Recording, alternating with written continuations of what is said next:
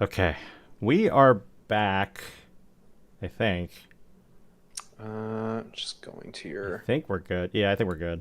Yeah, something crashed. I don't know what happened. Yeah, but we're back. That's the important thing. That's the important thing. That is Okay. definitely the important thing. But yeah, we are currently waiting for pairings for round 3. Looks like they just got posted, so we are going to hop over and get you another round. And hopefully this time we're going to get the round that we've been wanting to see since round 1. So Fingers crossed. There's a matchup I'm dying to see right now. Yeah. Let's have a look. Let's have a look. We got to get in there quick. We'll be right back.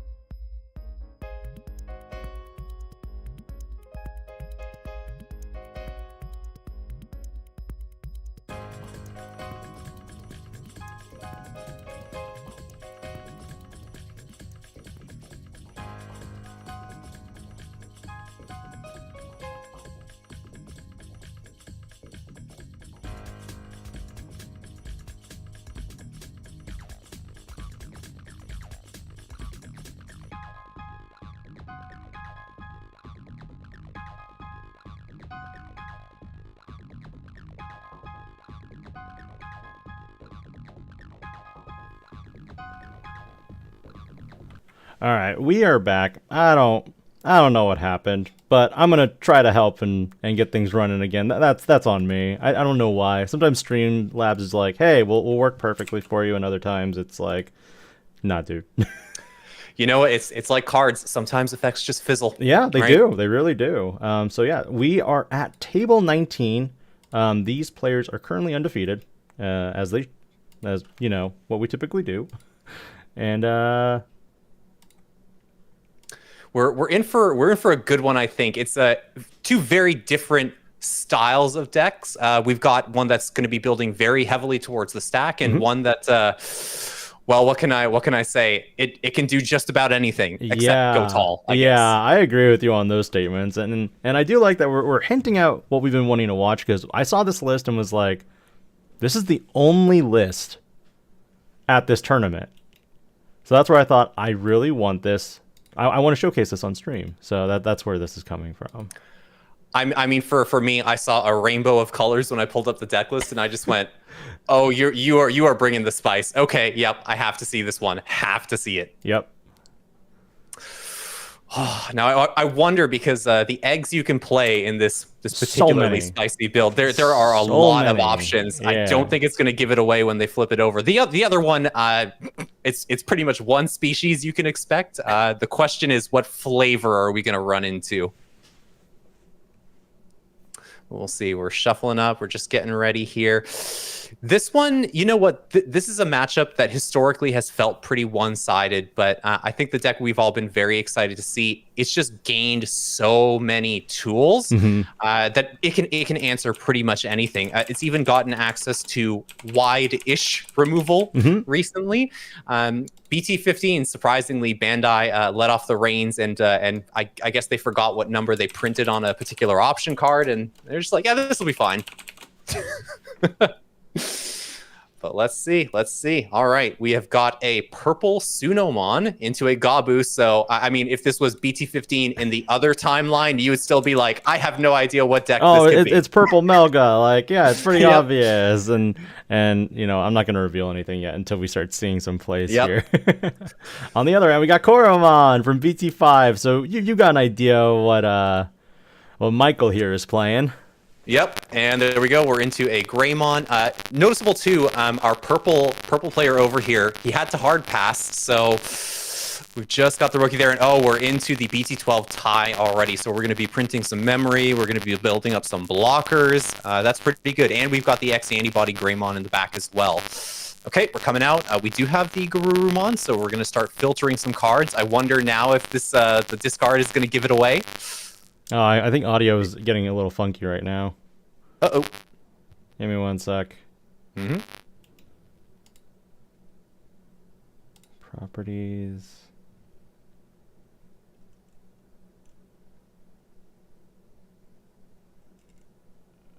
Global settings? Is the crackling coming from me or is it coming from Kevin? I'll talk now just to double check. Hopefully it's not on my end. I also have crazy wind outside. It's been crazy. That might do it. That might do it. It's Kevin. So. Oh. Okay. I wonder. Mixer's okay here. Don't have anything. Just move my audio cable a little bit. Not sure if this is sounding any better. It could also be behind the scene processing going on my CPU. That's causing the issue. That's the other thing that Risu was talking to me about. That could be a problem. My computer's probably like 5 years old. Anyway, back to the commentary. So we are looking at Beelstar versus Greymon, and this is where I'm really excited for this. Absolutely. Now, a lot of people were off of the quote-unquote Wolfstar build for a little while because, of course, once we got the hits, they kind of felt, well, all right, we don't have the insane amount of filter off of the Garurumon X. Of course, the Gabu X hit kind of hurts a little bit too because, you know, you can't build towards that line quite as heavily. One sec, Kevin. Let me bring your audio back. Sure.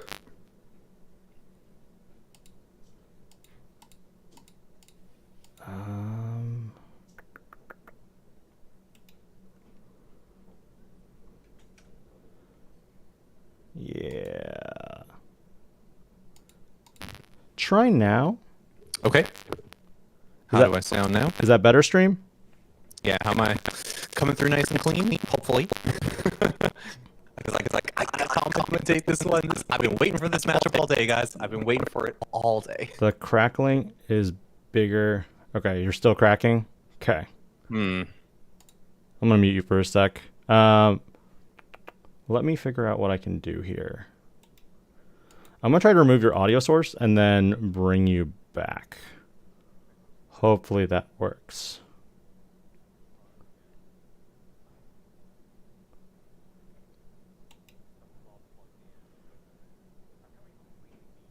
Oh yeah, you're clean on my end. I'm just trying to figure out why it's they can't hear you right now, so I'm trying to figure out what to.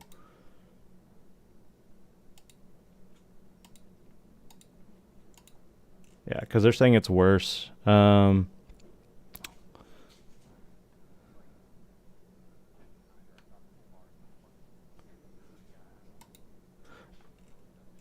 Someone mentioned that if you disable all the auxiliary audio devices, that it also gets rid of it. But yeah, Streamlabs.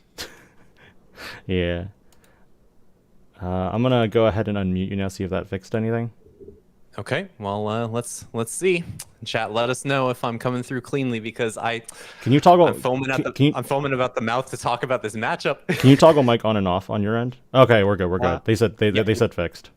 Okay, we're clear. Awesome. So looks like we're still pretty early into the game here. We do have, looks like the BT14 War Greymon on board right now. We also have the Were X, which looks like, yeah, we're going to start on the swings there a little bit. This card is great too. I wouldn't have expected it. A lot of people were looking at the old BT9 Were X just as a way to take floodgates off the board, for example, which Levia can certainly run. Numemon's running Chikurimon as well to deny things like Death X and keep the board pretty wide. But this is good too because you're able to grab back some pieces. Of course, the restand on this one is also pretty nice.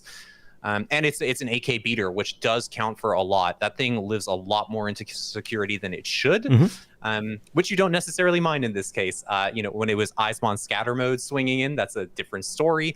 But in this case, we're living anyways, and we're giving them some resources, which maybe is not what you were looking for, especially on the pretty low option count that we have so far. It would still be a very expensive Beelstar into what is still a protected stack right now. I think they also choose to run that Garurumon X primarily because it does let you trash cards in hand. So it does, build to the 7 cost option cards you need in the trash. Yeah, absolutely. I think you have to pitch 2 in order to get the restand there. And it can grab you back a Garurumon tribal piece as well if you have the proper sources, of course. So it's nice. It's a nice card to have in general. And everybody's still on the starter deck where Garurumon as well. So being able to just pick up that extra swing on the really cheap Evo there, it's not bad. It's definitely not bad. But this is a tricky spot too. I mean, I don't see anything in the trash yet that's really going to take the Greymon out. So much protection though, because it looks like we have at least 2 sources of the same level, so you can protect from bounce or deletion right now. And it looks like there's only deletion. We only have purple options. It looks like they went for the nail bone in this case to just play out the limited scatter mode, which is great. You need to get some filter going anyways, and we do have going blue. wide's one way to get around the blocker. We do have blue with the Wergaruru X too, so we do have access to the blue source. So Cocytus Breath, Metal Storm even could be in play. It depends. I see both fairly often, and the Metal Storm shouldn't be discounted because some of these decks are running the Melga Ace as an alternative top end, so that gives you the ability to restand it, for example, which it can come up.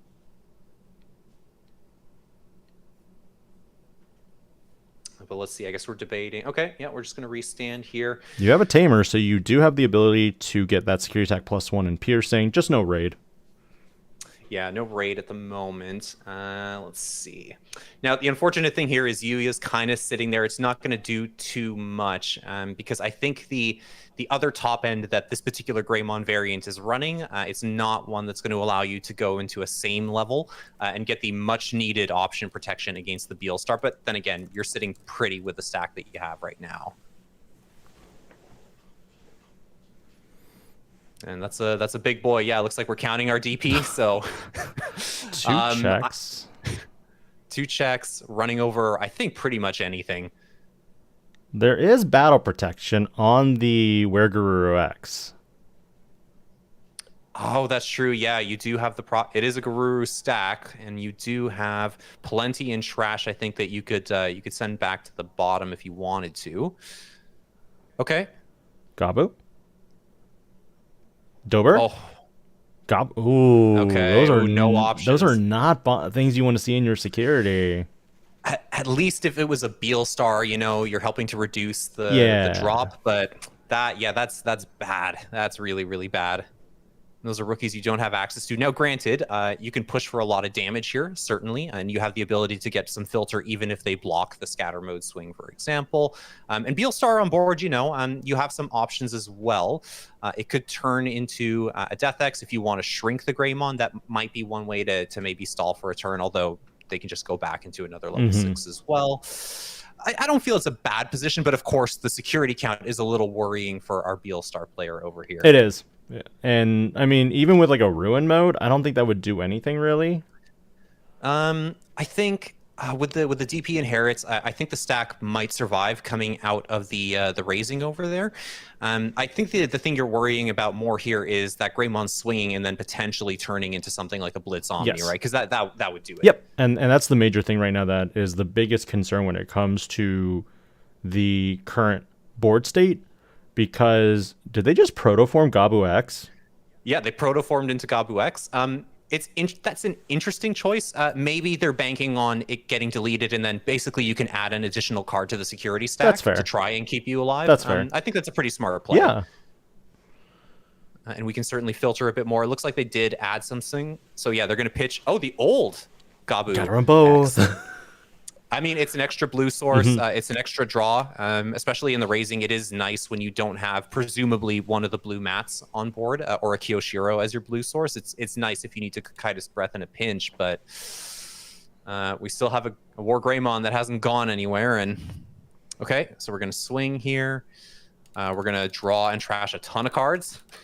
Gotta love it. It's never happened. Oh, and there's the Kaida's Breath. Okay, yep, and a Nailbone in trash as well. All right. And there goes a Black War Greymon out of security. And of course, we do have enough that we can bottom deck over here in order to protect the stack. That is still just so busted to me.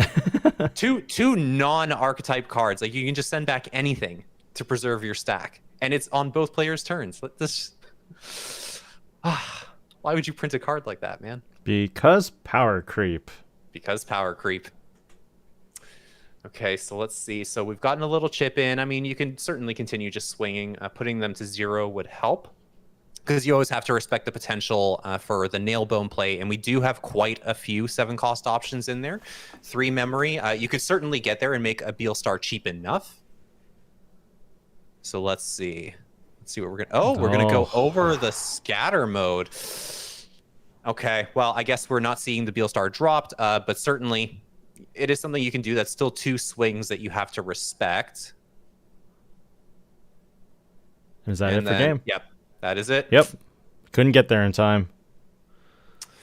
That is rough, but I mean, Beelstar's still putting in work. I mean, that's why for me, I'm not that big of a fan of the BT14 War Greymon, for the fact that it is very aggressive, but that raid double blocker is just so good. Yeah, the unconditional restand, I think, is quite nice. It's just you threaten so much damage right off the top. Now, I think, too, it's a bit of a weird choice here in what appears to be a Greymon Toolbox build. I guess it's more your comeback card more than anything, because typically when you're running the Black War Greymon stuff, like, that's your focus. It's tricky, too, though. In this matchup, like, that War Greymon is live more often than not because, of course, they can put down the Beelstar, right? So you'll be able to war pretty easy. Now, granted, it's not ideal either, because if you punch through and you pierce off of the Agumon, you have no protection in the stack, right? It's a curious card in this matchup, but I mean, you know, it just happens to. Sometimes Beelstar can just go so wide, and you know, Greymon, at the end of the day, when you're not running Hades Force, your options for wide removal are limited. I'm not sure if this particular build is running Crimson Blaze either. I feel like if you have a red source, you should be in this format, but we didn't see it. We didn't see it, and it wouldn't have necessarily saved them in this particular case.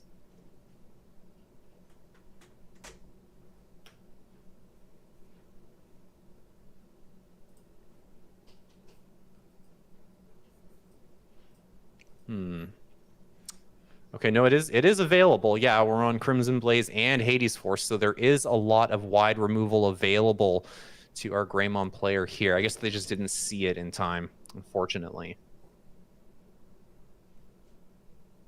Very interesting line of 2. I'm surprised to see the BT8 Metal Greymon still in here at such a high count. I feel like a lot of people pivoted to the BT12 just to be able to spawn your tamers and be aggressive, getting the low end off the board a little quicker. And that guy can get absolutely huge in some cases for a level 5 as well, right? And it's still a valid target for the Metal Greymon X out of BT11. Yes. You can just put it up there, and then, of course, if you're going up one more time, then you have the ability to reboot as well. Depending on which War Greymon or Black War Greymon X you're going into here. So it's interesting. This is more of a traditional build, I find. But with plenty, yeah, I mean, there's all the hate you need there for the meta. We do have the 1 proto form as well for a little bit of padding. Nothing too crazy. No cool boys though. That's the interesting thing for me, because You are running a heavy X-antibody line, but I guess in a lot of cases, the BT12 tie, he gives you most of what you need anyways, right? He gives you the memory in order to continue extending your turn and build the stack up, right, without passing over the initiative. So that's an interesting choice, but I respect it, and especially with the Hades Force, I mean, you do need the black sources. I'm saving all the info right now for the stream since we had to hop to a different stream. I'm updating all the data for it so people can find the stream easier right now. Mm-hmm. Okay, and we're looking over here. So it looks like this time the Greymon player didn't have too much going on. Looks like it was just an Agumon and then a pass, which is going to be met with a Gabumon and a Dober X dropped to choke. No Tamer, okay. Unfortunately, there. No Tamer, no. Okay, so we're getting something off of the offense training. We've got the resource banked for a little later on, so we can't have big Ebo, and then we're just going to drop the BT12 searcher. Greymon, offense. Is that X-antibody? Yeah. Yeah, I think that's the proto form. Yeah, and then another Agumon from BT14. Okay. All right, and we're coming out already. And yeah, we're going to gain the memory because there is a Digimon in play. 4 is a lot to work with. I mean, you could hard drop the scatter mode if you wanted to now, but oh, okay, we're going to proto form into the Dober X to give retaliation. That's not bad. So now you can't answer the stack if this does go up. It's also cheaper too, so that does give you the ability to Digivolve for 1, and if you did have a Goblimon, it'd be 0. It would be, yeah, off of the memory netted back from the trash. I don't see that a lot of Beelstars are running Goblimon though on the lower end there. It's pretty much all Gabus for the most part, and then your choice of Floodgates. And yeah, in this case it is. There is an odd choice in one of the rookie slots, but I don't know if we're gonna see that one come up just yet. And there's one of the new options out of BT15. So the 7th Lightning. This one is absolutely nasty. I understand why they printed it as a 7 cost, but you can take out a level 6 and a level 4. That is just absolutely brutal. And we do see the stack die there on the swing. But I mean, the protoform goes back there. You get a piece back as well. So you're sitting pretty. And yep, choke with the mat. That's brutal. That is absolutely brutal. I feel like Greymon here just has a huge disadvantage because they have so much value that they can get, and they're also, just recovering. Now, it's funny that Beelstar has that pseudo-recoverability now. I mean, this is a lot better than having to play something like the old BT4 Lucemon, for example. I mean, a 5-drop that recovers you 1 certainly isn't bad, and it's a pretty menacing body. But yeah, the fact that you can just get the protoform back and pad by 1, pad by 1, pad by 1, pretty much every time, it's pretty nice, and something that Beelstar was sorely missing, right? Like you have to play this pseudo security control strategy as is, but the thing you never really had consistently was the healing, right? And that's where I think you mentioned this earlier, where Magnamon Ace or Magna Angemon Ace is becoming the big play now for some of these types of decks as well, because they want to get that recovery. Yeah, it's a 4-drop. You don't even necessarily mind most of the time if it gets popped, because you're hoping, you're going to get a bomb in security, and that'll answer whatever big stack, they got greedy and built into off the back of the overflow memory, right? It's not the worst thing in the world. And again, you can just kind of hold on to it. You don't have to swing until maybe there's no security standing in its way. Like it's a nice piece, and it costs 1 less than the Lucemon. Don't have to have 10 in trash. It's a nice piece overall for sure. Okay, and that they found the one of. They found the one of. Okay, so that's pretty good. Attacking right now would feel also really bad because you're supplying them with that protoform, which means that you are going to be giving them that ability to go into a Garurumon X for a cost of 2. Yeah, they definitely could. If the Dobermon makes it into the next turn too, it does give you access to the Were X as well. This is a tough one, and of course Matt's going to make a lot of those level 5 Garurumon, where Garurumon plays a little cheaper as well, or in this case, you can choke back to 1 as well, because you can just draw if you want to tap the Tamer. Definitely, you can do it. Now, what's he going to pitch though? What is he going to pitch? The hand is pretty thick right now, so I would presume there is. Yeah, and then gain a memory. And there we go. Yep, choke to 1. Choke to 1. Okay. Not giving a lot here. I mean, you could, if you have the Metal Greymon with Raid, you could Raid and play out the Tamer, but Yeah, you do have access to it. I mean, the training gives you just enough memory. Oh, okay, and there it is. There's the Crimson Blaze. Didn't expect that. That is nice. I don't know that the Floodgate effect is going to come up too much here because there's no Nailbone in trash right now. Still not enough either to play the Beelstar down to make it worth it. Could be in hand though. Could be in hand. Oh, look at Yep. Look at There Michael leaving the Crimson Blaze on the board to show his opponent, hey, you're under Crimson Blaze. You know what? That's the honorable thing to do. I always leave it out. I always leave it out because I mean you got to remind yourself too. You don't want someone to start spamming the board and then you're like, oh wait, my Crimson Blaze. Yeah. Did it resolve last turn? Judge, we got to rewind the board state. It just becomes a mess. Yeah, it does become a mess. So better to just leave it out. And we are starting to build up quite a bit. Oh, and there we go. That's 2 free checks pretty much. 2 free checks. We're going to be able to, draw a bunch. Looks like, and oh, there goes the rivals into the trash as well. So and a Cocytus breath. Cocytus, yeah. Yep. So it looks like there are 7 cards in. So Beelstar is going to come down for 5. It's so interesting that Michael runs that BT8 Metal Gray. I just. It's not something that I'm looking at right now. Yeah, I mean, I see the use for it because in some cases you need to de-digivolve like a Monzemon or a Numemon stack in order to get rid of the floating. You can also reduce a level 4 into a level 3 to avoid the ace play. You can also just, I mean, the ability to swing into stuff like the Devas, for example, it's valuable. I understand. The problem is that it's such a slow card. Like you need to have an offense training out in order to really make it worth it. Otherwise, you pass over too much initiative. And that's the thing. That's what's put Greymon in general, whether it's the Black or Gray variant or regular War Greymon, it's just these heavier Evo costs that you have to pay. And the fact that it is just a slower stack-based deck, it's almost too fair now. And it's just, too fair. I can't believe I'm saying that about a Greymon deck, but yeah, they don't have the speed. Like they can do their one big turn, punch you for most of your security, but then I mean that's basically it. If you don't finish somebody right then and there, you don't have the Blitz Omni. We did see that earlier with the Jessamon player with Alex. That was actually very entertaining to see him kind of like, okay, do I have the play? And yeah, I have it. We're good. Yeah, you can. What is going on? Oh no, the BT11 x-ante in the back, that is rough. That is absolutely rough. I mean, I respect, obviously, you cannot build on board in front of Beelstar, especially if you don't have the protection, which I don't think it does. I don't think there's no protection. X. No Gray X, there's nothing. No protection. So yeah, I mean, you have to, but you're giving up on so much at this point.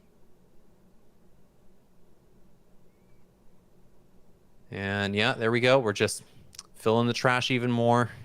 Matthew doing work with Beelstar. I mean, this is and there's the Nailbone too now. So, the lethal push is not that far off. Getting back the memory from the mat to, ooh, there's time. Okay, we got a tamer. Yep, that helps. We need a little bit. It's a resource if you want to digivolve at least. The problem is we went into the Metal Gray X already, which means that if you do get the Metal Greymon next turn, or if you don't have Yuya is the other thing where like he's your saving grace. You need it in this matchup. Yeah, you need the 3 memory first of all, and you need to not get blown up by the option cards if you're going to pierce over something.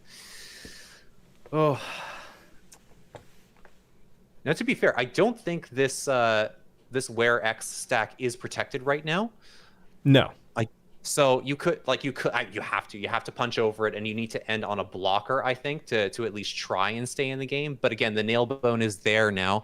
I don't think I've seen a Ginkaku promote or anything like that go into the trash just yet. I might have missed it. But that's the piece you're worried about the most, and being on 1 security. Okay, we're just gonna, and we're gonna have to choke to 1. Matt's not live anymore. This is tough. What do you do with it? Black War Greymon costs 4, I'm pretty sure. Yep. The BT8 one.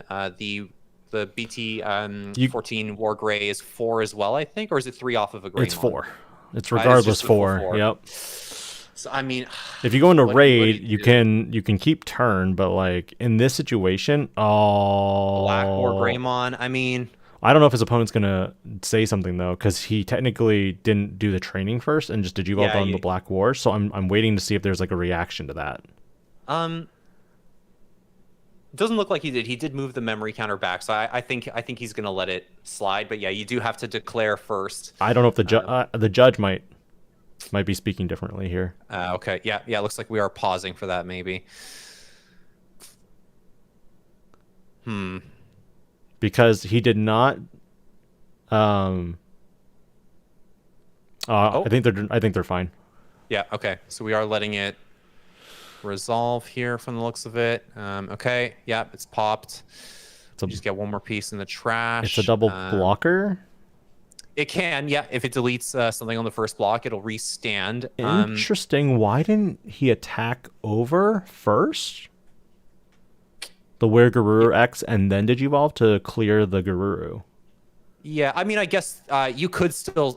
It's an all turns effect, right? So you could still swing over the Were X. It's still his turn, and then restand. Yeah. So he still has the option to clear it. There's no piercing in the stack, which might be for the best. Oh, okay, and Hades Force. Yeah, I mean, I'll take that. But I don't think it's not big enough to delete Matt and the Where is it? Matt's 4 and Where X is. Oh, maybe it is. Yeah. Yeah. But and you can only attack player. You couldn't attack Digimon there. Yeah. In which case, I don't think. It doesn't look like he went for the swing either. So. I don't think you would want to. It's a double blocker. Yeah. You could leave it up. Now, this is a lot of memory to put Beelstar on. We're going up to 8. You can drop a couple Beelstars here and clear this pretty convincingly. One Kakaida's Breath, but you need the blue source. Well, you could pop it too. It doesn't have the deletion protection either, so. I mean, you could also just hard cast at this point and take it off the board. I don't know that the Greymon player is really going to be able to come back from that. Okay, yep. All right. Why not? All right. I don't think I would have Hades Force there. I think that was a little too much. Yeah, I would have just outed the Were X stack, to be honest, and left it. I maybe would have tried to put a rookie on the board or whatever the case is. Maybe get another Tamer into play, but it was a bit much. I understand wanting to take the resources away, but it's Beelstar. This is not a deck that has to play out of the raising necessarily, right? I mean, because they can also play, if they're running the Genkaku promote and they also have, that's game right there. If because there's battle protection and because the Digimon's not deleted by battle. Oh, that's it. Yeah, because you can just remove the Black War Greymon here. Yep. Like, you would need a Hades. Yeah. No, Hades Force doesn't work here. Yeah, it does. No. It pops the highest cost, but the Beelstar is not going to swing, right? Correct. It doesn't have the rush. So, okay, we're going to do that. Yeah. I mean. Yeah, that was you. Yeah. And there it is. Yep. And that is it. Wow. That X-antibody protoform put in work. I was a little suspicious about it when I saw the list initially. I thought, okay, yeah, you get a little more value. It helps to fix when you don't have the Garurumon underneath to go into your one-off Garuru X. But wow, the Dobermons too. It was a nice inclusion, like having the 1-cost Evo there. And the padding, the security padding is just so nice. It definitely is. After watching this particular round, I do think that, there might be a way to make black Greymon actually a little bit more viable. Potentially, yeah. This deck has to address its speed issues though, because I mean, he got 1 stack basically. Yeah, that was it. Like that's just not viable in the game anymore. No. You usually have to put out 2. Even some of the bigger, scarier OTK decks like Mirage and Shine, you're very rarely winning on your first one. Usually the first one puts somebody close to lethal or in a position where they can't respond, and even if that one goes, you just come out with the next one and then wipe them out from there. All right. But in this case, not much. Bringing it back to us. So yeah, we are back again. Sorry about the stream kind of just crashing like that. I don't stream too often, probably, so that's another thing where, I'm not learning the ins and outs too much of streaming. This is where I do most of my streaming work when it comes to commentary stuff. And again, Kevin's back with me. Appreciate you being here, dude. Yep. Finally got to see the match I really wanted to as well. That was our first round that we really wanted to see. We saw the list, we were like, we want to see it, and I don't think the opponent showed. So that was where we were kind of like, oh. Then come round 2 again, that's where we were like, okay, we're gonna watch it this time. And then the opponent didn't show for like the first 10 minutes. So that's where we were kind of like, man, we're just cursed trying to like watch this one game. So, but we got it, and that was a clinic. Everyone thought Beelstar was out with the last round of hits, but no, it's showing you still got a lot of tools available to not only make the deck viable, but pretty punishing, I have to say. We've got 20 minutes left in the round, roughly. We have a few matches that we're going to start looking for as well. I think right now, other than the Justmon match that we saw and the Beelstar, we might try to find one of the other, like Mervamon, Hunters. There's a Marcus hybrid and a Gammamon tribal that interested us as well. So we'll be right back. We'll try to find one of those games, and we'll catch you in a bit.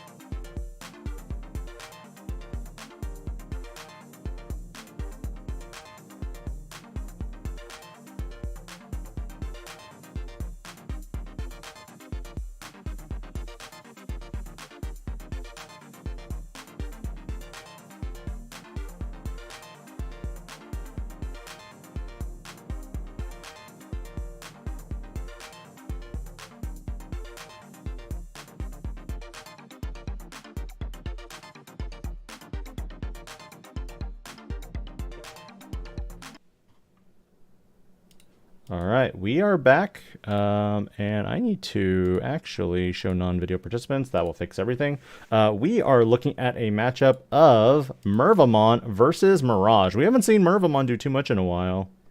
No, it's tough. When this card was first released in BT10, everybody thought, first of all, that it would be the big counter to Crossheart, and then that kind of went away. And then people were still saying, no, but listen, you can tech it out. We have Mervamon coming out a little bit later on. Like, you can float into a level 6. You can put a ton of bodies on board. Mervamon can float into Lucemon. Everybody just thought it was just this deck that you had to just have the skill ceiling for. It kind of like Lilithmon, for example. And you'd just be able to play through everything. But every format, it's disappointed over and over again. I think it is a deck that certainly, like, if you tech for the meta, if you know your matchups, you can win with it. But perhaps people have been just a little put off with it because of the amount of skill and meta preparation required, right? So it looks like there's nothing really happening on Merva's board right now. No. And Merva took game 1, so we might be looking at a very late game 3 here. We might. I mean, it's that is one of the Mirage boards of all time. Double Mirage? You're not going to be drawing any cards. And the Azulong Ace is an interesting tech, and I think that's gone over Azulomon Ace as well. Yep. So if that gets popped out of security, I mean, you never know. a lot of purple decks are running the rivals now. A fly bullet could happen. Dead or alive to bring back something like a Lucemon is always an option as well. But it's just a wisdom training. All right, well, that's it. That is all she wrote on that. For a quick game 2. So yeah, we're moving into the game 3 now. So we'll have a better idea how these pilots are, really working on their decks here, and what are their one tech choices. What do they want to really do here? I did notice very briefly, I think that was the promo Skull Greymon in the Minervamon player's trash. Yes. That card I really like. I feel like it never gets a fair shake, though, because usually when it's Skull Greymon, people are playing Agubond or some kind of Greymon Tribal, and it's the one out of BT14 that people like because it costs 3, floats a little easier. But the dual color I really like because it can go into any level 3 red or purple upon deletion. And of course, you could take out 2 smaller bodies, which I think is a little underrated. Also does it on play. So if you don't have Crimson Blaze, for example, on hand, you can just slam it. It's a great target to float into off of Minervamon. And hopefully this time around, we'll get to see it.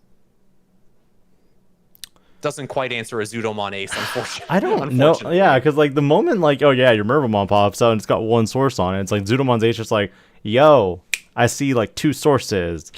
We'll see you later. Yeah. Yeah, Zudomon Ace, honestly, putting in so much work for Mirage, it's kind of insane. I've seen lists where it's just like your main level 5. And in a lot of cases, I mean, you clear so much. Being able to answer protection as well has been huge for Mirage. Being able to take Greymon stacks, for example, off of the board pretty convincingly, being able to reduce Machine Dramon to the point, or Chaos Dramon to the point where it can't protect itself from being bounced. It puts in way more work than it should. And of course, Mirage always has the option to start poking at level 4 as well. And it's tough if you want to swing over the Galgamon. You never know if you're just going to get cleared and then give them the route right to the Mirage.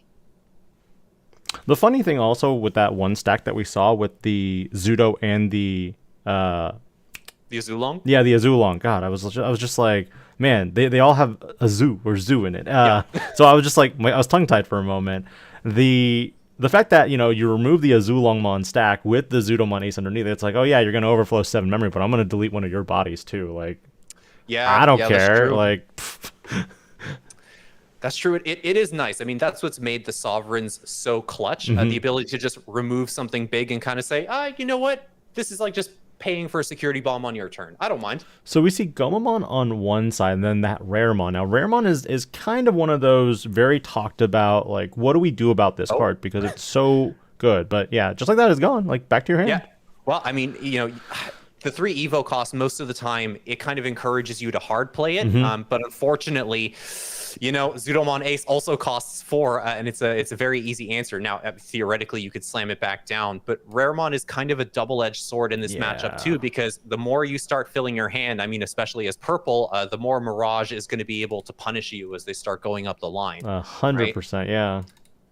I mean, we have if we want to, if it's in hand now, there is access to BT11 Mirage. You can just start taxing all of the many draw triggers that purple is going to have anyways, and it's going to make it harder and harder and harder to fight back. Now, thankfully, we don't see it just yet, but I mean, if you have to drop another memory boost, if you have to drop the wisdom training, it's hard going. Oh, okay, we're just going to start chipping in. The disrespect. Why would you attack with the Goma? I feel like, I mean, if you don't have the 4, I guess, but I feel like that was a bit risky. No Tamer to draw off of the Wanyamon either.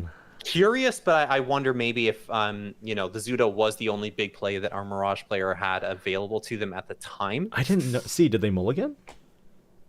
I don't think I saw a mulligan. No, I wonder. Because I'm very curious about that. I'm very, very curious. Or maybe they just feel like they have the time. I mean, you can applying a little bit of pressure. Maybe they want to force the stack out of the back so that it can be bounced on the swing back. Ice Wall and pass. Okay. Well, we are getting the promote, so. All right. All right. Into, Blue Mervamon. All right, so we're going to start filtering some cards. We see the Ignite Mon go down. I know this deck. It's wait, no, it's not Anubis. No. You still, if you can find the one of, you can certainly go ham and punishing the Zudomon Ace that's been left on the board. It's not out of the question, but do we have the one of? Very know. true. Okay, so for what are we dropping for? It was going to be for 2. Okay. I know Numemon costs 4, so I wonder. We are popping. Okay. Attack the Popping Zudo clues. Ace, Retau, gain. Just You could. Okay, we got Analog Youth. We're searching for some pieces. Looks like we're grabbing the Minervamon, I believe, over there. And there's that Skull Greymon into the trash as well. So that is set up. And there you go. And, yep, there we are. Big Sword Olympian. We are leaving the level 5 on there, but I mean, thankfully, BT11 Mirage could not remove the Minervamon. It is going to burn a security, though, Yeah. by adding it back to the hand, if that's the line here. And of course, you do have to respect that, you know, if the Minerva crashes, it survives into the next turn, it could float into something. Of course, you can also just bounce it and say, Nah. ha ha ha, I'm blue. Yeah, nah. Like, oh yeah, you need to be deleted for your effect to go up. Nah.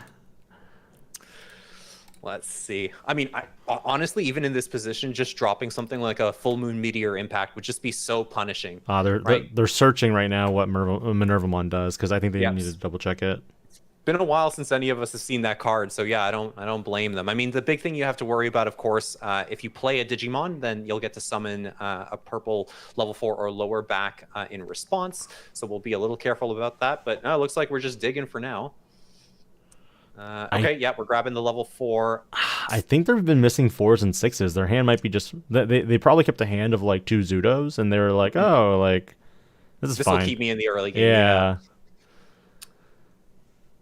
It is a little painful to see because Mirage is a deck that runs so many of these consistency options. Yes. Some of your tamers as well will draw you 1 on play. So it's like, in theory, you should be able to find it. And that's why you're seeing much greedier ratios, like 10 rookies, 8 to 9 level 4s, as low as like, I've seen lists go as low as like 5 or 6 level 5s as well. And then obviously maybe just your 4 level 6s. And that's an interesting point that you bring up because there's so many deck ratio changes now. Like we started off in the early infancy of the game with like 14 rookies, but now we're down to like 12, sometimes 10, sometimes even just 5. Just depends on the deck.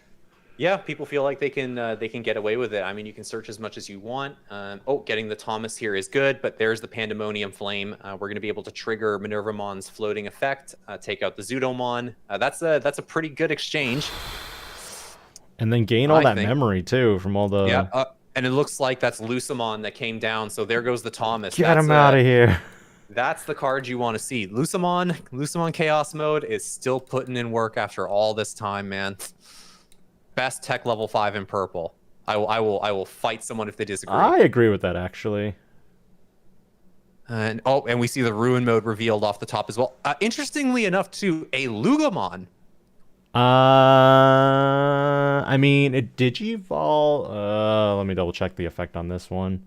That one, I think it's 1 unless you go over an SOC. Egg, right? Yeah, that is true. I was thinking about its when attacking effect because I thought it deletes a floodgate, right? When it attacks. I think it does. Yeah, 3,000 or less, or level 3 or less. Yeah, something like that. That's why I was like, wait a minute. So that works. I mean, at that point though, you would just run Deathclaw, I would think. But And we're back into Minerva as well, just with 1 source underneath though, so this Hard can be slam answered. Zudo. I mean, you could, but it looks like we are going to climb up, and we do have access to jamming as well, which we're not going to bounce anything off of the Galgamon here though, which is 1 memory that you are going to be well, I guess there's no Galmon in the stack, so you wouldn't get back the memory It's anyways. free, yep. It is free one way or another, and then we can climb to a level 5 for 1 here as well. Will we see Zudo or will we see? Yeah. Okay. You have to. You have to. You had to do it. So there goes Minerva back to hand. Lucemon does go back to the trash, so in theory could be live again. But I mean, at this point, if we have the BT11 Mirage, I think we can probably maintain turn based on the number of cards that our Minervamon player has in hand. And then, I mean, there's no Thomas, so you can't really press the advantage too much. But you could just sit on it. That is the nice thing about being a level 6 floodgate. It's really hard to out. Minervamon, generally speaking, has to delete its own stuff, its higher level stuff as well, to clear things off of the board. So yeah, I mean, you can just leave the BT11 Mirage unmolested, and that's probably why when we came in, we were staring at 2 of them. Yeah, that was gross. I'm not gonna lie. When I saw 2 Mirages, I was like, I've been in this exact situation before, and my wife wasn't happy because I was the one with 2 Mirages. Yeah, it's pretty brutal. Oh, drew something off of the trigger. I just gained 4 memory. Thank you. Yeah. Now let's see. Okay, so we did have, thanks to the Galgamon's effect, a card was added to the opponent's hand, so we're snapping back to 0. This guy won't be able to swing, unfortunately, but hey, maybe the extra card that it added to the Mirage player's hand will give us another option as well. If you have the Galgamon that plays out a Thomas, that would be really nice here, but looks like we're just... This is okay too. You get a card, you get to fill up your opponent's hand. They do have something in the back, however, so it's a little more awkward to do it in that situation because you're giving them resources, right? You're helping them find the line potentially, and it looks like that might be the case. It's definitely scary here because it's like, okay. Oh, that is brutal because we're gonna overflow here. Everything is gonna get cleared. Nothing in Raise, nothing. Well, we know for now that there's not going to be double Mirage. Yeah, no double Mirage anytime soon. Now, this is not necessarily the worst thing in the world. We're still we're sitting on a healthy 4 security here. Death X is only going to chip for 1. The Labramon still, I mean, you can swing in with that certainly, but it's going to take a little bit to climb. And the Mirage player does have the option to rebuild here, right? And we know clearing 3 security is not an issue for Mirage either. Not at all, yeah. The only thing, though, the issue is that we don't have any Thomases in play. We have no options either to help climb up the line a little bit cheaper. So if I'm them right now, I maybe start rebuilding those resources on board first, hope you get a few out of security, and then just try to blow them back on the crackback. You know, I was going to ask that. Someone just mentioned it in the comments, but Zudo the Death X-Mon, like, is that the good play or the bad play? Because... well, the Death X-Mon wouldn't be able to come back down because there would only be 1 body on board at that point to reduce its cost. And you're not going to pass over enough. I think the Death X would have to come down for what, 17, which would just I don't think it would be doable at that point, right? And it's certainly not worth it. No. Goodness, no. So let's see. Okay. So we did establish the Thomas, which is good, and it's the memory setter, which is crucial at this point. And yeah, we're just gonna go for our chip. Death X or chip. Full Moon Meteor Impact. I wish. Oh, burn the hybrid though. That might matter a little bit later on. Could. It could. I don't know that a lot of Mirage players are on 2 hybrids right now. Now, granted, you do have to suspend your tamers often in order to, go for the full OTK. So it doesn't always matter, but it's one less option if things get a little bit hairy, or if you don't have jamming and you run into, I don't know, a second Death X insecurity. Second Death X. You never know. Ruin mode and Death X out of security, Quartzmon out of security have ruined a lot more games recently than Gaia Force has, for example. So there's the Mervamon in the trash now. So we're good. We got the Minervamon in hand too. So now it's a matter of, can we get to the level 5 first before they get to their level 6? Otherwise, we're probably gonna get blown out here. Well, let's see. If you evo to the 5, you are putting them for 3. So you can potentially bridge to a level 5 here. Crimson Blaze? How did you... Oh, the Crimson Blaze with the Lugamon? That's so silly. That is silly. Now, okay, like this is interesting because there's enough memory here, I think. Yep, in order to go up into your level 5 and then press into BT11. We're checking the hand. That's a lot of memory gained back. I just love it that Peter is just like, you know what? Yeah, I'll count out the hand for you now. Just so go off, King. If you got it, you got it. If you don't, if you got it, you got it. I got you. Now let's see. 3 memory is a lot, but only 1 tamer in play.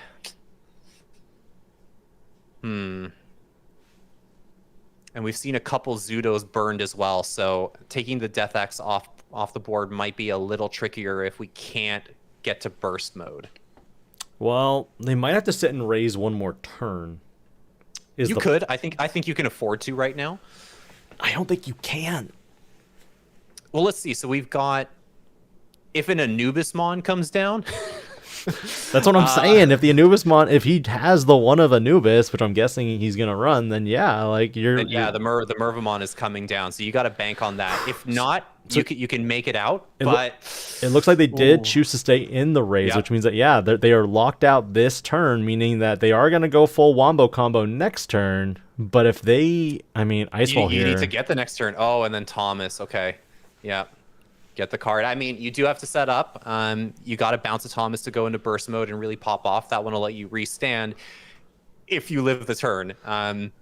So I guess we're praying for a full moon meteor impact out of security to bounce something. Yeah. Oh, and there it is. There's the one up. Have it. There's the one up. Not Okay. like this. All the bodies are coming down now. Okay. So the big question here is attack order here is going to be very important. Yes, it is. Yes, it is. Okay. So you need to preserve the rush from Mervamon. That is the thing that makes the difference here, right? I mean, I would probably attack with the rush bodies first. Mm-hmm. Like, just attack with one rush body. Doesn't matter. Just attack with one rush body. Yeah. Okay, so we've got the Dobers. Oh, yeah, on play they gain retaliation. Correct. So they can, yep. Correct. Okay, that's 2. No security bomb. I mean, it doesn't matter at this point. Yep. That's Thomas, and yep, that clinches it. Wow. Crazy. That slow start did it. Yeah. Yeah, because we observed that they were missing like the 4, and I think they had the 3 and the 5, but they didn't have anything in between. So that's where they were kind of struggling for a little bit, and then after that, that's where everything else just cascaded from there. That is absolutely crazy. This was such an unfavorable matchup for Minervamon, but you find that chink in the armor and you exploit it, and that's it. That's what you got to do. You play to your routes. Bringing it back to us real quick. So yeah, that is the end of round 3 officially. We just started overtime, so there's 5 minutes there. And at this point, I think, Kevin, we're just going to take like an extended break while our judges and staff members kind of go through all the deck lists, because players are going to be dropping at this time. Yeah, so works for me. I'm feeling pretty famished. Yeah, so in the meantime, grab a bite to eat, grab a break, grab some water, stay hydrated. We are too. So, but yeah, we'll be here. Check back with us in about 5 to 10 minutes, and we'll see you then. See you in a bit. Okay, we're good.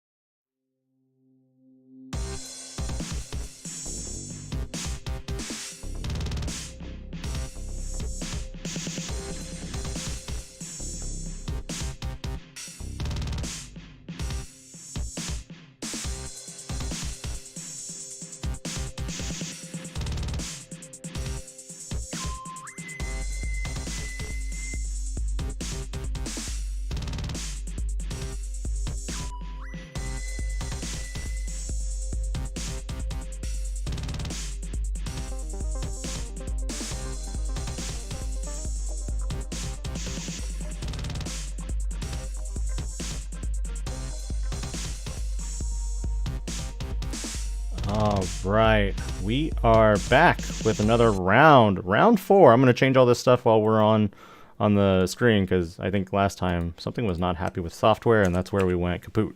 That being said, this is going to be kind of an exciting match. This will be the first time we do see a typical meta deck. I think so. Yeah, it's one I'm sure most of you have run into at this point. It's one of the speedier ones in the format, of course. You know what? Was the unsung hero when the rumors first started coming out of the East that it was winning. People were really happy about it. I wonder if they feel the same way now. I'm actually kind of surprised that it is winning so much, but at the same time, it felt like a meme for a long time, and now I am in the room where I'm like, I want Numemon to get some good support. Do you know what? I mean, if you can make the boogers and the other, well, you know, piles work. Numemon deserves its go as. You know what? It's almost there. You can spam tamers, you can spam bodies. It's missing something. And I mean, in this case, the deck in question needed basically just 1 or 2 cards to really make the difference.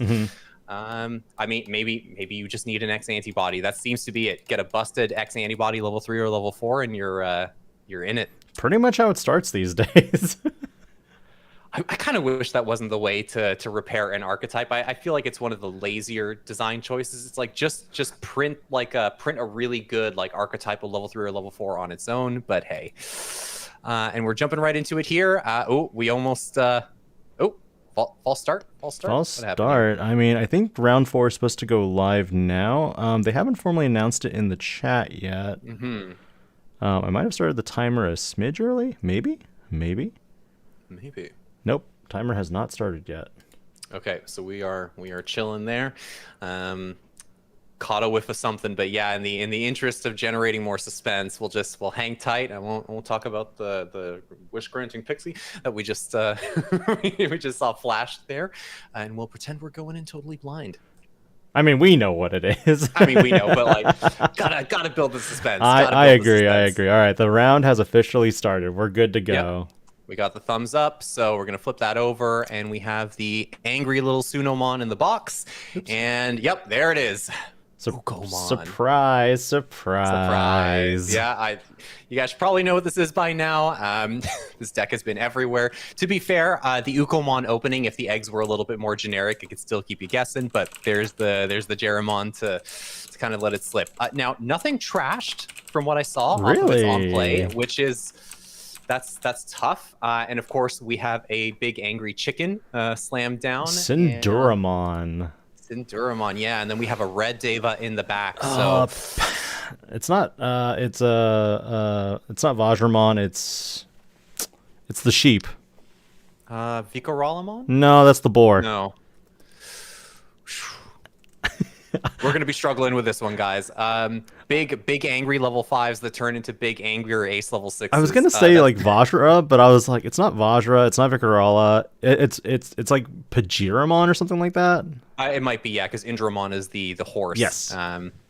Okay, so it looks like we're building up on the Numemon player side. We've got the Chumon Floodgate in the back, which won't, I don't think, matter too much here, but we do have the Numemon X now. Here we go. Which means, you know, if we can start setting up our trash and queue up our hand, we should be in good shape. Now, the thing with the Numemons too is that some of the cards here are going to play out of hand, and others are going to play out of the trash. So that is something that you have to be very mindful of. And I'm just going to double check the Numemon X I have in front of me. And in this case, yeah, you have to play out of the trash, which is currently empty. But the thing is, when the stack does get deleted, you do put a Jeremon in the trash, which means as a result, you can play back out that Digimon and then use its on play effect.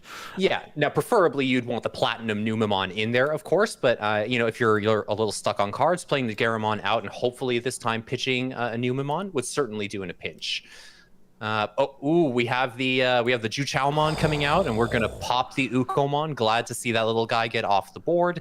And now, obviously, if the big, I know he's not a turkey, but if the turkey gets answered, it's gonna blow up the stack in return. The fiery chicken. The fiery chicken, the fiery jet engine chicken. Just my favorite software. We do have a blocker now too, so this Munzemon can go in and potentially, you know, try to do some damage, but that blocker inheritable from Synduramon does stop this. Yeah, I don't know that you're going to profit too much. I guess if you want to float into another body, like it's okay.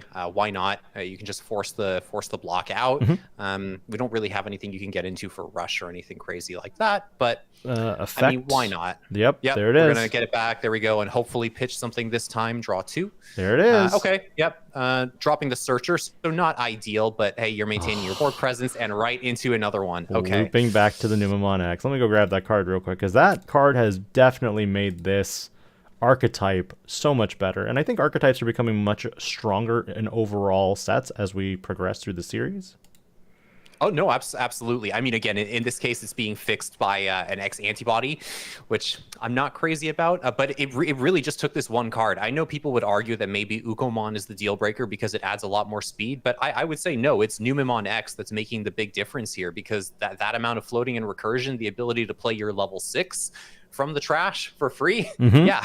And the conditions are pretty like loose on how you play it out too. It just in this case has to be in the sources, or have the X antibody. But I think the big thing is the fact that it's a Digimon with Numemon in its name, and it's like Greymon says I'm a Numemon, and then there's like, oh, I'm Numemon too, and it's like you just can't have Numemon X on Numemon X.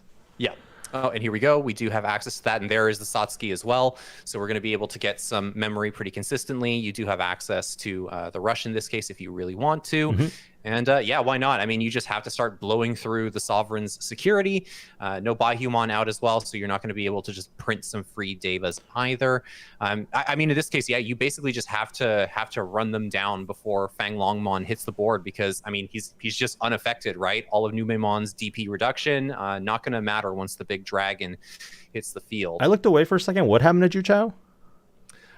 So it got DP reduced by the Monze X, if I recall correctly, and then swung over. Oh, it doesn't have a deletion effect, does it? So Juchao, when it goes, it can pop something with the highest. I think it's the highest level. Just okay. Double check there. Yeah, because I think it's the highest level or highest DP. But in this case, I mean, the stuff is getting replaced one way or another. Yeah. Okay. Now let's have a look here. Because I was trying to figure out what was the deletion target, and it didn't look like there was an actual deletion target that was taken. So I was a little confused about that. Okay, let's see. Loyalty Deeper Than the Sea. We've got the Tiger to hand. Okay, so we got pretty menacing board, though. And the thing with the Pillowmon, if I understand... Oh, the Warumunze. Got it. The Warumunze evolved, yeah. Okay. There we go. Yeah, okay. I was missing a step somewhere. I was like, where did I That cleared it, and then you go into Monze X to blanket. Yeah, so this is pretty brutal here, because I think the Pillowmon does stop you, if I'm not wrong about the ruling, from playing to your breeding area as well. So, I mean, this is about as brutal as it gets. You need your Juchaomons, like in particular, because you need to be able to delete the Pillowmon and keep it from coming back. If you bounce it back to hand with something like a Zulongmon, it's just going to get slammed down again. You're almost always giving over like 3 memory for them to slam it after having made their plays. I guess the question right now is, are we going to see another Warumunzemon play? Because from looking at a lot of the previous deck profiles throughout all these regionals that I've seen, Warumunzemon is typically only a 2 of. So once you expend both copies, you're kind of just like, okay, I'm not de-digivolving anymore.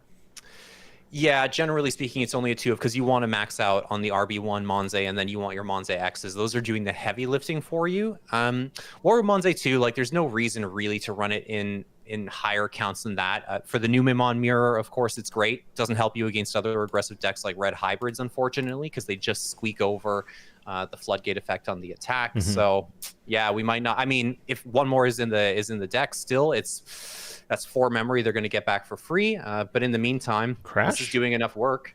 Potentially, yeah. No, security. Swing. 2 checks. Okay. Fanglong.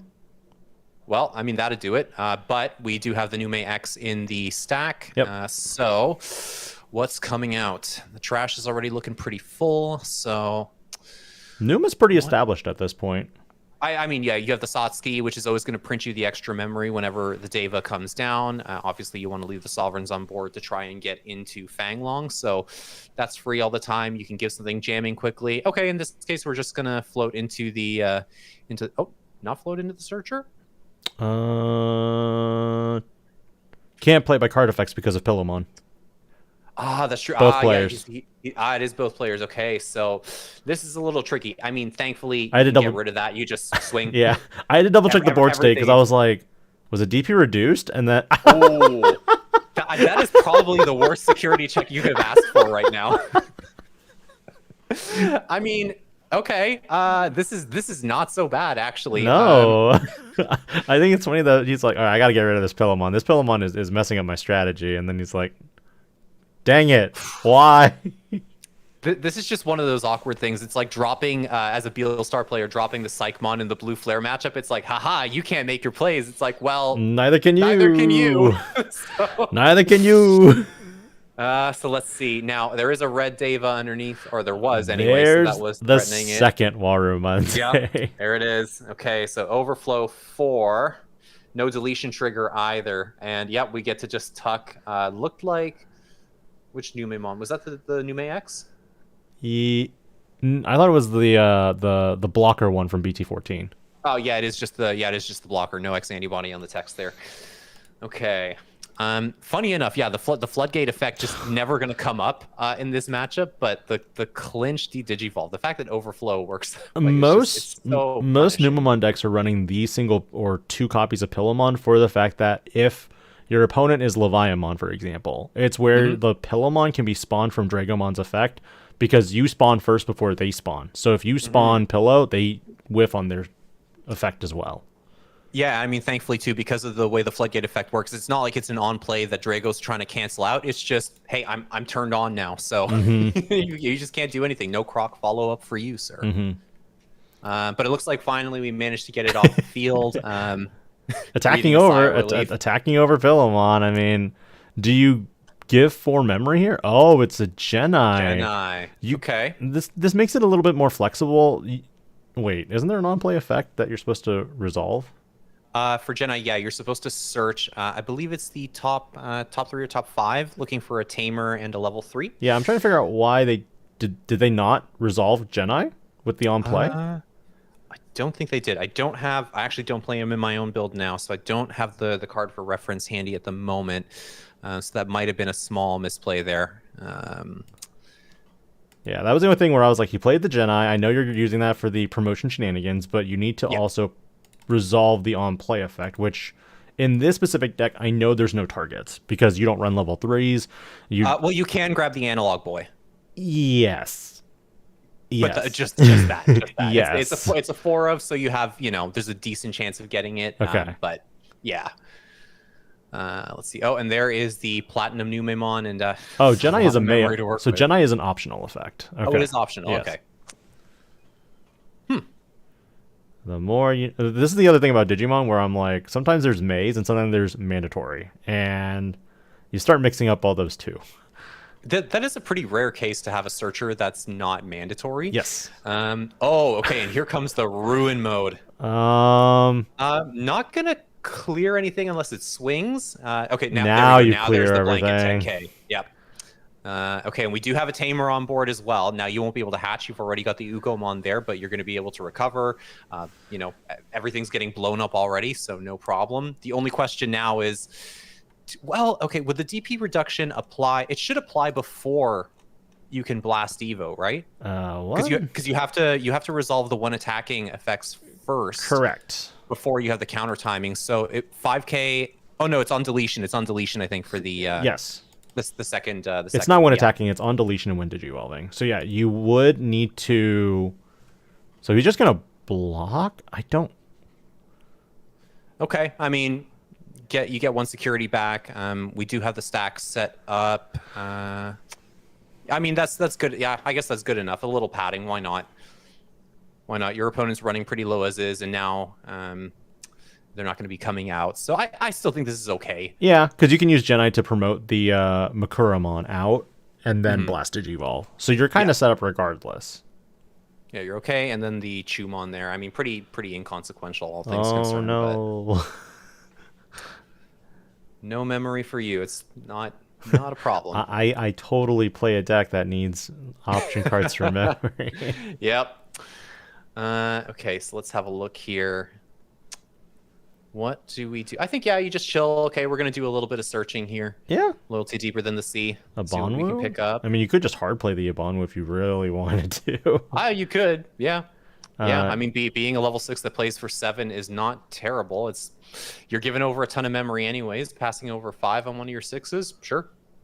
Take the swing off the board. But it looks like we're just going to get another Geni and no search again this time. Yep. So promote, gain a memory Uko. off the Uko, hatch new egg. Okay. So much tempo. And yeah, another Uko in the back. Okay. Gonna play Lou.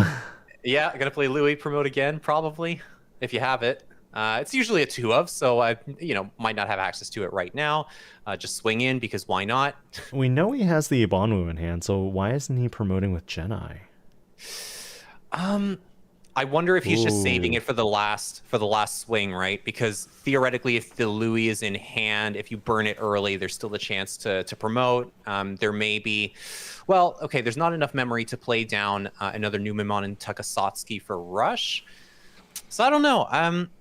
I probably would have promoted, yeah, and then blasted into the Abanwu. I think it was needless to go down to 0 security there, but I mean, to be fair, this is pretty tough as well. I don't know how you block all the potential swings coming down field. Because he could have promoted with Geni, right? And then blasted you off, and then suspended one of the other targets. Now, in this situation, you'd probably just play Fanglong? I think you have to. Yeah, you have to just answer the board here as much as possible. But then, I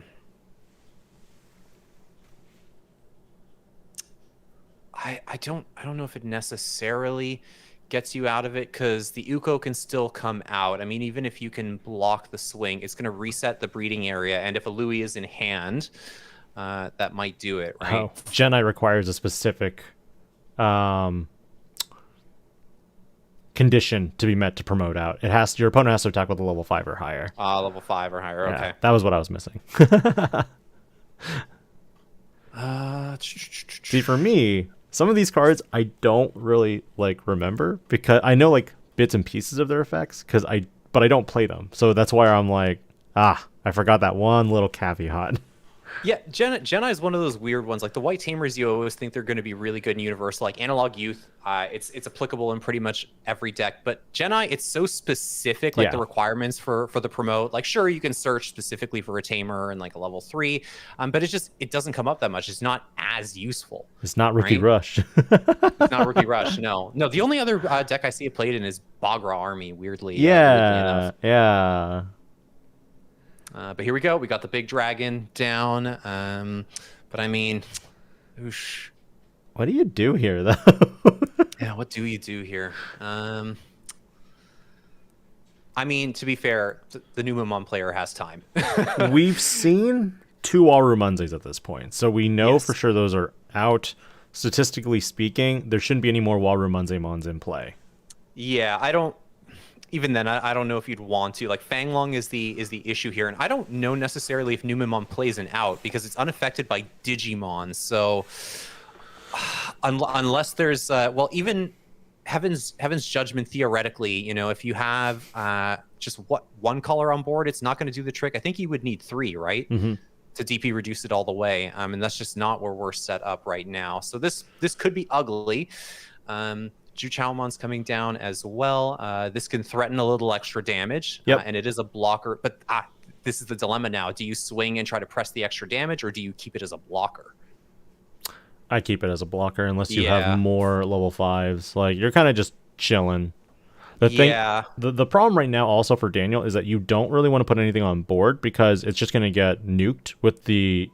it's just an inefficient use of memory to just pass 7 memory. You can't do anything else. Yeah. Okay. What are we gonna do here? Okay, loyalty deeper than the sea. No. Can we find? You can tuck. You can tuck. Yeah, you can tuck with loyalty. I believe. Yeah, you can tuck with loyalty. Okay, there's a security attack +1. That's pretty menacing. That thing, it scares me.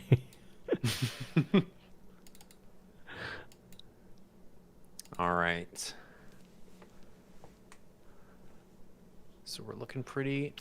It's good, but this is still an uphill battle for our Davis player. I mean, 0 to 6 security. I mean, you can certainly punch. We're gonna punch for 2 right now. The only thing that would probably Fanglong is 15, right? It is 15. Yeah. So ruin mode's the only thing that contests it in strength.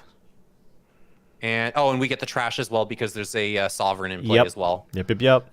Okay, so we're looking a lot better now. We're looking a lot better now. I think you just hard play a. I feel like you have to play if you have it, another black blocker. Deva. Yeah. Deva? Yeah, Deva. Yeah. Yeah, so a Sinduramon and Makuramon would be nice. Okay. That's pretty good too. Kumbiramon, I believe. Yeah. Bit of a tongue twister, but yeah. Okay, that'll work. Oh, and we had Antilamon in the back. The Alliance or Antilamon, yeah. We can punch for a lot on the next Every turn. Okay. It's a little beefier too because I believe it has the 8K stat line versus the 7 from the EX5 Devas. Correct. So it's like that could matter because most of the Monzemons. Well, I mean you'll get the boost from Alliance anyways, but yes.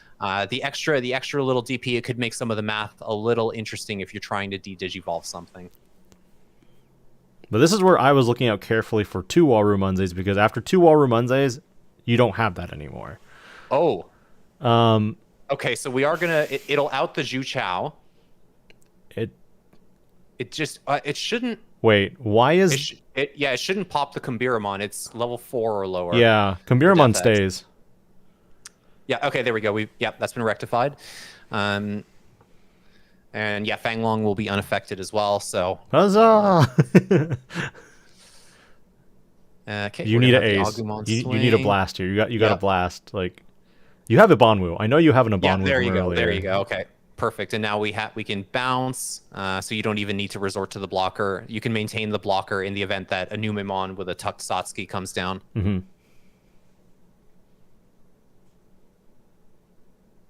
Okay. Oh. Do you think that the better play would have been to blast on Kumbira? I think it couldn't have hurt to blast on Kumbira because at this point, like you're already outing the body, you're taking the swing off, and then you leave the Makuramon open for something else to blast into it and then gain the blocker, right? And if they attempt to out the Azulong for whatever reason before, you blow something up as well. Isn't the Venusmon useless here? Fanglong won't be affected by it, I don't think. It can punch. Well, yeah, because it'll punch for more than 3 at this point, I think. And then you get the security attack minus, but that won't stop the game swing if security is gone. Oh, I was referring more so to just blowing up the board. And okay, I think we're scooping it up. Okay, yeah, recognizing this is pretty much it. Well, because when they attack, they'll immediately trash 2 for having 2 4 sovereigns, and then the 1 check, and then afterwards they just attack in for game. Yeah, you just swing. Yeah, in this game you have to outpace 4 sovereigns and get out. They were so close, to be honest. I mean, it was having somebody down to no security. It's about as close as you, and having a 6 security lead on top of that. But Fanglongmon is the moment Fanglong one of the appeared cards of all time. Yeah, the moment Fanglongmon appeared, I'm just like, how do you out this? Because Venusmon doesn't touch it, Quantumon won't touch it. You can't de-digivolve it, and what option cards are you really using that can like hurt it? That aren't. Yeah, you need a wide board with a couple of colors, and then you drop the Heaven's Judgment. I think that's the only common option that Numemon players run to out it. Otherwise, it's just you can't respond because a big guy unaffected. Yeah, he wouldn't have been able to win that turn because all the Digimon had security attack -1. But I think from the looks of it, it looked like Daniel did pick up his cards at that instant. My goodness, it is windy outside. Okay, so we're going to reset here. I think this is a tough one. I guess as the Numemon player, yeah, you probably... Going second doesn't feel terrible here because then you get to come out. I think you go first. Maybe you go first. Numemon has to go first because that means that you get a punch security first. And by promoting, true, you'll also, if you get Uko, Oh, they mulliganed. I wonder if they're on the Zwart Defeat build too. That's another question I had. Well, yes, this is the thing. I mean, I wouldn't mind like building wide as Numemon, getting the initial like boon of memory. But yeah, you might just want to start swinging as fast as you can. If Zwart Defeat is in play too, like this is interesting. It's more so a tech for Leviamon, of course, because you just answer the crocodile as soon as it tries to delete anything with the highest level. Yep. Levia X forces you to pop the level 7, so that will answer it as well. In Sovereigns, I guess it's a little trickier. Like you have to, if you basically you can use it to like swing over, let's say a Ju Chao or an Azulong. They will attempt to pop you, and then you can pop something else that's on board, right? You can get a 2-for-1 in that particular case. And again, if Numemon X is in the stack. Yep. And opting to go second. So okay. Right up. So yeah, I think they want the memory, and they might want to go wide at this point or start establishing a ton of tamers. Right off the bat, we got Marukimon into Cinderamon. So we got blocker into blocker, and that's what you need. Maruki has an actual decent effect because it does affect play cost, I think 2 or less tamers. Yeah, they can't suspend, right? Yeah, and then the Cinderamon, I'm gonna keep calling it Cinderamon for the time being because they all have actually very similar names sometimes. Yes. Cindera is all about on play draw 1. So yeah. On play draw 1, yeah. Hey. The Agu X for 4 and it whiffs. That's brutal. That hurts. I will admit, I underestimated 4 Sovereign. Double Agu X? Okay. What? Well, there's the proto form. You could grab that. You can grab the Nume X. What do we? I think you can grab anything, right? Because you can either grab a Greymon or a Digimon with. Ruin mode is a Greymon too. Yeah. That's brilliant. 0 hits Here we go. to 3 0 hits. hits to 3. We got loyalty deeper from the sea. Okay, so we're gonna start setting up here a little bit. I never see players slotting a 5 under a 5. I never see that. But you know what? Like, it makes sense though. I wouldn't mind to do it. I think in certain cases, like if you have the blockers out here, for example, it doesn't hurt to tuck, but I mean, maybe they just don't want to make one stack a bigger target. Like it makes it the obvious one to. I was about to ask, over. Why did he add the card back to his hand? Okay, we're good. Yeah, we're clear there. Okay, so we got double blockers. We do have a ton of rookies, like, in play here already. So, do you want to force out the Sovereigns? No, we're just gonna drop the Majiramon. Okay. And oh boy, Antila in the back. The one-ofs, the blues. Yeah, not the scary Antila. No. So we're not going to have any alliance shenanigans yet. But I mean, here we go. We're going up to 8. So that's so much memory. Like you've got room to make some plays. Okay. Do we have the Satsuki? Can we? No Satsuki. Get the tamer on Satsuki. board? Nope. One of your other Digimon Digivolves, the Sunamon draws a card. There we go. Okay. Yep. Makes sense. Right now, there's nothing to de-digivolve too, so this is tricky here. Mm-hmm. You don't even necessarily swing because they can just block. They don't have to go ace right now. Okay, so we're just gonna build up the Agu X in the back. This is terrifying though. This is absolutely terrifying. If I were the Numemon player, I'd be a little scared, mainly because you need to out 3 bodies that can potentially blast Digivolve. That's the huge ooh. Yeah, it's a tall ask because I mean, even if you go into the Monze X here, you can't blank the whole board, right? I don't think you have enough bodies in play for the DP reduction to make the difference there. And there's another Deva in the back. So you're going to expend a lot of resources. I mean, sure, you're setting up like a nice stack that can float. We're definitely going to go for it. Yeah, you got to try and take something off the board here, but they're just so big. I mean, I guess this is the thing that oddly enough does make the Sovereigns deck work. Your level 5s and your level 6s are so big. It's like, how much removal are you actually playing in your standard deck to be able to answer them all the time? That's why this works so much more than traditional Mega Zoo, where it's like, I will drop 1 body and that's it, right? It's like, okay, well, I have my Gaia Force. I can build up and maybe out your stack going into my own level 6. But in this case, it's like you lock up 1 in the back, right? If it doesn't get answered, the advantage just continues to spiral. You know what? On a second glance, I thought he put Antilamon in the back, and it's not. I think it's Katoramon. Oh, it's Katoramon? Yeah. Yeah, it's a little hard to see. It's a little blurry at the back there. Okay, we're swinging with the Monzi X. What are you gonna do? I'm gonna blast Digivolve into a Zulongmon Ace and bounce your stack. I mean, if, Nope. if you have it. Oh, Nope. Nope. Okay. Nope. Not yet. There's the Antila you were talking about, though. And AK, so that is going to matter. That is going to pop the stack, which means we can float.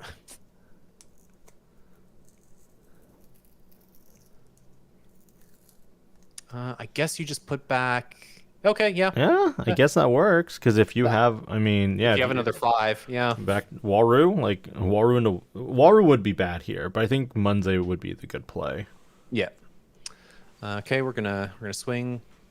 Are we gonna see a block? Are we gonna see a blast? Nope. Okay, we're gonna let it through. Fang Long.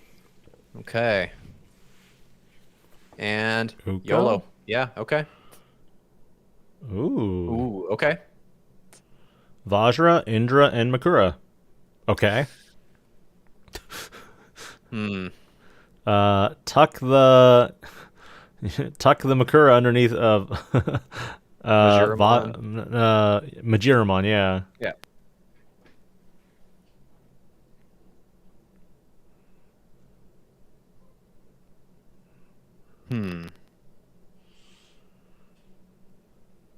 Okay, so I mean, look, our Numemon player is still hanging in there. They're keeping their board presence pretty well. Being able to float is very nice for that. We're going to drop an inconsequential Chumon. They pretty much have a good board established for, you know. I mean, And okay, ooh, okay, but just on its own though. that's a little rough. Yeah. Can you Fanglong here? I don't. I mean, you could. A Fanglong here would literally. Well, I think he's thinking about it.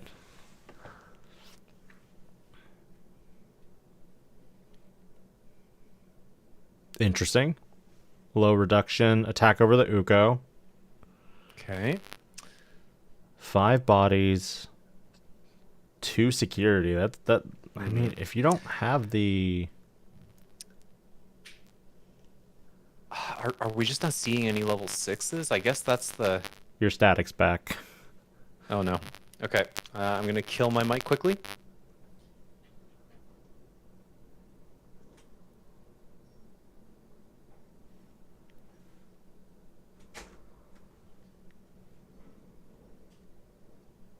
All right.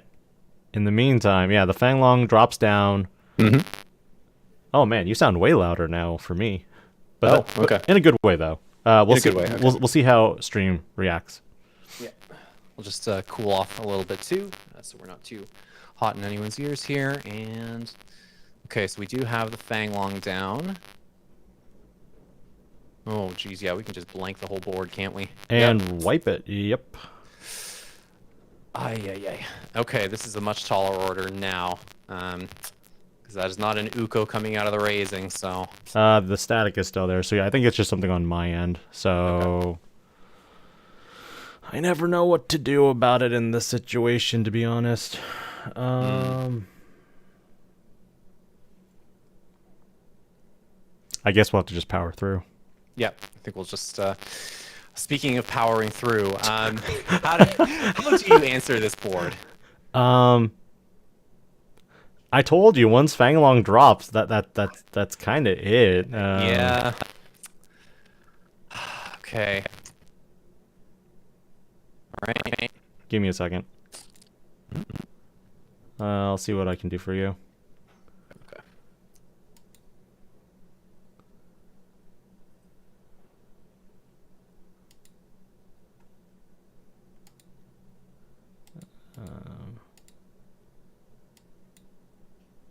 Try now. Okay. Hopefully I'm sounding okay. Hopefully now. Hopefully. I'm hoping. Still, I'm seeing still static. Atlas Okay. Kim was the last person who mentioned. Was the last person, Yeah, yeah. still static, so. All Alright, Oh, sounds good. Okay, there we go. cool. I'll just do that in the future. Yeah, we're in the clear. Whatever I'm doing. I think I'm doing all right. something. Yep, that's working. Okay, so we're back on the Monzi X. We got a Greymon out here. Platinum Numemon is in trash, so... But what do you do? I don't know. I guess you try to power through, gain back some memory. I don't... Like, hope you find the silver bullet of removal that's going to take out the dragon, but I don't know. I mean... Like, the Greymon can't attack, and you might be able to clear all the security, but there's no Satsuki. There's no finishing blow, yeah. Yeah, we're on way too little memory for that now. Okay, so we are going to float Venus from the looks of it. Oh, I guess they could if they have the BT14 Numa into Satsuki. That's it right here. Yeah, that could do it if you can tuck it from. Never mind, nothing. Oh no, okay. All right, well, let's see if we can. I mean, you don't even necessarily have to close it out here. As long as you just answer the board, take off that swing, and leave a blocker up just in case. You should be in the clear. We are going to swing here. Okay, it looks like we've got... Just return 1 to the bottom. Yep, that'll do it. Minus 4K. Bye-bye. Okay, so we've answered that. Yep. And then just 1 check there. All right. This is just a rough matchup for Nume, unfortunately. I feel like if Fanglong can make its appearance early enough, it's rough. Oh, and there we go. Okay. It also feels bad that Four Sovereigns is like, here, I'm going to give you a buttload of memory. Have fun using it. Yeah, that's the tricky thing. There's only so much you can do. Like, you can play down some smaller pieces, but then, like, what? Are you going to start dropping your own level 5s? Like, it's a little tricky. If you don't have, like, the perfect hand every time to make the use of the memory, you either just end up passing and giving the Sovereigns player 3, or you're like, I guess I'm going to slam a memory setter, or I'll slam a 4 or a 5 and put you to your 3 or 4 anyway. We've already seen several turns even where Daniel was at 4 memory, but he didn't want to commit anything to the board because, Fanglong was already in play. So he just passed. And not using that 7 memory to your fullest feels bad at times. It feels bad, but I mean, exercising the restraint can often be the better play, because you want to drop all the rookies you have in your hand and have them get nuked. Like, it's just not. I agree. It's not worth it. Yeah. And there we go again. We gotta pass on an empty board. Just the rookie in the back. Not much else you can do. And so at this point, Anthony is presenting, game on board with all the bodies he has. That is 5 swings. Okay. Interesting. Yeah, here we go. Attacking with the blocker first. I mean, why not? You can just play another blocker after if you really wanted to, and that's plenty to ace over. Okay, yeah, there you go. That was actually huge. Well, and there we go. Yeah, unfortunate, but yeah, that Death X one was kind of funny. That is. Well, I guess that's your only other out. Yeah, Death Xmon, Shine Greymon, Ruin mode, crazy. Oh boy. That's rough. Not the way I expected it to go, to be honest. I figured Numemon would just run Sovereigns over before it would have a chance to really set up, but there you go. Let's see. We've got 15 minutes left in the round. Let's go check how table... You want to head to that table I was talking to you about earlier? Sounds good. Okay. We'll be right back.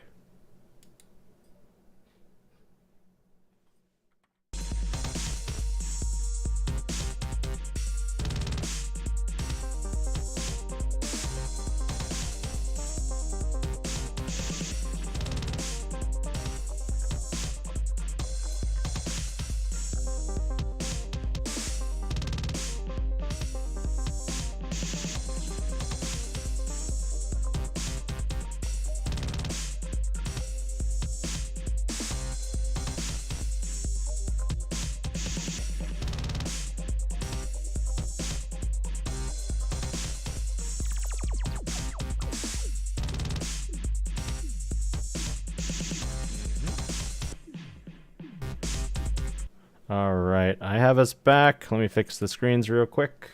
We have a yellow vaccine mirror. Interestingly, I thought it was something different. I thought it was a yellow hybrid or Marcus hybrid versus yellow vaccine, but apparently it's yellow vaccine all around. So we're just gonna camp on this match and see which of our yellow vaccine players takes it, because we haven't seen one all day. So, no, that's true. I'm expecting this to be a grindier one.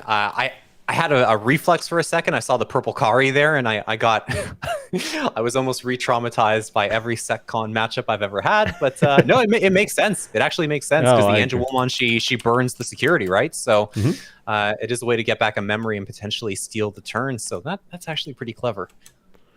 It's interesting too to see the Magnadramon versus the Seraphimon. That's kind of cool. I like that. And the Ruin mode. Oh, come on. No, you should be big enough to live. Yeah. For now. Let's see. So, but like, how do you answer this now? Okay. Now, 5 memory is a decent amount to work with, though. Can't move Patamon out, though, unfortunately. You wish. It's just gonna get deleted before. Yeah. Yeah, and as we've all learned, you can't resolve the effects, right? Yeah. If they get deleted while they're coming out, or the turn is stolen back. So, do we have a level 7 in response? Oops. Or do we just play down some tamers here and kind of sit? Ruin mode in a Ruin mode would be kind of disgusting here. That would be pretty nasty. Okay, so we are gonna swing. And deleted. Deleted. Okay, and overflow. Yep. Yep. Because there was I believe the Angelwomon underneath. So, not passing turn though, which is important. So we can just drop. Looks like yellow memory boost. Yeah. Okay. Oh, it would have been funny if it was just like chaos degrade. I mean, viable. That would get around the on deletion of the Ruin mode. Okay, this is pretty interesting, but now the Ruin mode persists. Yeah. Yeah. Okay, so this is a tricky one. Like, in theory, this game can be very, very grindy because both players can just recover so much. I think it's funny both players have the exact same like Patamon, like in the raise. Exact same Patamon. Yeah. Yep.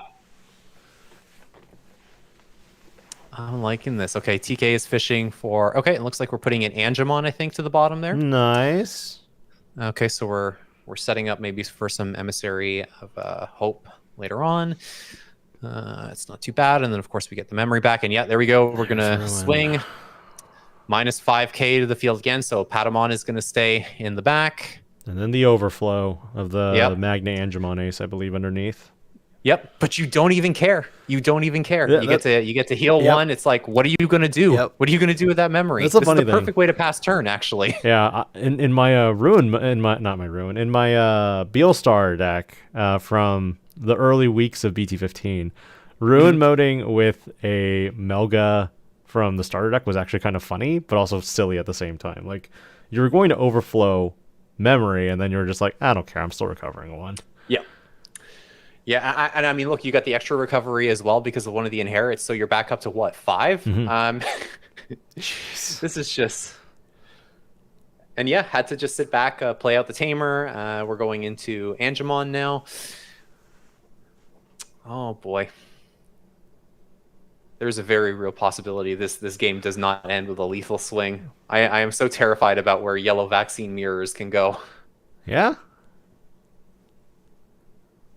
There's probably already a Magna Angemon Ace in hand too, so we know someone has one. Yeah, someone has one. Like, something is about to happen. Okay. Godopon Promo Godamon. I said Proto Godamon. I was like, what? Okay, and back up to 3 thanks to TK. Okay, yeah, here we go. There it is. Emissary. All right. Hot take.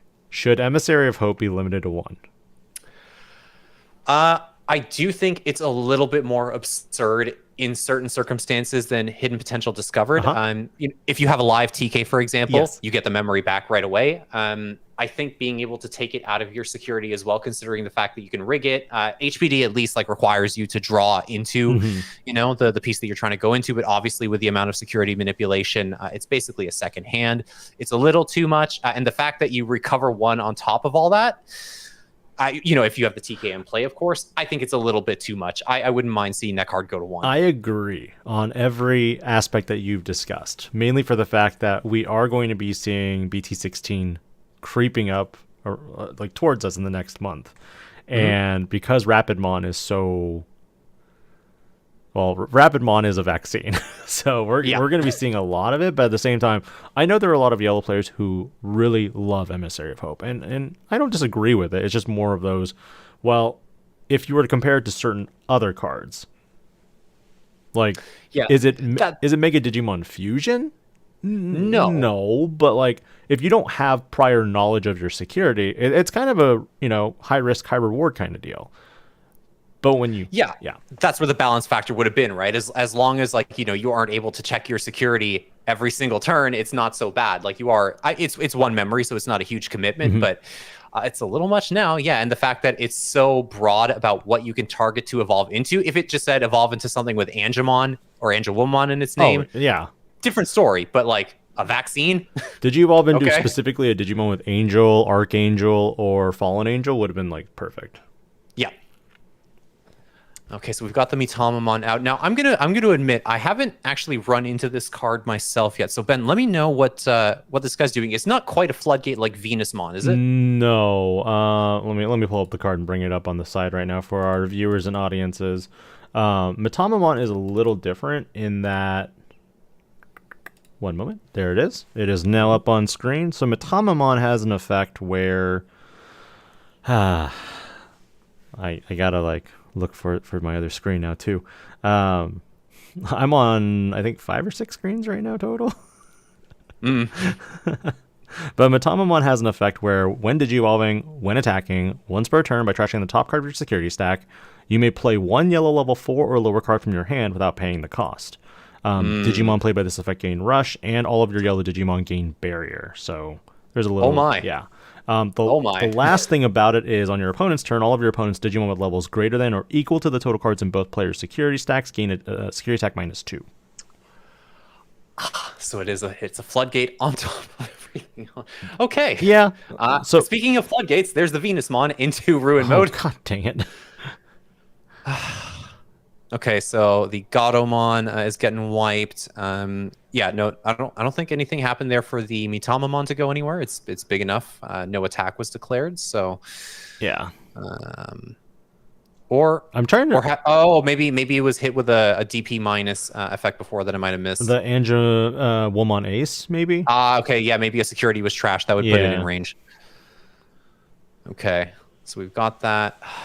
And the ruin mode persists. The back and forth of these games is really good because we're not hopping like multiple games like we were in round 1, but like neither player is giving ground here. Like we saw when we came in, it looked like Nick, I believe, was basically 2 or 3 security.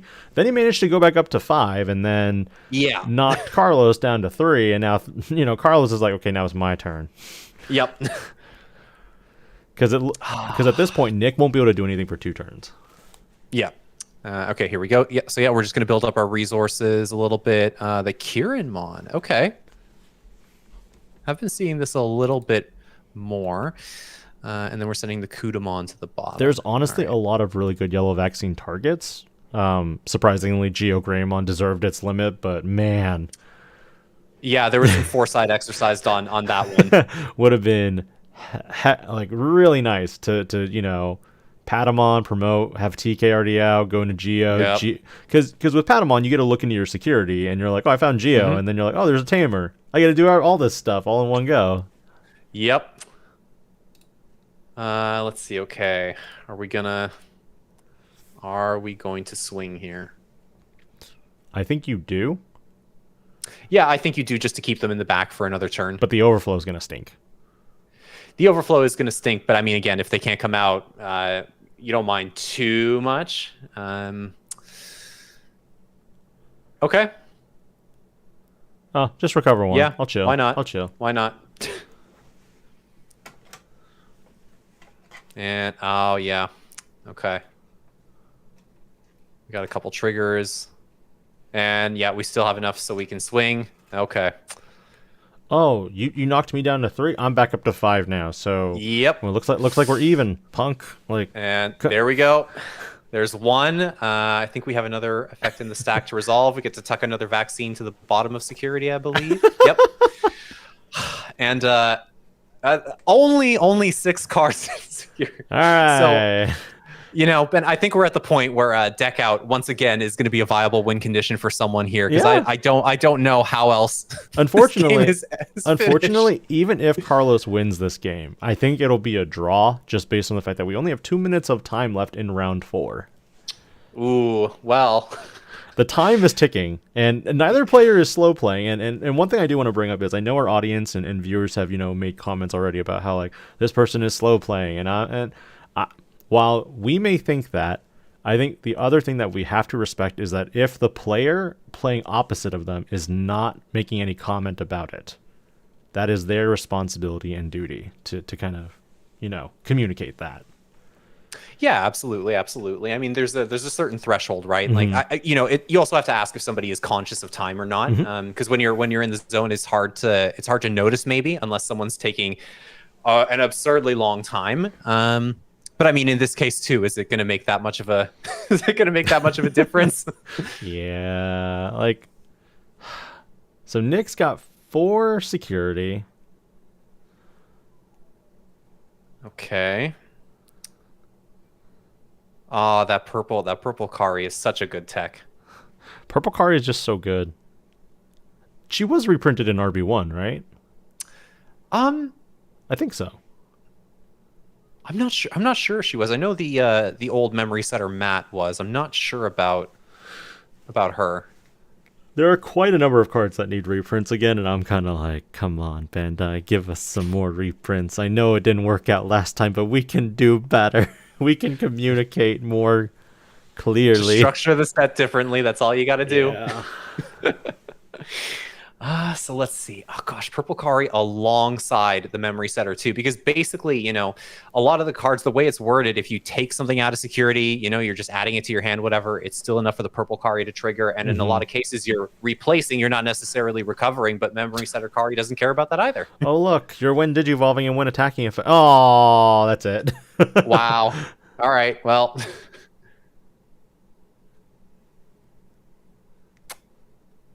Wow. Wait, did I miss something? I think they might have been aware of time.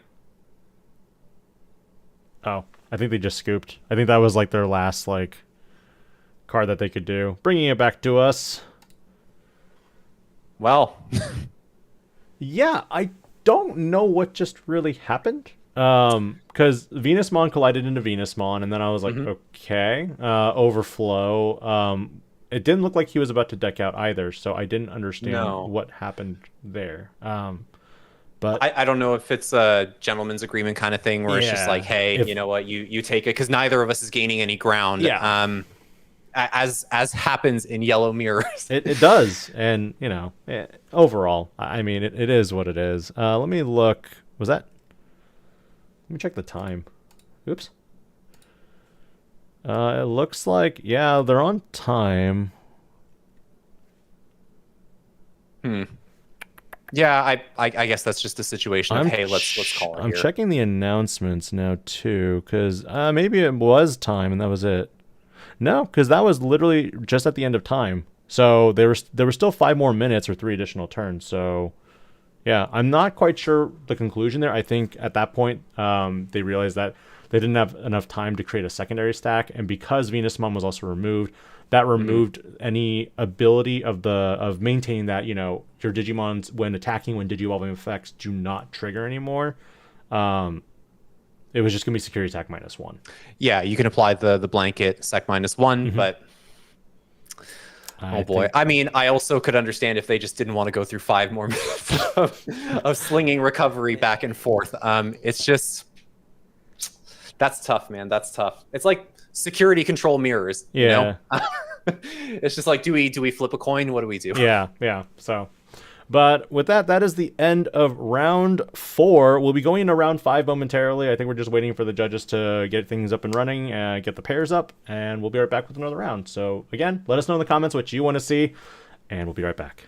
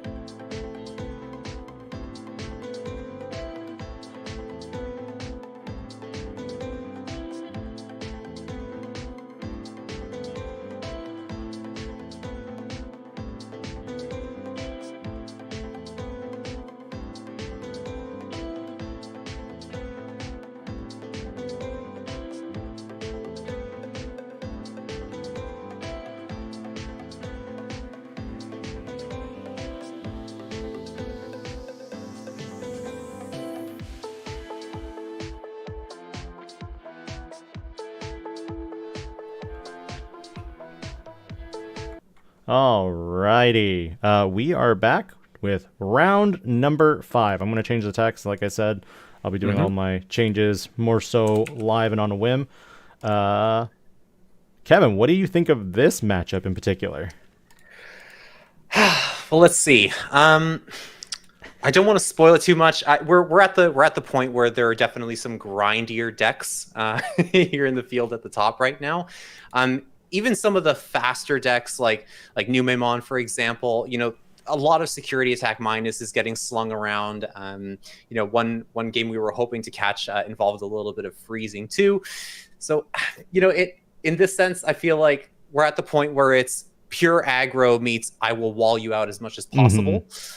And I'm wondering, I'm hoping this game will involve a few more big swings. Oh, I agree. Yeah, like just based on what we are seeing, I think that, this has a more viable option.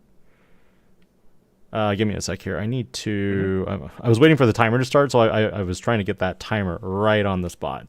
And then I was going to fix everything. So I will go ahead and fix that screen first for everyone in the stream. Thank you so much for letting me know how to fix.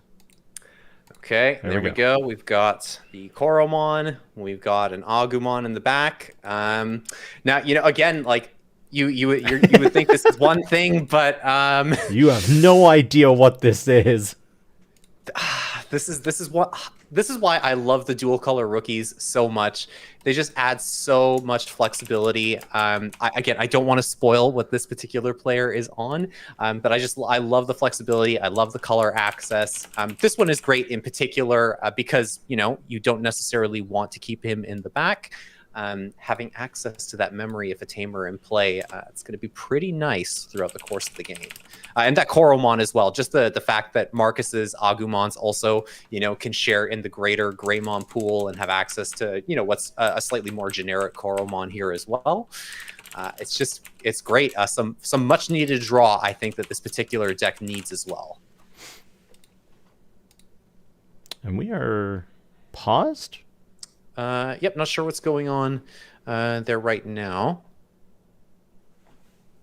I'm checking the timer right now just to see if the chronograph is still... No, the chronograph is frozen. There might be a repair. Okay.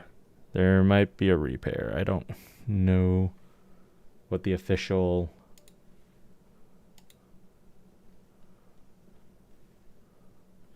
All right. We'll pause the clock. Everybody just chill. How's your day going, Kevin? Are you enjoying this? I am, to be honest. The fact that we've been able to cast as many interesting matches as we have has been a big relief. I was worried we were going to go into a sea of nothing but red hybrid, Numemon, and Leviamon, but so far, people have been bringing the sauce. We've seen a lot of really, really creative tech choices and deck building, and kind of, I guess, defiance to the dominance of the big decks like Numemon, Red Hybrid, and the Croc. Speaking of which, yep, we have the Jeramon coming down already, and there is the Platinum Numemon right into the trash.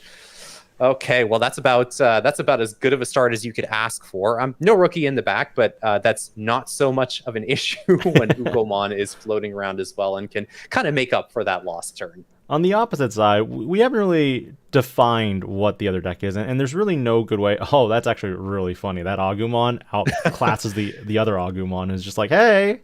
Yeah, I mean there's a free draw right there.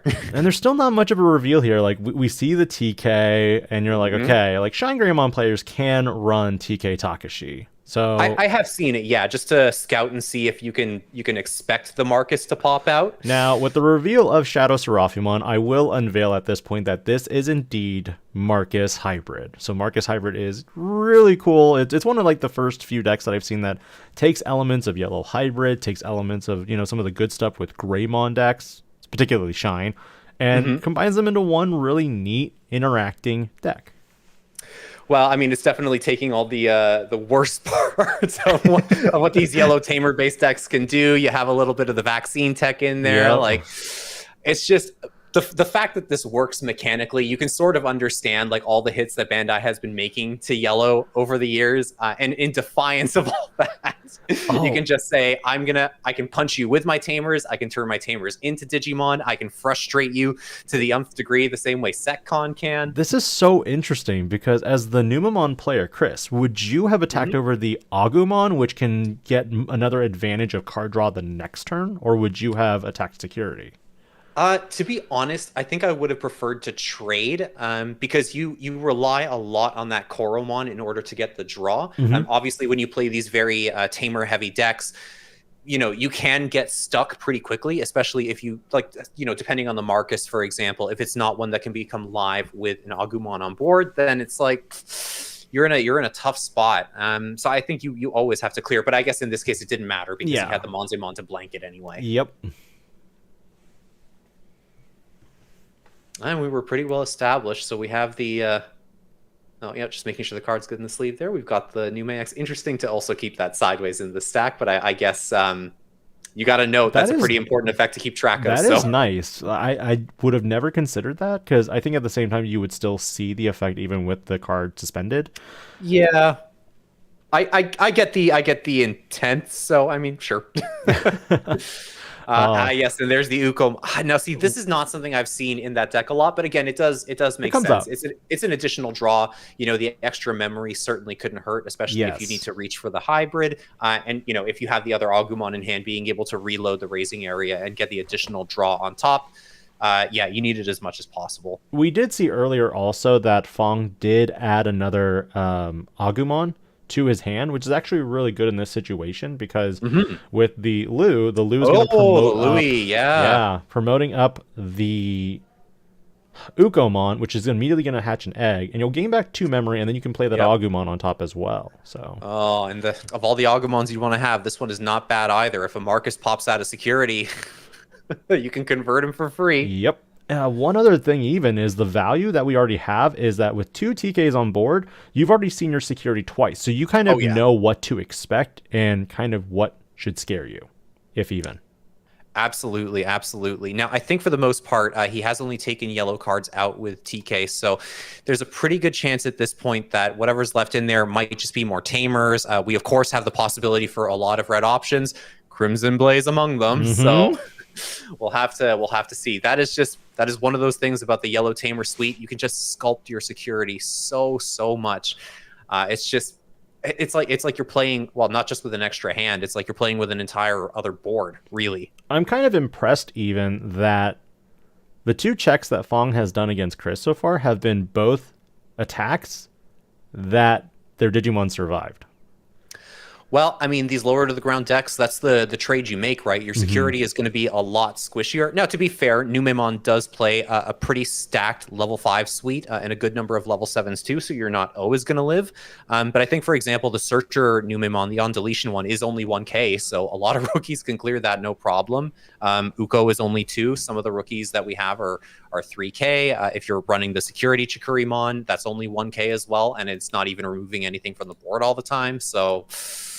Yeah, I mean, it's tough, and this is a bad situation to be in too. Now, granted, you can DP minus a couple of these, like get them off the board, okay, but they're easily replaceable, and they're not the issue. The issue is the tamers that can turn into hybrids, and a Marcus who can come out of security. And if it's the BT13 one, get rid of your Ukomon, pop the Jeramon. You're swarming the board, you're clawing it back a little bit, but a couple of rookies lost. It's not that big in the grand scheme of things for a hybrid deck. Man, if there is a Crimson Blaze in that security, that's going to be really painful. That is going to be very brutal. Now, we're preparing for that accordingly. I think going up into your level 5s is a little bit better. You still take the body off the board over here. It's not too bad. And then, of course, if you want to go into another Monze X, you are threatening a lot of damage, and sometimes you do just have to start running through. Oh. Okay, you know what? I haven't even seen this option played a lot in Shine, but no Marcus. Oh, that's where it feels bad. Yeah. Oh no.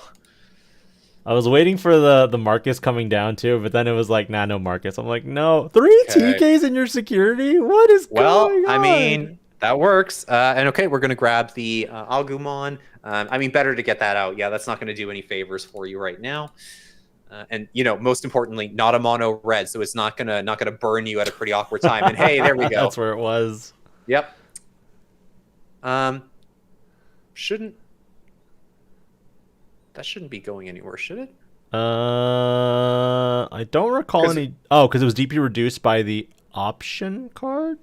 Oh, okay. So yeah, it's because the option doesn't count Marcus's specifically. I think it's just any of your red and yellow tamers. So yeah, with Marcus coming out and giving a -3K, that'll do it.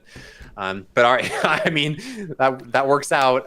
Now we have the Platinum Numemon in play, which is pretty nice. I think we'll be able to get back some memory here. We'll be able to load the trash as well, and of course now you can bridge to a level 7 if you want. And yeah, I mean versus a tamer heavy deck, that'll do it. That'll do it. That is nasty. We're gonna get a decent amount of memory back here as well, from the looks of it. Not quite enough to maintain turn, from the looks of it here. So we will punch back up to 3. But I mean, what do you do at this point? It was at this time that Fong revealed his secret tech, the Raid War Greymon. I mean, yeah, that's an option. Doesn't care if the tamer's suspended. Just need a big guy in play. It would be doable too, but I think these decks do play Trident Gaia a lot of the time. Yes, so they typically do. You can burn the Quartzmon. It's still a lot of memory to give the Numemon player, and your security's looking not so hot right now. That's the problem. Trident Gaia is your only out here, but the problem is also that they have the 2 swings. Yep. Yeah. That's the problem. If you don't get rid of the Quartzmon, they can just attack and trash your last security. If you get rid of the Quartzmon with Trident Gaia, then they still have 2 attacks. The only counterplay here is to play your own Quartzmon. I guess. How do you get into it though, right? Where's your level 6? Okay, well we're coming out. We're gonna try and make something happen. It would have to be like triple Emissary of Hope, and then you evolve into the Quartz. Yeah. Okay, we are swinging. I guess we're maybe fishing for a card. Louis. Okay. Nothing. Okay. Yep. We're gonna keep the Agumon in the back. That's fair. That is literally the 3rd security that he's attacked that did not delete the level 3. Yep. Okay. I hope that card off the top was something good. I mean, okay. Could we get? Is it Shining Burst? I mean, I don't think you have enough tamers on board to take out. No. You would have to bank at this point on Trident Gaia to delete the Quartzmon, and then bank on your security having another option. Yeah.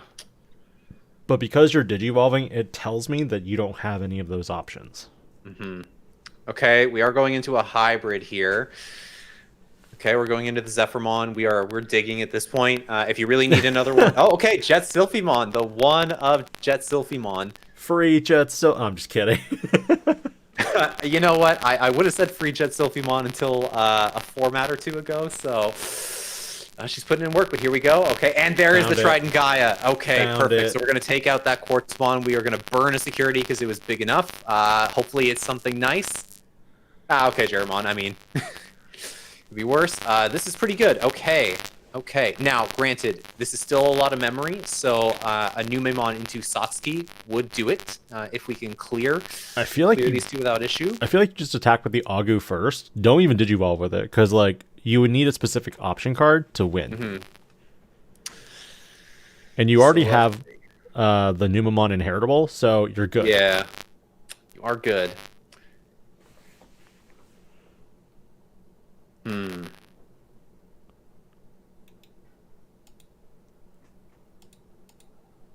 Okay.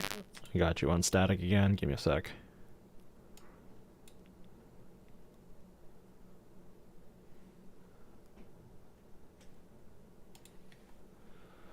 Okay, maybe that'll do something. Okay, so we saw the Monzi come down. We're just debating about which Numemon we want to tuck. Okay, a blocker inherit. That is nice. We'll gain back the 2 memory. Great. Okay. All right, and that Monzi X is looking pretty threatening as well. Because, yeah, I mean, that's 2 checks right there, so... Okay, another Monzi X, yep. cool boy actually putting in work, which is just so gross on top of everything else. And you know, those are both some pretty chonky boys now. Swinging in for AK is a lot into Marcus hybrids. All right, they're saying the audio didn't work. One sec. And it's not your microphone. I know that for sure. I think it's just the connection.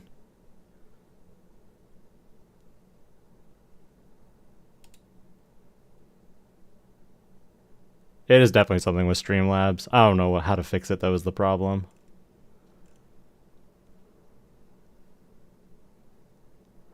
RIP PC indeed. RIP PC. There's so many bodies! Why are they still going?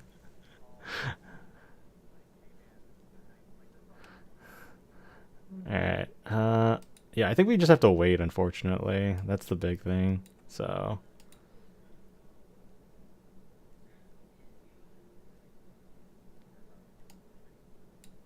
I don't know if they could hear you. Kidding. Okay. No, probably not. I'm just reading the chat at this point for the lulz. Yeah. Okay, they can hear you again. We'll see what happens. Okay, perfect. Okay, so Venusmon, that's one going down. We do have the Nume X, and we have the Proto 4. I do think it's Insult Streamlabs related, injury. and I just don't have a good way to fix it, unfortunately. Yeah, I know. Sorry about that, guys. We're doing our best. I promise, though. I invested in a really solid mic. I moonlight as a podcaster. It's just you can't help these things. Yeah, sometimes. they said it sounds good now, but like I said, I think it's ultimately just an issue with it could also be video.ninja where because what's happening is I have Kevin on audio on one end, and then I'm basically funneling that audio back through Streamlabs. Yeah. So. Yeah, there it is. Okay. Yep. There it is. We got the Satsuki. We found it. Done. Wow. That was Numemon closing it out. I mean, it's tough. A lot of this does just come down to how well you can manipulate your security, and I hate to say it, but how quickly you find the Crimson Blaze. Triple TK though early on is really That's pretty good. Yeah. If you're gonna luck sack into Tamers, I mean, yeah. I mean, like, because he looked at his security and was like, "Oh, I've got 3 Tamers in here. That's pretty good." I'm so confused why. I think Chris's webcam also keeps shifting because I'm not moving it. Good question. Yeah. So, you know what? I think too, like TK after the first or second one, like it's not that great. Having the second in play is fine because it's a free hybrid basically that you can make without having to burn your memory setter. I think in this particular case, like you really want to see like the Tai Kari, for example, if it's available, because security is going to get pretty low pretty quickly, which means you're going to be printing a lot of memory. I think TK Kari as well can still make a difference because the ability to give something minus 1k, for example, it'll come up against some of the Numemons, some of the smaller rookies, but you need a little bit more to work with than 3. I feel like every turn if you want to be making progress against Numemon's board. But I mean, again, you could also just want to luck sack into the Crimson Blaze out of security. But, you know, again, our Numemon player is being smart here. They're taking the time to digivolve up into the Monzemons and then into the Monze X. So you're covered. You threaten the additional damage. You're out of that 6k deletion range. So, I mean, it's tough. It's tough. You have an out, but when someone's playing around it that cautiously, I mean, what can you do, right?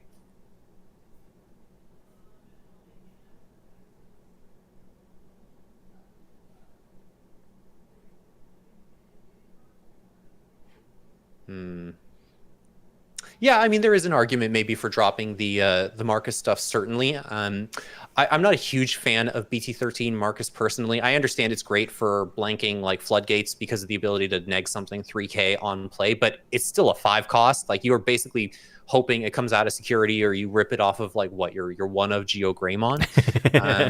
So like, yeah, certainly I understand. I think there's higher impact tamers you could be playing. You could just be playing more security bombs. Honestly, too, some of these lists, they're pretty stingy on the hybrid count as well. They are.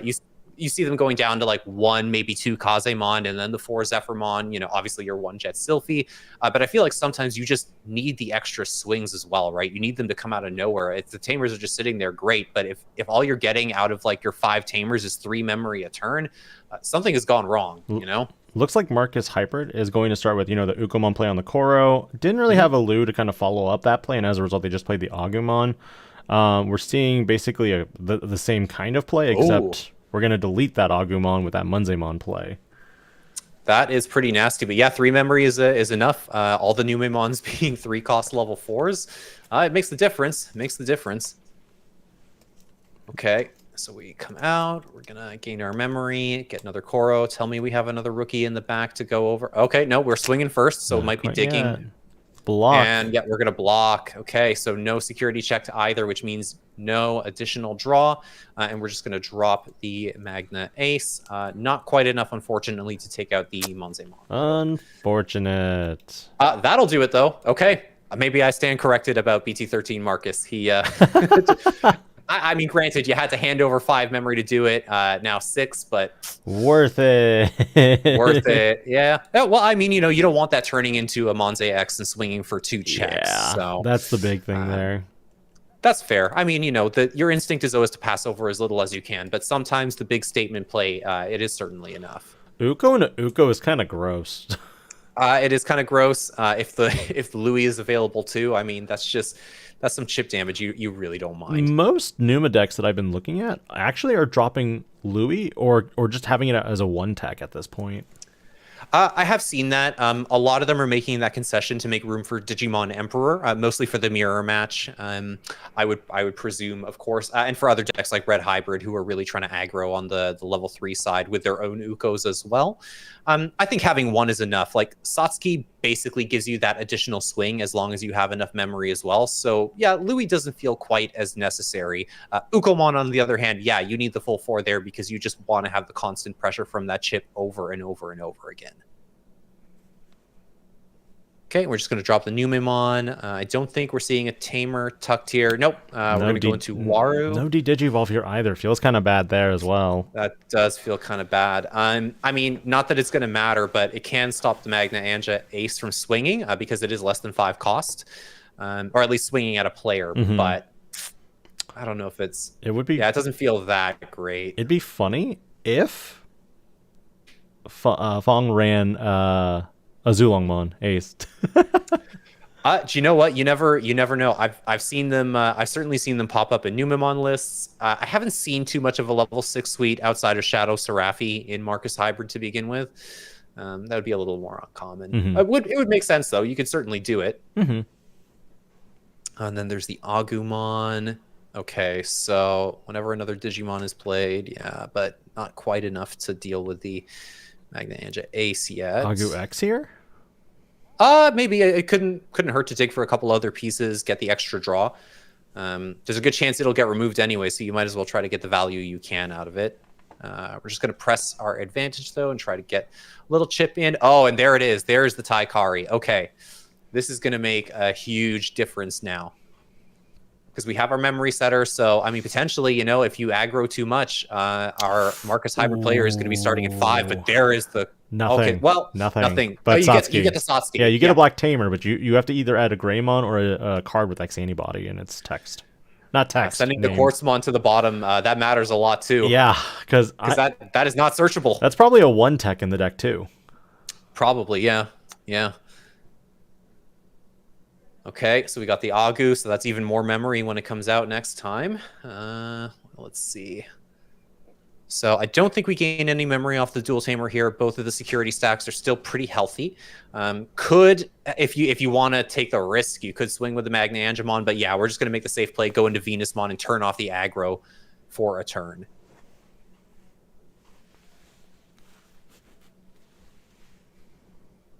Follow-up Ruin Mode play, potentially? Do you know, it wouldn't be bad. I think at this point you just have to lock them out as much as possible, and then chip down a little bit. I mean, your ideal here is putting them down to 1, maybe 2, and then a rookie and 2 hybrids would do it. I think that's what I would be fishing for right now. I mean, you can definitely get here. It's also, the Numemon players got some options here. The third Uko, like, come on. Come on.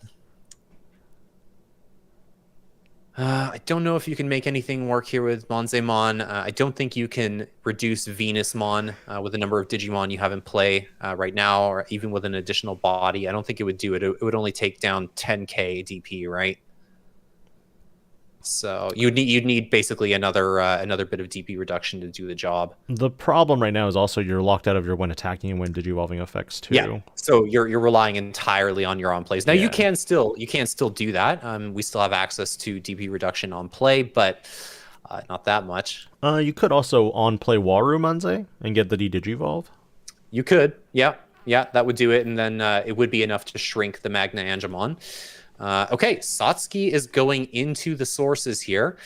So we have access to jamming and reboots. You can still make one check because it's only security attack -1 that Venusmon applies. Okay. All right. That's good to know. That's good to know. That's out of the way. One of them. That's one less heal you have to account for.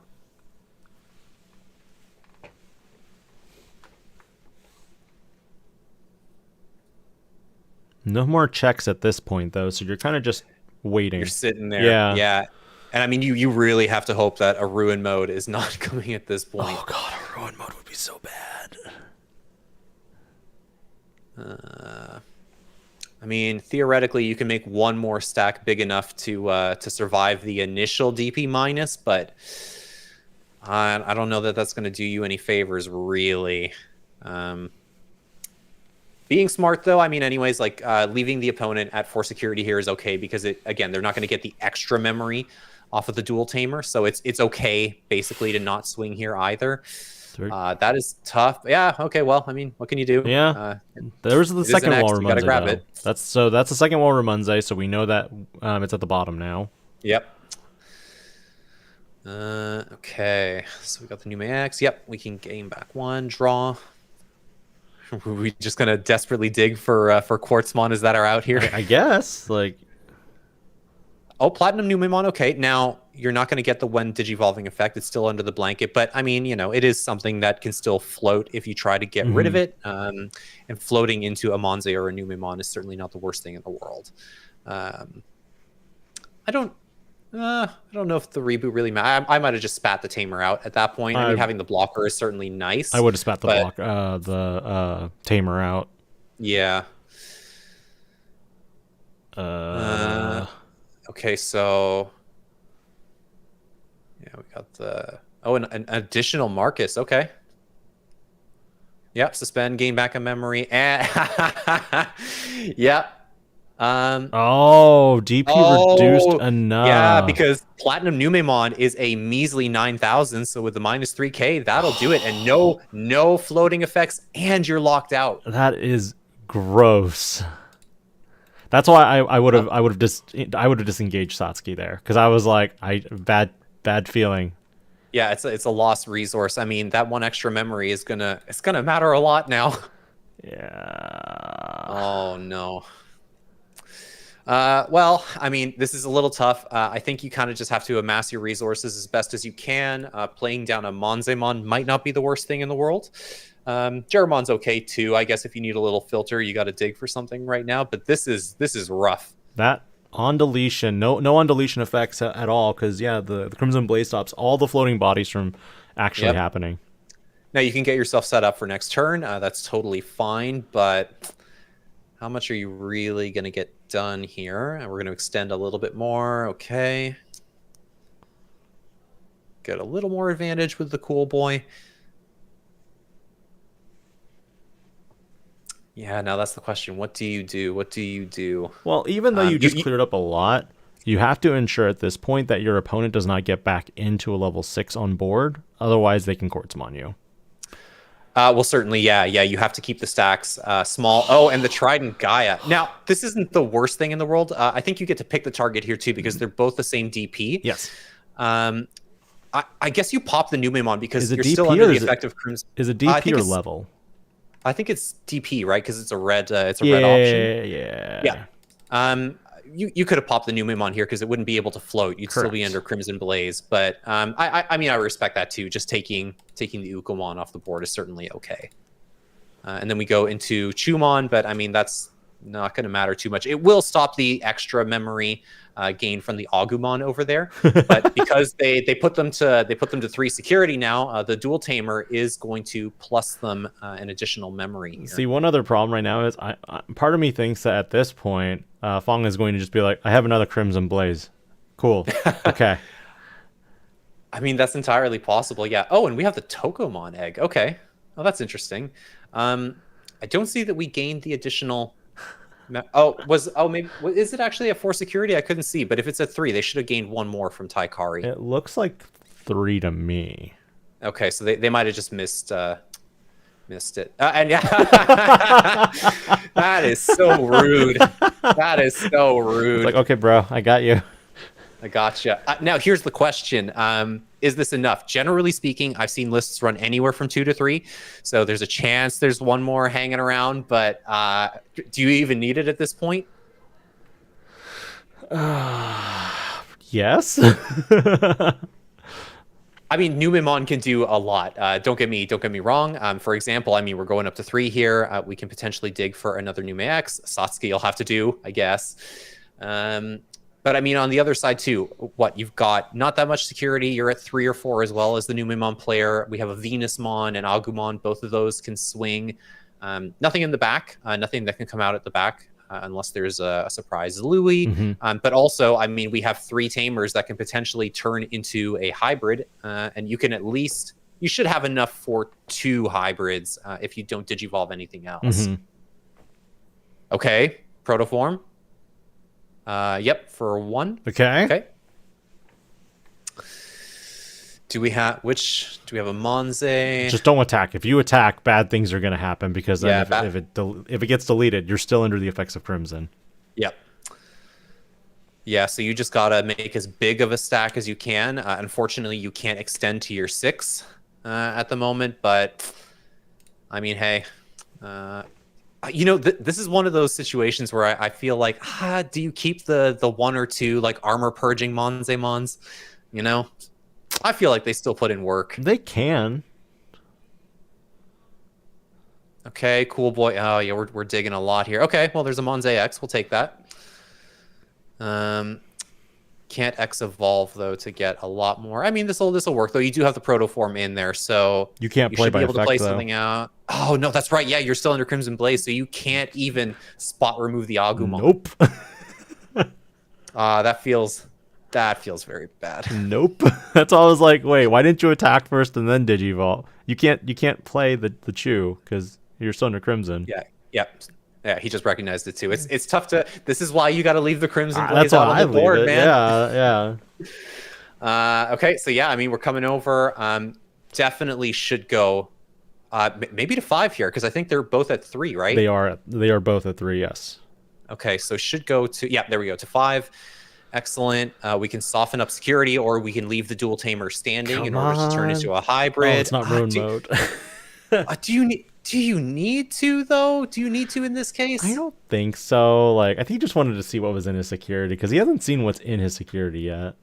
That's true. He hasn't had a chance to dig with they haven't had a chance to dig with a TK yet. So we're gonna, put that Agu in the back. That can turn a Marcus into a Digimon on the next turn, which is relevant. But yeah, I mean, look, we've got 2 swings right here, and a little bit. Just 1 hybrid at this point now. Oh, Louis. Oh no! Is this it? Is this game here? Okay, so that will put out because you can turn a Marcus into a Digimon, so that gives you 4 swings as long as you sequence this correctly. Yes, that will gain 1 memory back, and that's another hybrid that you have access to now. Lives. Oh. Marcus lives. And the Coromon effect to draw a card. Yep. Geo Gray goes in. Geo Gray. Okay, Uko. Yep, clear. Oh, there's 4 security. There was 4 security. Okay, yep. Then he shouldn't have gained that memory then, right? That is correct. Yeah, if it was 4 security, it should have just been 1 off of the dual tamer. Okay, and then the hybrid. And then the hybrid for game. But yeah, that's the thing. That's why I was like, wait, if the memory wasn't correct, then this changes the entire play. Yeah, I think maybe they're catching it now. It looks like. Because where was the memory gained from? Was it the Agu? So the Agu gains you 1. Oh, it might have been from the Agumon, yeah, because if you have a yellow or red tamer in play at the start of the turn, you gain the additional memory. Okay, so that would do it. Okay, that would yeah, then we're good. Then we're good.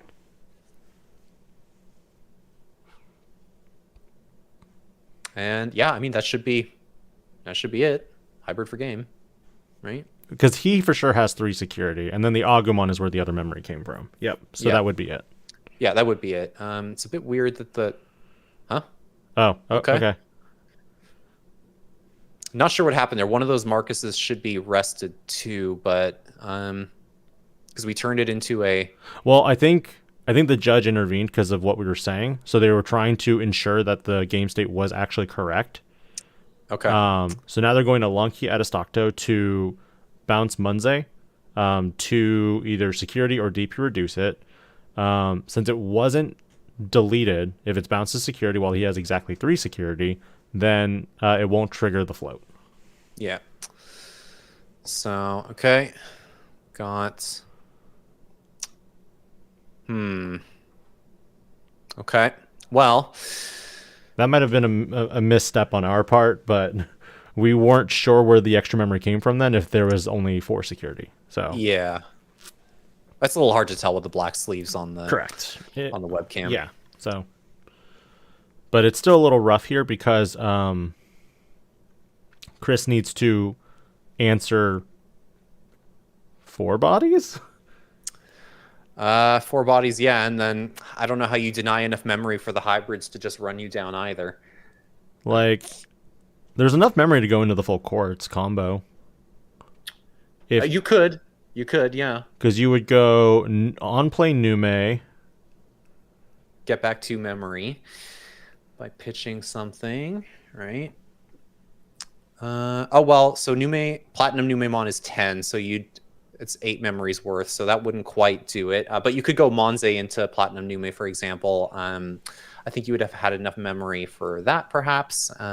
But in this case, okay, it looks like we're just gonna get that down. I don't know if we want to go for a cheeky swing here. I mean, if you have another Nume, I don't think they have the quartz. The quartz is not in the hand right now, but they are getting close to getting it. Well, yeah, I mean, we have 2 cool boys in play, so that is a lot of card draw, and the deck is starting to get pretty thin. Yeah, deck is getting really thin, so that could make the difference. We're suspending 1. Okay, did we get it?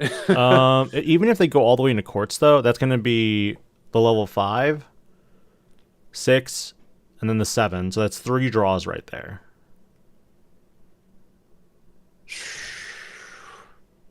That's the other problem. That's why I only suspended 1 cool boy, so that he will have at least 1 draw.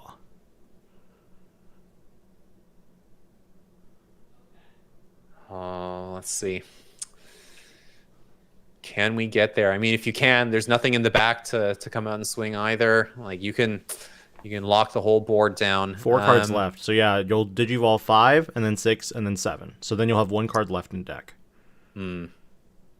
But Trident Gaia would really mess things up too. Trident Gaia would do it. Yeah, there's still a decent amount of security. The deck is looking pretty thick on the Marcus Hybrids players' side. So we've seen a lot of Crimson Blazes slung around. So it's still a chance we can answer it. That's not the only big body removal. We've seen Lonke Adistocto as well.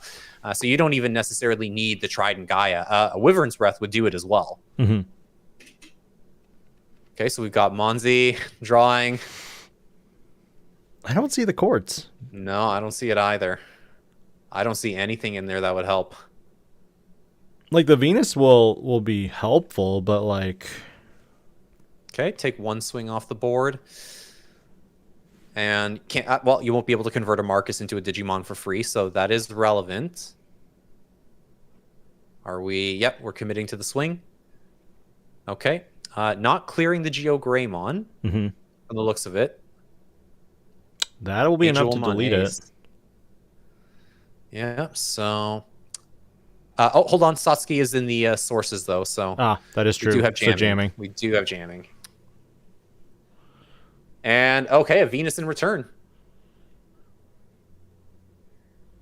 And well, that'll buy you a little time. Well, it can't be attacked, but it's still affected by option cards. Yeah, you can still blow it up. And then, yeah, wisely detaching the Satsuki this time. We gotta maintain as many resources as possible. Now, since both players are under 3 security, he will go to 5. Yes. And then any Digimon Digivolved will have security attack -1. How come we're only at 4? What's going on here? We got memory setters. They're definitely, yeah, there we go. There they go. Okay.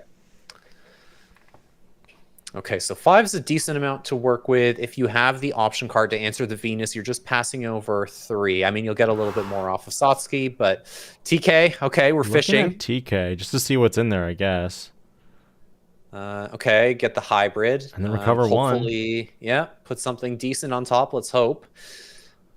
Now we did see at the top of the trash there is an Angewomon ace as well. So that's an option if the Geo Greymon remains standing. If there's another one in hand, we also know that there are Magna Anja aces available as well. So that could definitely stop a Numemon from attempting to swing in. This is a nail biter.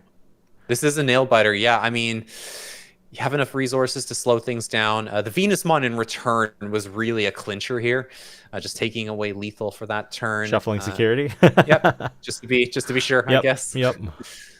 Yep. Don't see that we did it off the TK effect, so that's fine. Ooh, can we lock a rookie in the back while we're at it? Just every extra swing is gonna matter. Keep in mind we're on hour 5 right now. Yep. Takes it back. Took it back. Take it back.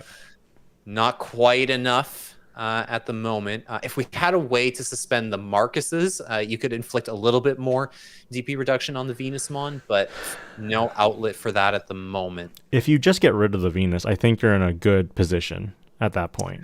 Yeah, that'd do it. Okay, Zephyrmon for 1. All right. That's pretty good. We're going to get an extra draw here. Still represents an ace, a level 5 ace as well, which is really nice. But what do we do?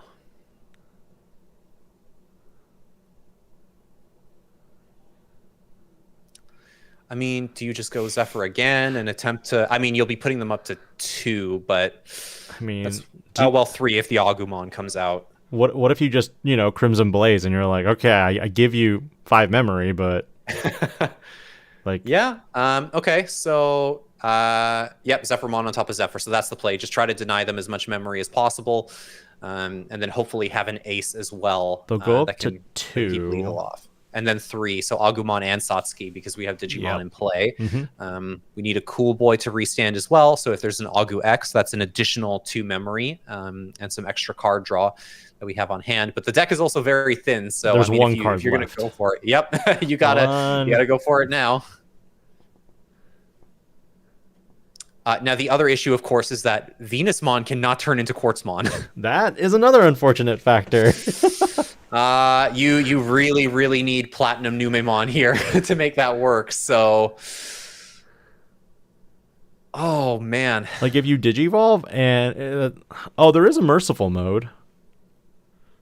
I mean, I suppose you can do that and take some swings off the board, but you're going to pass over a decent chunk of memory. True. While doing that, and putting stuff back from the trash doesn't really make the difference to Marcus hybrids. In fact, you would arguably give them back a lot of good resources. Ooh.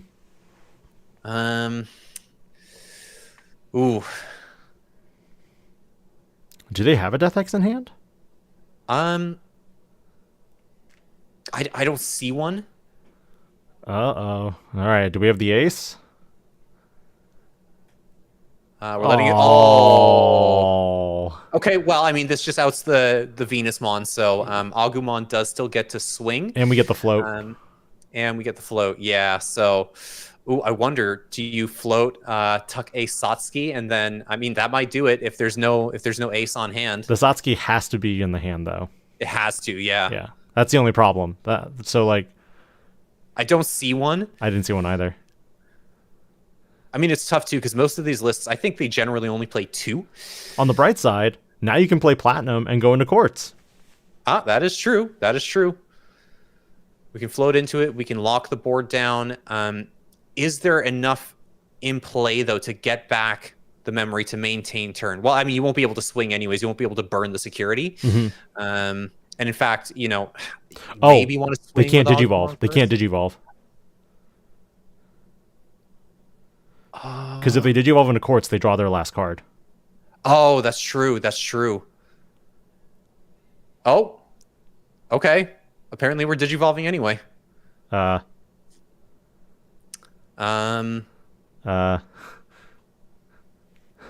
And oh, okay. But it doesn't matter. They have to win this turn. Yeah. And the Platinum Numemon does not have Rush, so. And now you're down to 0 memory. The last Satsuki probably is insecurity. Has to be. Yeah, it has to be at this point. I mean, what do you... I would just at this point scoop and like sure you can delete their board, but like at this point I would just scoop. Okay. I mean, we're gaining 2 memory, but yeah, like if you don't scoop now, you I would have scooped already and just gone to game 3. You're not even scouting for information at this point. I don't know. There must be something I'm missing here. There must be a line, but on the bright side, if they draw, that means our I think we go to 9 undefeateds or 8 undefeateds. Yeah. Okay. What are we? Okay, they're scooping it up. Okay. Yeah. There we go. There we go. Yeah. It's just not gonna matter. Can we find out what was in the last security? Come on. No. Come on. No. Crimson Blaze. Crimson Blaze. No. Oh. Okay. It was a bomb. It was a bomb. Oh, that was a nail biter. They were going back and forth, but that was just game 2. Yeah, that was a marathon. That was definitely a marathon. Unless I missed something, I'm pretty sure that was game 2.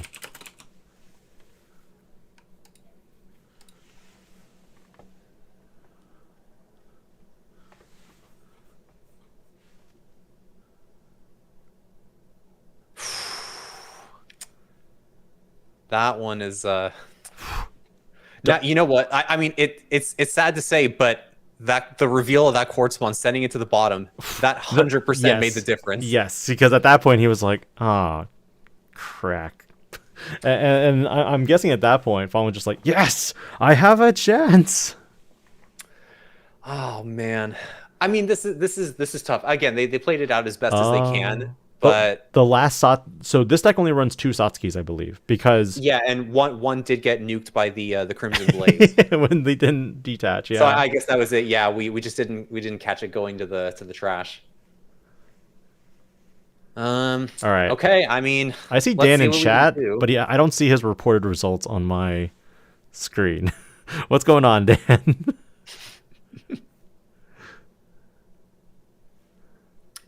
Let's see.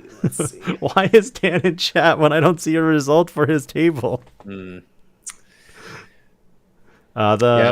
first Satsuki got nuked by Crimson Blaze underneath a Numemon, and the second one was played later. All right, so Numemon going to start with Suno. I think Suno was the first egg. Into Chumon, into Greymon. Okay, and there we go. Platinum Numemon. Pretty strong opening hand. That's as good of a start as you're going to want for sure. There's nothing on board to start, reducing security checks, anything like that. So you're going to get some decent chip damage in here too. Okay. The other Marcus, we're just going to choke to 1 and, he can turn into a Digimon for free. Now, the only thing I don't like in this particular case, though, is that Marcus hybrids usually they're not playing any of the level 5 Rise Grays. Correct. So you don't have any way to recover the Marcus if he does swing in. Now, granted, it's still a free swing in a lot of cases, but this particular play feels really bad. Like BT13 would have been better in this case to just take the Jeramon off board and stop them from reaching the Monzi. But I mean, at the end of the day, no damage has been done. It's not the end of the world. And the other thing is your only target really is the Geo Gray. I don't think Marcus hybrid decks typically run. No, they don't. Some of them I have seen the old starter deck Geo Greymon teched in just as a way to pop Ukomons if it pops out of security. But you can't digivolve into it on the swing, I don't believe. Okay. It's gone. That'll do it. It's gone. See, this is what I'm talking about. But like there's a There's a resource burned. You do get the draw. You still have your Agumon in play. So yeah, we're just going to go for it. Get a little extra chip now. Okay, and yep, they're down to 3. And another BT12 Marcus. Okay. Well, I mean, this Agumon is definitely getting answered, so that Marcus is going to sit out the next turn. Yep. I would be surprised if this Agumon actually survived a turn. Well, yeah, there it is. Yep. Okay, and do we have the Tamer? I think, yep. Okay, well, there's a cheeky swing while we're at it if we want it. 4 attacks, but we do know that there are security bombs, which means that if you attack first... Crimson Blaze? Okay, well, do we have another Marcus? Do we have the BT13? No. Oh, but we still have enough to DP reduce the board. Okay. Yeah. That'll do. And the Satsuki is gone already. Yep. Okay, keep track, everybody. That's 1 down. That's 1. We have 2 swings here, though. I mean, that's still pretty brutal, and 8K is mighty big. Tried it? No. Against this deck. Okay. Ooh, and you... That's a lot of memory next turn. 5 now memory. You can't choke to 1. 5 memory. Or sorry, 3 memory. Minimum. 3 memory, yeah, because that Marcus is not a memory tamer, unfortunately. But 3 is still plenty to work with. We need an answer now, though, because that Monzemon X is going to punch for 2 again next turn. Both players have 3 security. Let's see. Chris is presenting game on board the next turn. 2 minutes left in the round. It's going to be close. It is going to be close. It's going to be very close. Now, you can answer this Monzemon X without worrying about it floating into anything because there's no Numemon X in the stack. And I think at this... Okay. Oh, Jet Sylphie. Yep. The one of. There we go. We're going to heal up. Hopefully that's something good. Oh, Venus. No. No. Shadow Seraphi. That's the most BM play. Jet Sylphie into Shadow Seraphi. Well, yeah, that's gonna be a little gross to deal with in 2 minutes. Which yeah, you can out it, and then it's just gonna blow something up. You're gonna get the recovery as well. Oh man, you know what? I clicked this art. I'm just gonna present the alt art. Go for it. Go for it. Be as sinister as possible, sir. Okay. Well, yeah. This is tough. That took lethal off from the looks of it. I mean, unless the second Satsuki is available with the BT14 Numemon, there might still be a way to get through this, but it's a tall order at this point. It's gonna be close. Because you do have enough memory, in theory, to go up into another Monze X. So, you know, that's 4 potential damage, depending on how you navigate the Shadow Seraphimon. Well, if you attack first with... Well, regardless whichever one you attack with, you're going to de-digivolve one immediately. And you're going to delete the other one. Well, that'll do. So yeah, we'll de-digivolve. Okay, so we're back to Monzemon. That might not be the worst thing in the world, though, because you will get to play another body out if you have another Monze X available to you. Wait, why are we revealing cards? The Numemon on deletion. Yeah, on deletion. Yeah, the searcher is on deletion. Yes. Okay. Don't worry, I got another one. Oh boy. Now if I remember, my Shadow Seraphimon there, the Digivolve is not once per turn. Last I checked. Correct. It is not once per turn, which is why you're gonna have to go into. Okay. All right. Not enough to delete, and that is time and round. So we are now in overtime rules. Okay, so Platinum Numemon. Yep. And somehow our camera shifted, but I didn't do that. Streamlabs.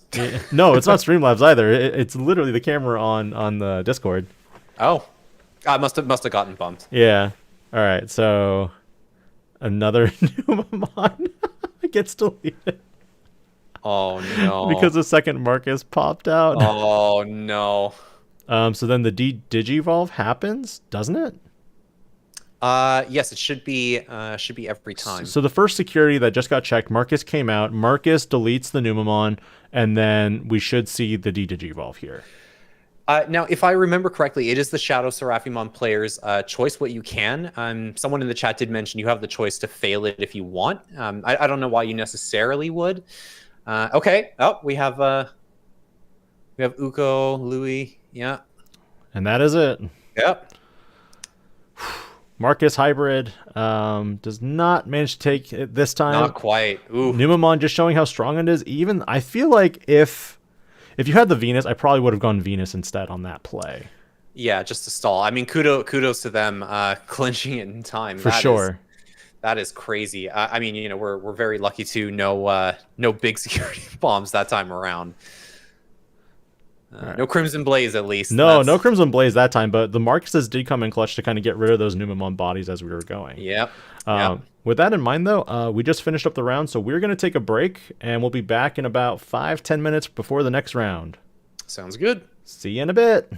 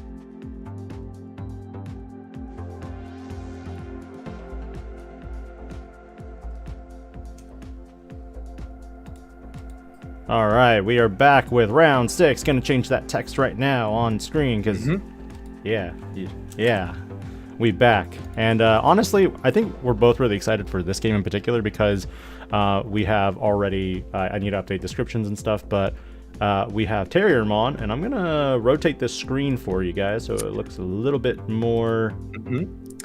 Okay, we got our Bukamon, and well, there we go. We probably just gave up the ghost.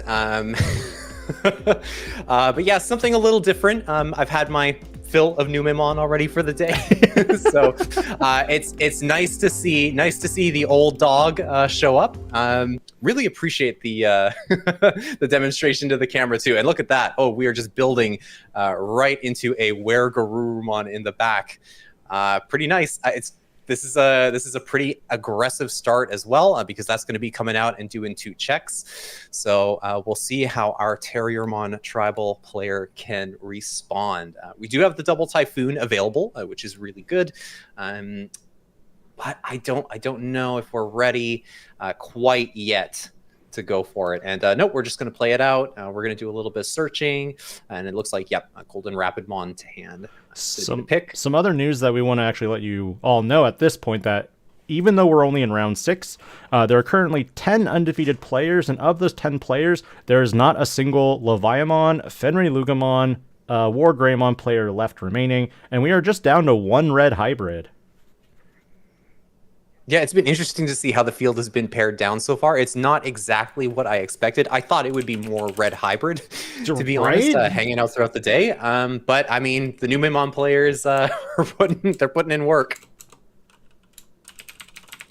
And there we go. Okay, we've got the new mat out of BT15, and it looks like we are grabbing the WereX, the old WereX as well. So probably a good meta call in this particular case to bounce some stuff and prevent any floaty action from everybody's favorite slugs.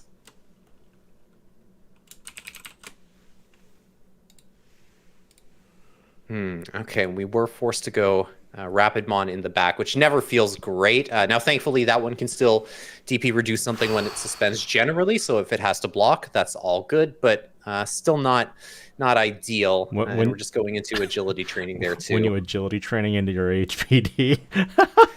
Yeah, I mean, that'll do it. Now on the bright side, you can't stack them. You can only use one effect or the other. That is the saving grace here. But this actually takes us back to a previous conversation we discussed, because in regards to Emissary of Hope, should HPD come back if you're going to leave Emissary of Hope at 4 copies?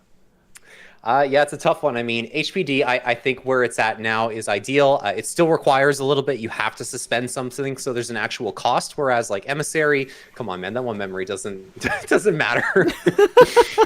It just doesn't matter. Gosh, and like the recovery on top of it too. It's too much value. The only time I personally feel that HPD is still broken is either going into Bloomlord or going into Quartz. In every other case, it's really not that offensive.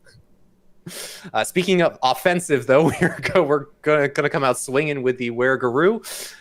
Yeah, just a Terriermon in there, a ton of small bodies, unfortunately, and here we go. And the fire rocket! You never want to see that come out of security. That one really hurts. And yeah, if we have the WereX, which we saw picked up last turn, we can bounce a body as well. Go for another swing. Are we just gonna see a quick one here? That's typically how Melga is, though. So you know, we have a few decks that we want to actually see too. Yeah, we might be able to scope out the field a little bit more. I mean, if we don't have a good answer on the crackback. Now, granted, there is only one stack in play here, and there is removal, well tailored to Melga. Melga only protects against battle deletion, but we do have the additional body on board now. So, gotta answer the whole field if you can, and we are digging for some more pieces. So maybe and there's the ace. Okay. We maybe didn't have the level 6 before, but now you can certainly threaten it. And yep, we're grabbing it. 2, in fact. Okay, well, I've never seen someone flex the ace so hard, but yeah, okay, come out swinging, no problem. Suspend with your Rapidmon, see what happens. Make it happen. And we are trashing 1. Okay, so I mean, big flex. This is tough. Yeah, I don't know. I don't know. I'm not sure. I don't think there are any DP boosting inheritables in the Where X stack right now. I So don't. theoretically, Mega Gargomon Ace off of a level 5 Rapidmon could maybe toe the line, or at least it could crash once. But then, of course, you're going to risk the overflow, and there is battle protection. So I mean, you could maybe stave off lethal, but I don't know. Oh, and we're just going to go right in, actually. Okay, so stunning those down is not bad, because now you can just attempt to swing over the Where Ace twice. That could do it. That could certainly do it. Let's see. Are we going to, though? You can't Digivolve, but you could Melga Well, Ace. can't Digivolve, though, right? Off of the Not right now. Mega Gargo Ace's effect. Not right now. Yeah. Is there battle? I think that... no, I don't see... oh, yes, there is an old Garuru Rex in there, so there is one instance of battle protection. Okay, we're going to clear the rookie first. Goodbye. Are we going to... Oh, okay. And, yeah, we're going to restand as well. Okay, that's interesting. All right, the mat is stunned. Well, I guess you don't have to deal with that stack necessarily right now. Because it is frozen in place. It's not like it's going to reboot, but we are just building back in. I don't know if I would have Digivolved yet, but And, okay. oh, we see the EX1 Garuru. I guess that makes sense. Play you can mats free play the mats. God, Yeah. double protection already. Oh. The Where Garuru play. I definitely now. Yeah, we got the one of this is a tough ask. Okay. Well, I feel like at this point, Steve is probably going to have to go into like a Quartzmon to kind of slow them down, because then you don't get the unsuspends. You don't get your unsuspend effects. It'll be really effective here to stun them. that is true. That is true. Potentially, we could still see a bounce, though, to out the Quartzmon. That would be the immediate response demanded. Maybe off of a Cocytus Breath. And there will be some overflow if that is the case. But one way or another, I mean, you have to do something. You have to do something, because 2 security is not going to cut it against the promo Where Garurumon. And if there's another Where X in hand, I mean, yeah, that'd be it.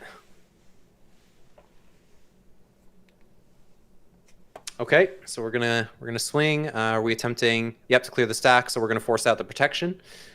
Great. But now if you swing again, you don't represent blocker, which is not great. You can reboot, though. It does have reboot, so I mean, I don't think it hurts necessarily to punch over the Where X. Wait, which one is reboot? Mega Gargomon Ace is blocker reboot, is it not? There is so much text on that card. It's actually insane. Yeah, everything I knew it it was does. a blocker.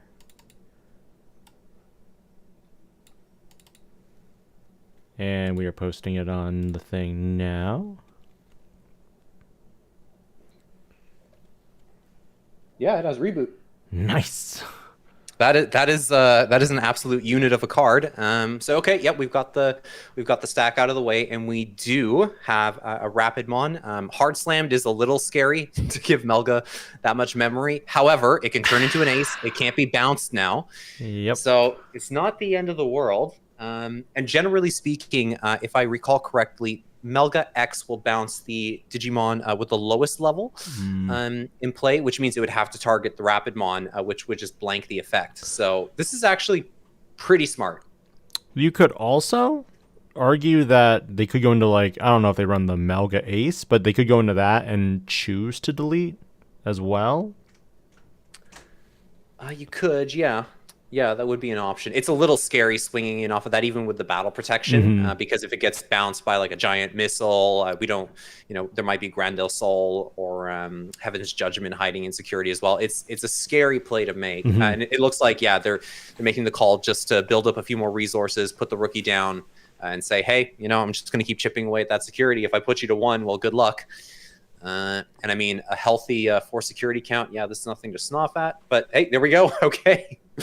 We're going into another Mega Gargomon for pretty cheap as well. Now we have double blocker reboot, and we can just stun down. Yep, the cool boy. I think that's probably the correct play. Okay, and we're gonna clear. Yep, clear the Gabumon. Just take it off. If we can keep Melga to 1 stack, this is a little bit better, and we're certainly stabilizing here, which is nice. You can swing here. This is a little risky. We always have to remember there could be an Omnimon or an Omni X lurking in security as well, which would definitely do the job.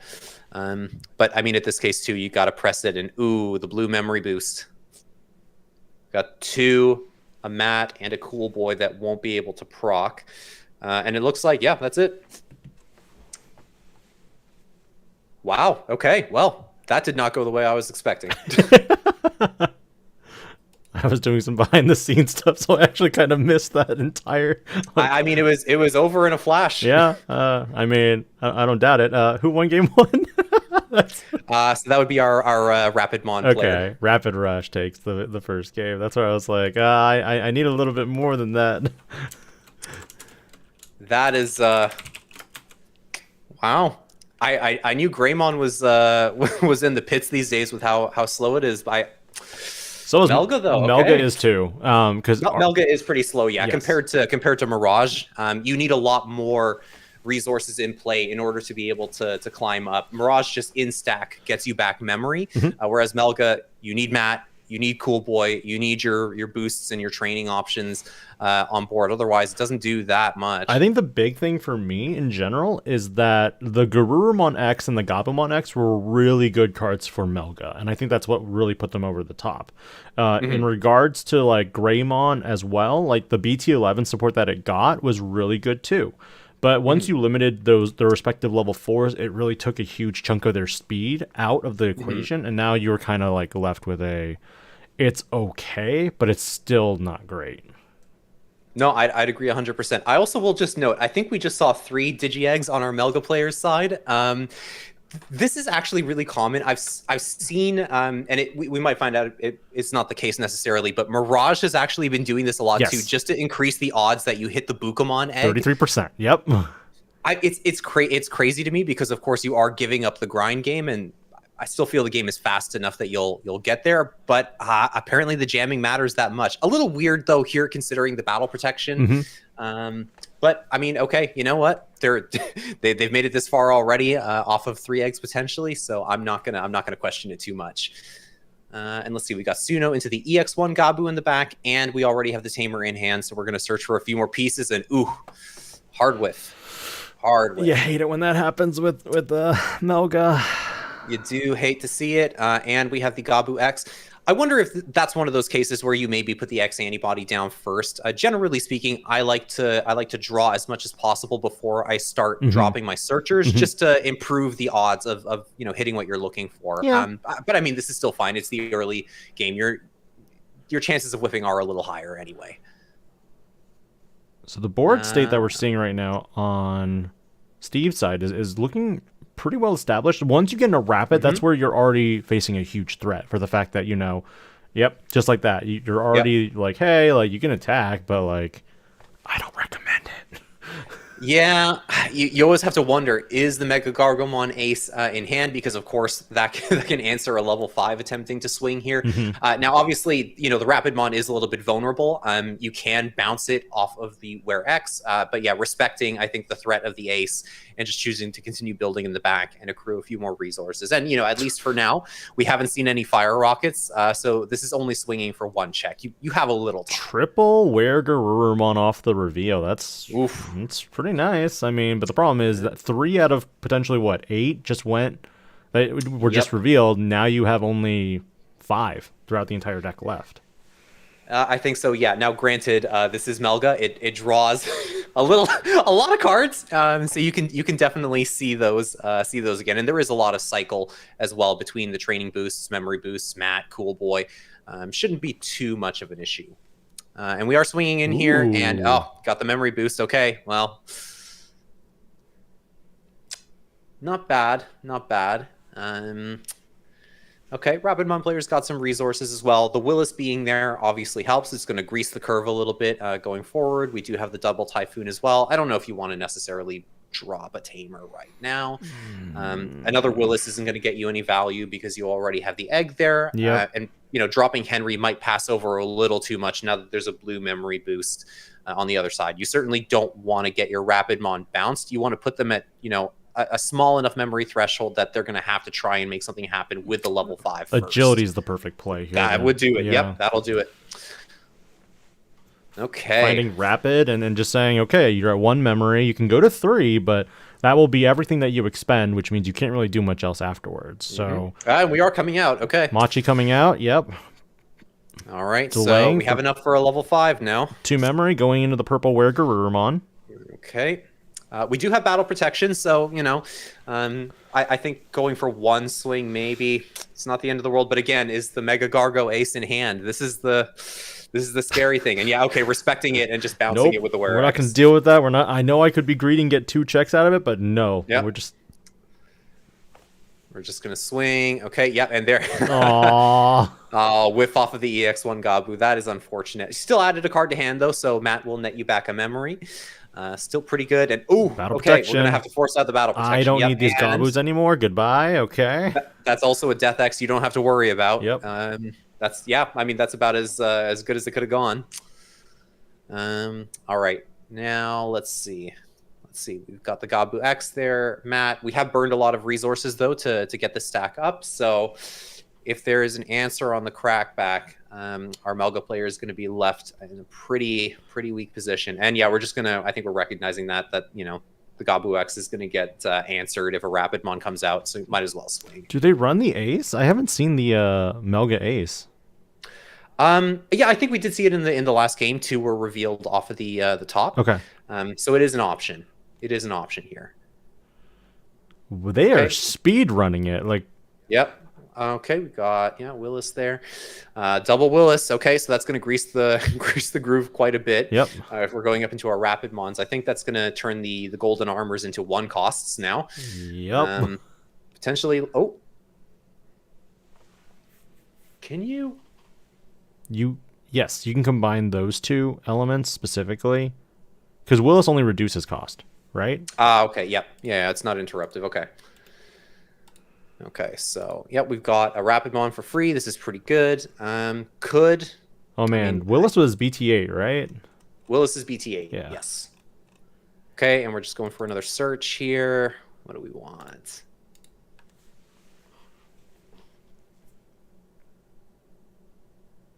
Do we want to stun the board down? Just go straight to the level 6? No. Okay, we're just gonna say I have access to it anyways, and now you can't bounce me.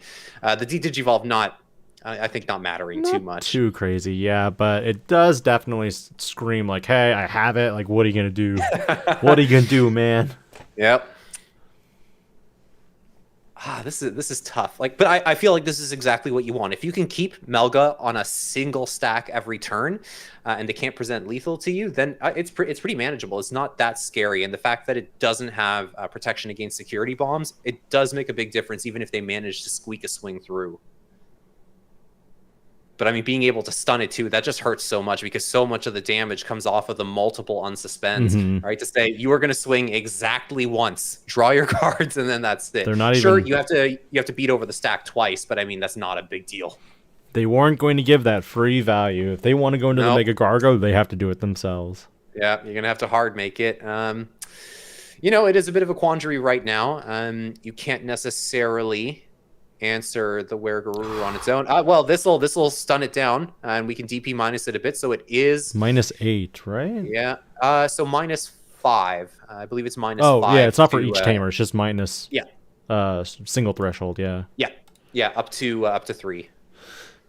It's not like Marcus, who's like, oh, for each additional red-yellow tamer, I get to do more damage. Yep. So this is pretty good. Okay, so we can clear the stack if we want to, and still, of course, threaten the Mega Gargo ace on the other turn. You still have battle protection, though. You do have battle protection, but I mean, do you have the 2 sources to trash? I think you can do it once. Yeah, you only do it once, but it's still kind of saying, like, you can prioritize my security or you can prioritize his body. Your choice. Let's see. So I really, if it's me, I'm too scared about giving Melga the opportunity to have 2 stacks. Even if I can stun them down at a certain point, I won't be able to, and that's where they're going to run you over. Oh, the other thing here is even if you attack into it, you could blast Digivolve into the Metal Garurumon Ace, and then also have the +1 from the Suno, since you did draw a card last turn off of its effect. So that is true. So it would be 7,000 DP, and it would also pass turn, because then you would be. Now, if it's 7,000 DP though, depending on what you swing with, you can crash. Yes. So okay, so we're gonna hard make the Mega Gargo Ace. Yeah, we're gonna stun. Okay, now this is a little better, and okay, we're forcing out the battle protection. And no ace. Okay. And yep, thanks to the inheritable of the level 5 Rapidmon, we'll trash the security as well, which is getting very, very scary now. Yep. And of course, yeah, we're just going to pass on the agility training, deny too much memory, and then we will reboot. Oh, value. Oh, are they not gonna? They should be rebooting here momentarily. Yep, they should be.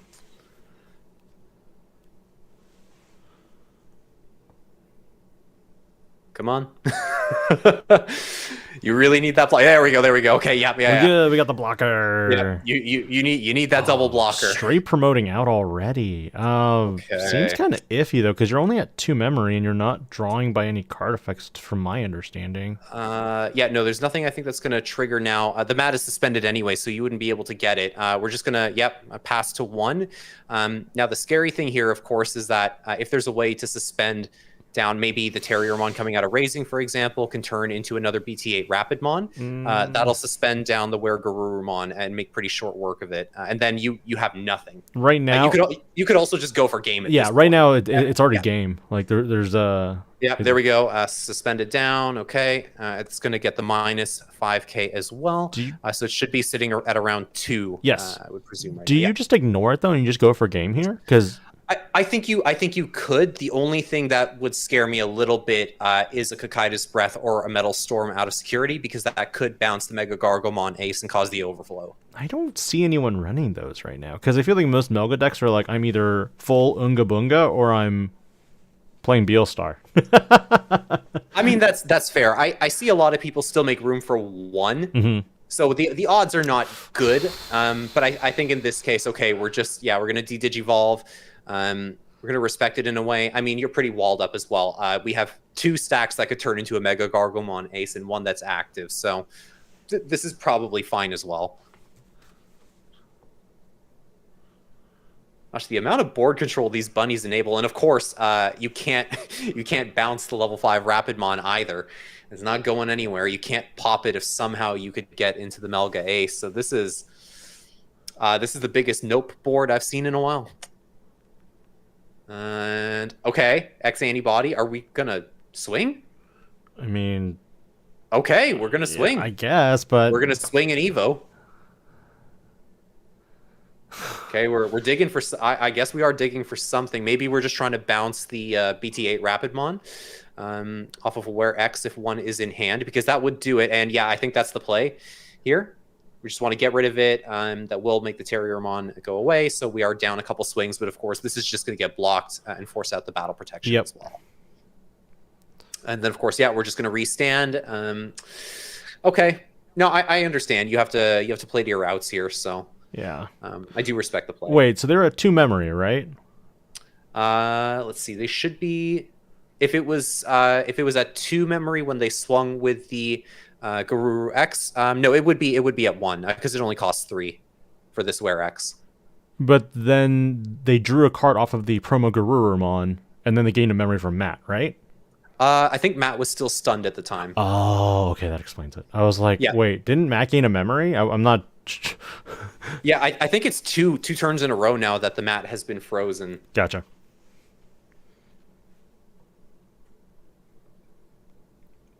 And I think, yeah, if you're making this play anyway, like, you want to put them on the lowest memory threshold that you can. Okay, they were put on 1. Okay.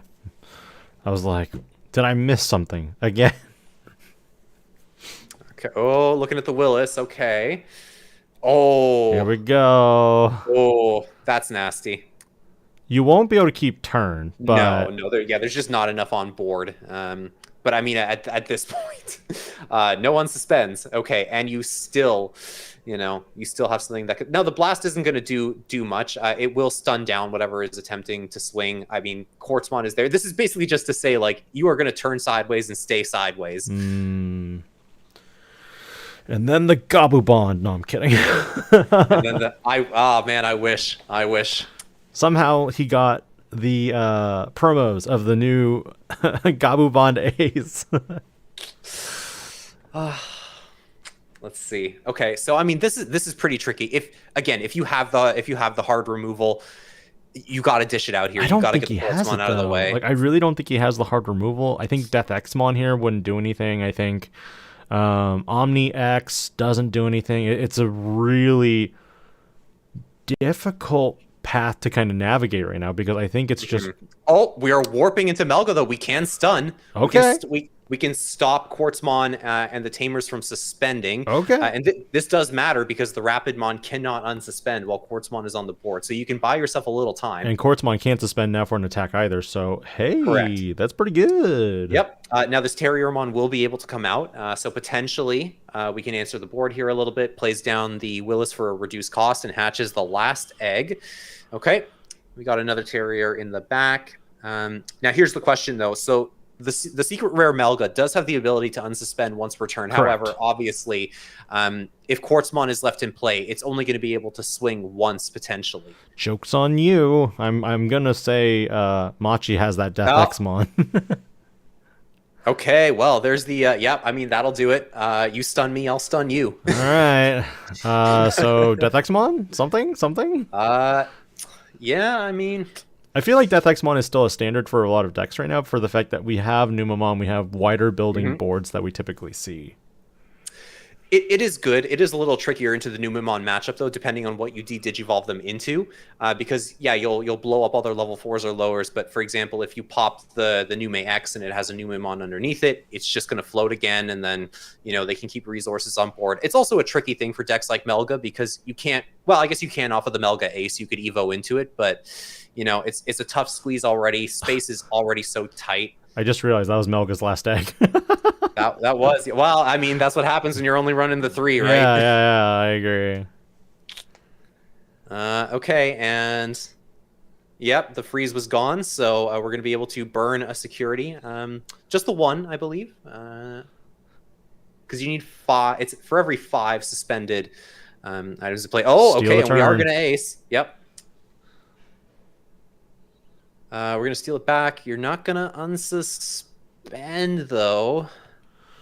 I mean, if you have an Omni X, for example, to out the Quartzmon, you got to do it now. But I mean, outing the Quartzmon means that everything else unsuspends potentially. Correct. Although the Mega Gargomon Ace would still be stunned for the time, so you wouldn't be able to block. But Omni X also costs what, 6 memory, potentially less if you go over something with an x-antibody in the stack. You can't go into it directly here either. Rapidmon.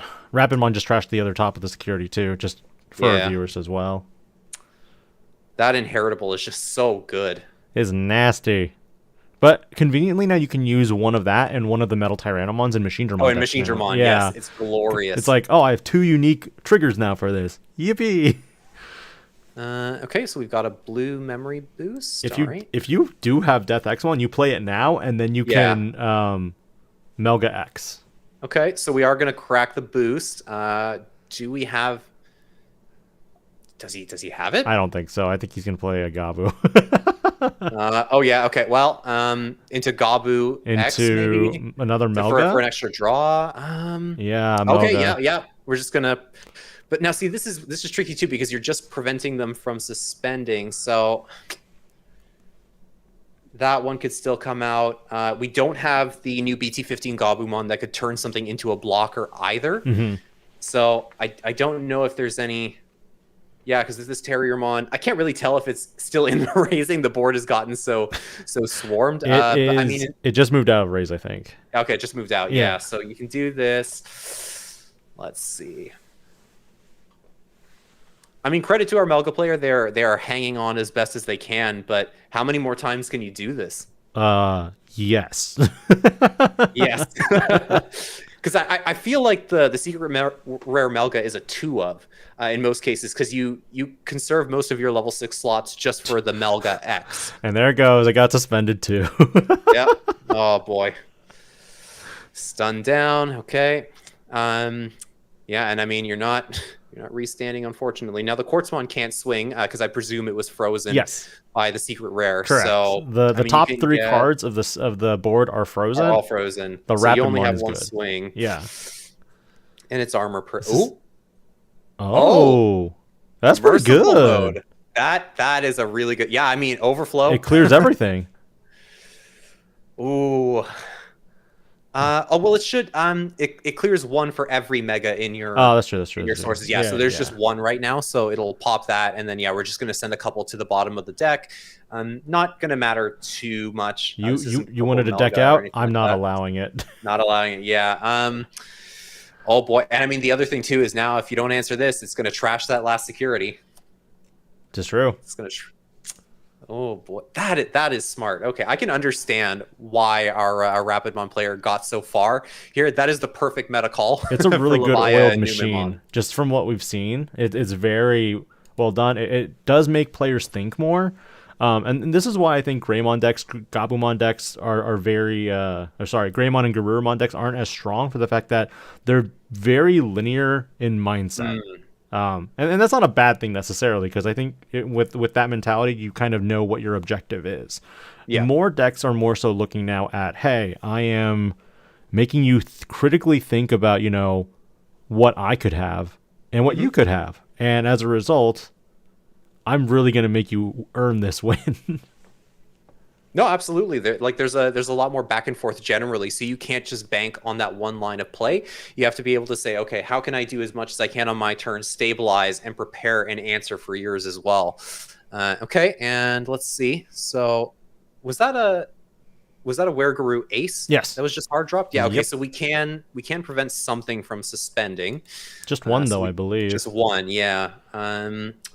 And I believe because the Melga X did not unsuspend, yeah, it couldn't bounce anything. Correct. With this one Digivolving effect, which is pretty unfortunate. So this should be. I feel like. Yeah, this should be it, right? I'm missing something somewhere. Well, I mean, theoretically, you can still ace over the Were X if they have it. But yeah, I mean that'll be it. Yeah. Okay. Well, Rapidmon Rush takes it. It rushed through that game and. Funny enough, it finished in about 30 minutes. Record time. Look at that. Okay, well, bringing it back to us. That is. It's. I am so happy to see that deck running as well as it did. I think we're probably all going to have to acknowledge now that if you get an advanced deck, you're doing well for the next format or two. You buy 2 advanced decks. If you want complete line of alternate arts from like the extra stuff that they provide you, you'll want to buy 4, but regardless, it's a pretty good deck. Brief update, it looks like our last red hybrid player was just knocked out.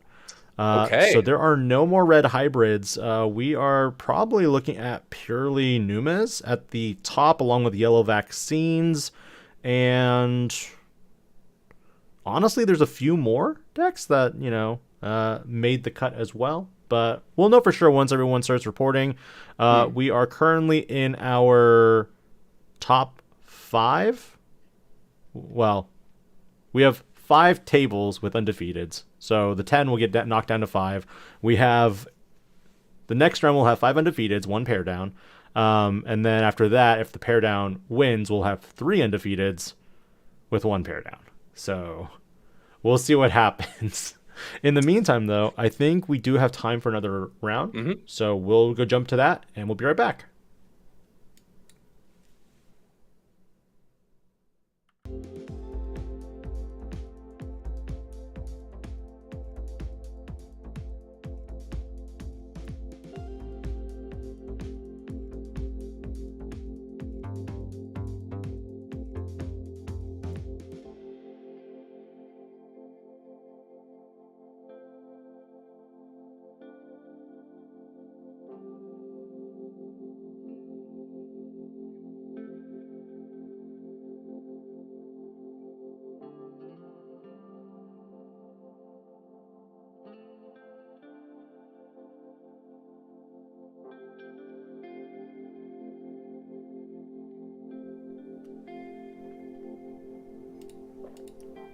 All right, we are back, and we are currently at table 1. It is Devas versus Yellow Vaccine.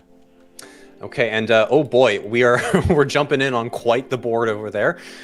We have Numemon, Juchaomon, a Mother D Reaper, and a couple of Davis. Oh, and there's a Fang Longmon there too. Well, yeah, it looks like I think the game just ended. Actually, this is awkward.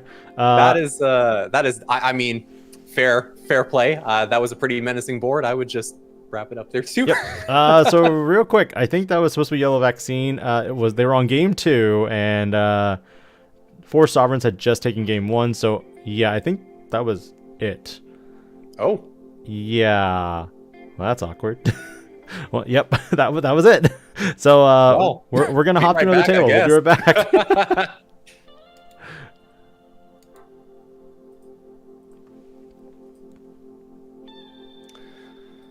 Okay.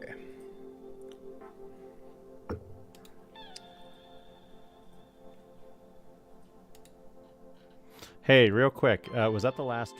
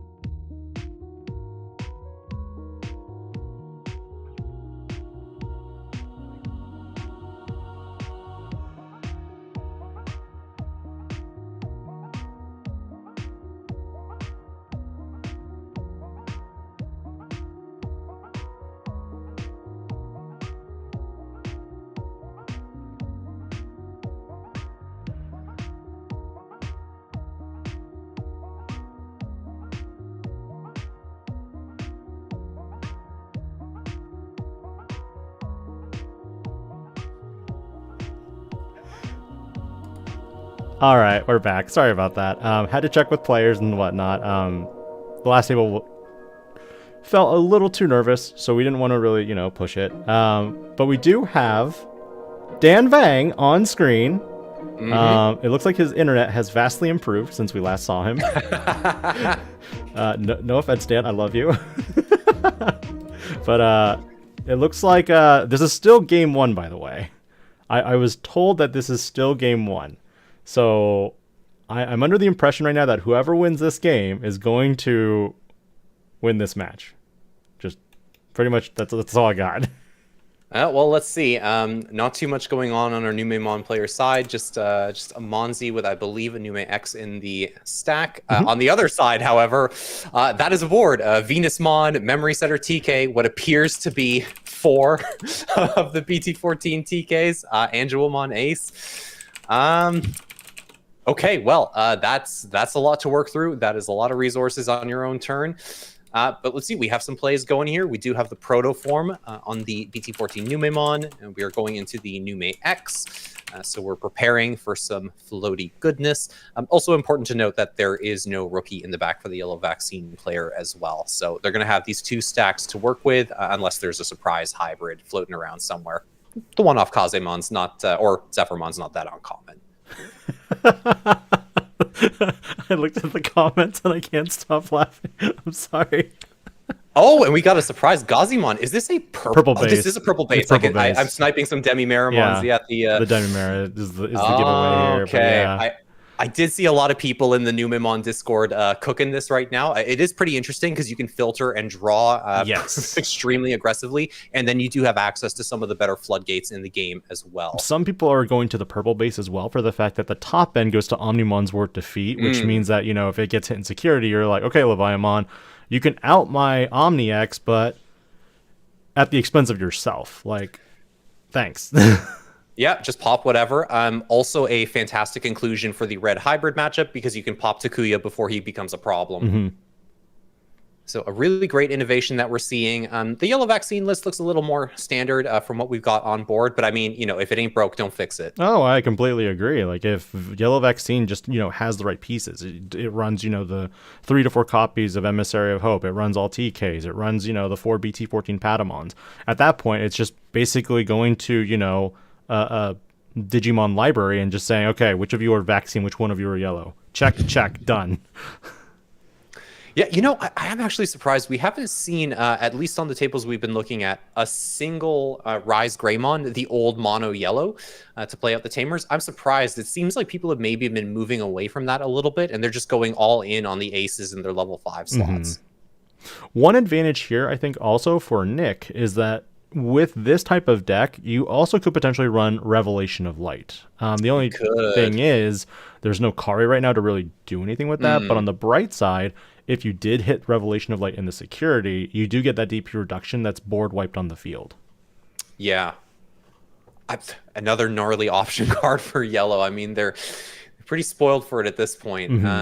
This is way scarier than anything like full power yellow hybrids was doing back in the day.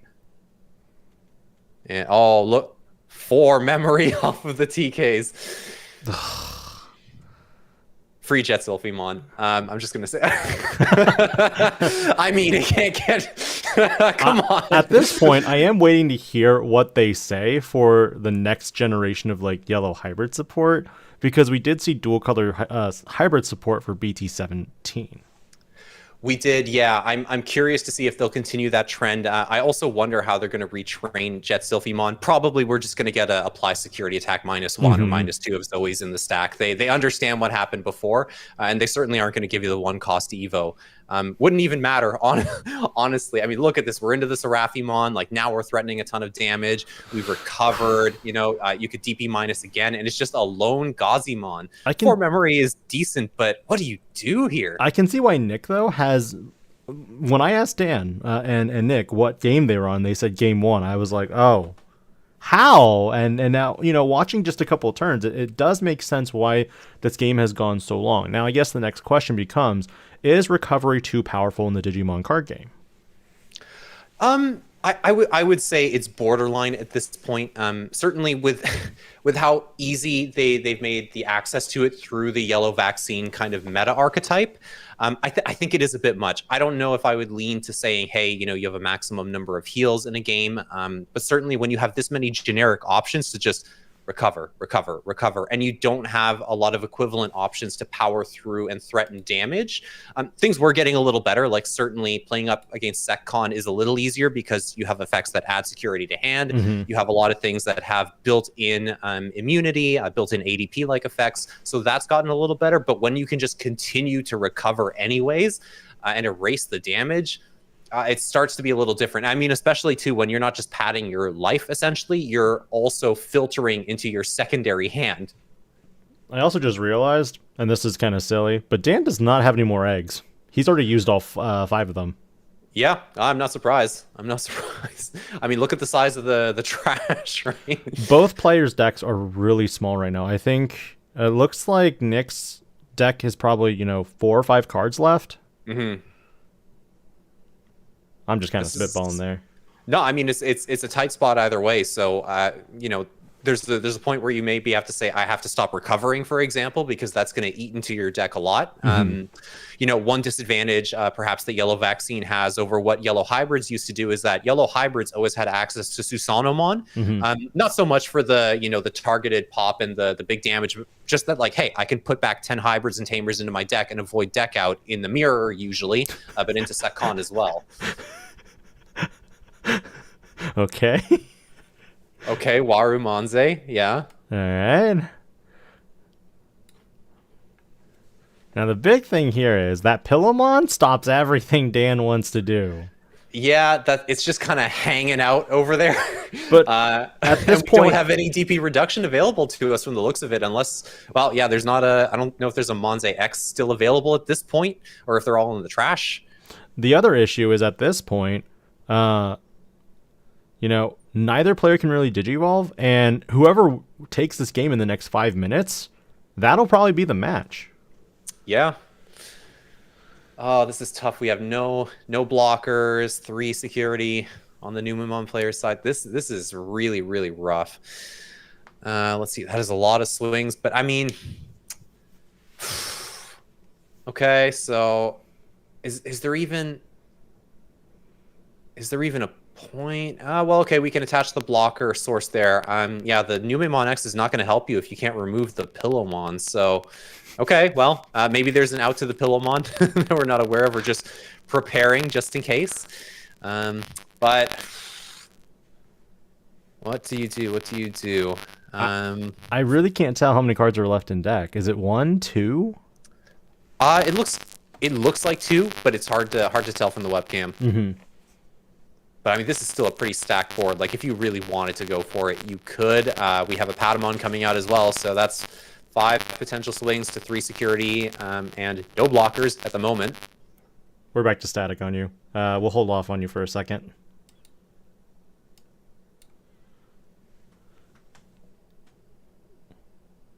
Looking at kind of what to do right now. I think at this point they're kind of just trying to figure out what the best play is, course of action, because there's not much you can do.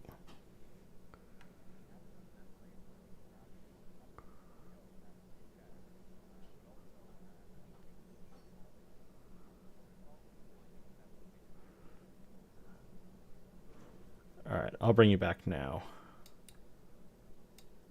Hopefully that helped.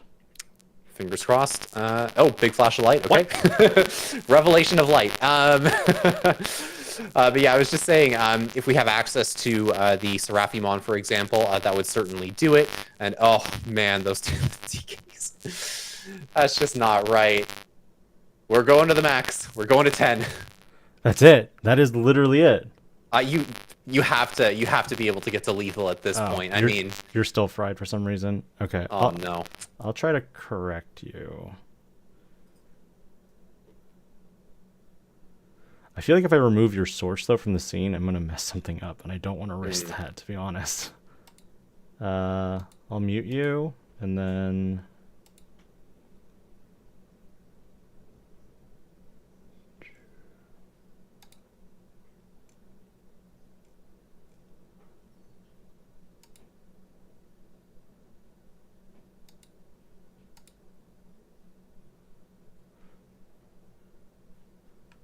I'm gonna try that, see if that fixes it. All right, bring you back now. Okay, well, let's see. So we've got 8 memory to work with now. This is still plenty. Let's have a look here. What are we going into? Please tell me there's another Seraph on here. Holding the TK, is that kind of hybrid? Okay, yep, yeah. Looks like we've got, I think that's the Zephyrmon. The crazy thing is, you sound perfectly clear for me. To you, yeah. So it's not my cable or anything like that. It's just has to be Streamlabs. Okay. 1 sec. Disable desktop audio on OBS.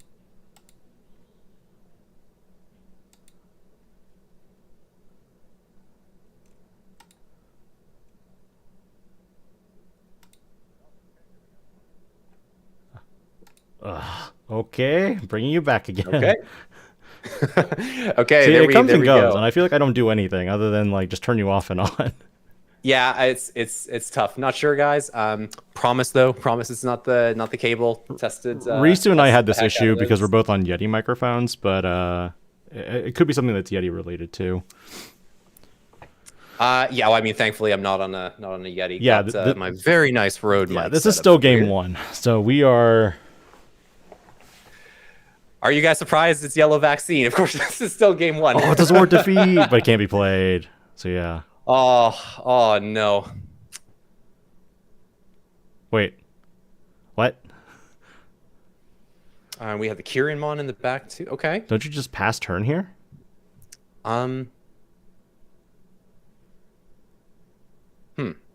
Right? Don't you just pass? Yeah. Yeah. That'll do it. What? What? What? Okay. Well. Deck out. Okay. Well. Yeah, time. They only have like 30 seconds left for. Yeah. Okay. Well, I guess yeah. That's the dangers of recovering too much, I suppose. I mean, because it's mandatory you draw for the Digivolve, and then afterwards you trigger the effect. I mean, the Waru stun only really would have stopped what the Pillowmon, right? Because Zephyrmon, I believe, is a 6 cost. So the one hybrid there, yeah, I don't think it was an issue of not having quite enough. Yeah, the Warumon's a stunned, so. And yeah, that's true. Angelwomon is it's an ace, so it's got a smaller play cost. That is true. That'd do it. So, are they playing another round game? Sorry, it looks like they might try to. I don't. I don't know. Hold on. Let me check the. Yeah, it looks like they're starting to play. Yeah, it looks like they're playing. Okay. I don't.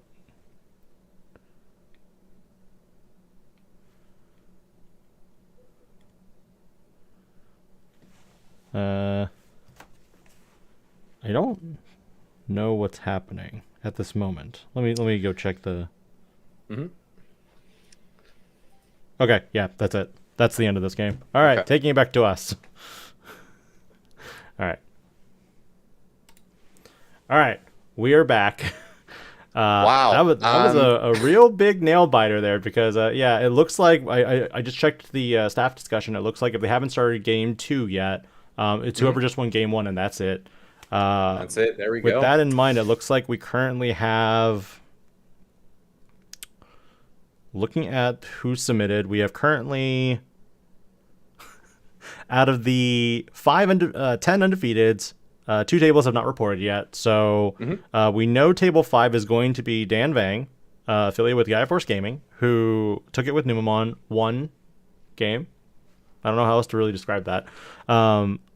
Anthony Mabry and Noel Furman. We've seen Anthony already on stream a little bit, so we kind of know what his deck is. Let me check what Noel was real quick.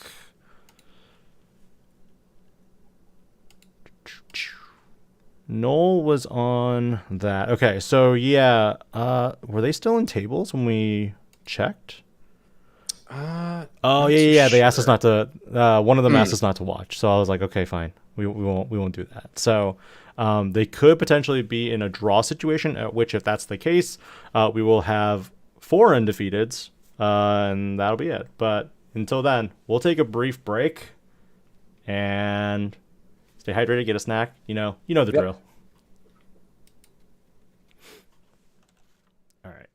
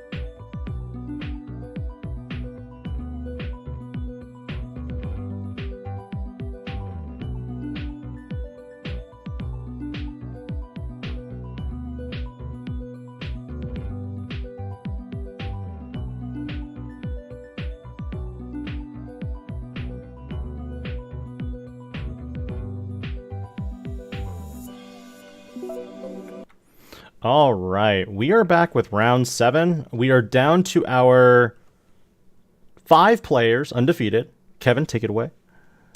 Well, it's a pretty interesting split at the top. So Numemon is pretty well represented, with 2 making it through so far. No red hybrids or crocodiles managed to squeak it to the end over here, which is a bit of a surprise for me. Even more surprising, though, is that we have a Rapidmon Rush and a Beelstarmon in the top 5 as well, which, okay, great. Yeah, absolutely. Sticking it through to the end. And then we have 1 for Sovereigns player as well. So a pretty interesting split, all things told. Numemon doing about as well as expected, but also good to see that there is still a shift in the meta, and that clearly people are finding their way past extremely aggressive decks like Red Hybrid and Leviamon. We've already seen how powerful Rapid Rush, Terriermon, the bunnies, puppies, whatever you want to call them, basically, because we've got Lotmon aspects, which is the bunny, and you've got the Terriermon stuff, which is representative of the puppies, and I'm just impressed with how well it's been doing. But I also think that a lot of the matchups that it's been going into is the hyper aggressive ones. So yeah, which it's really well suited to handle, because you have cannot play dot card as right? your top end. So I mean, that's gonna help, definitely.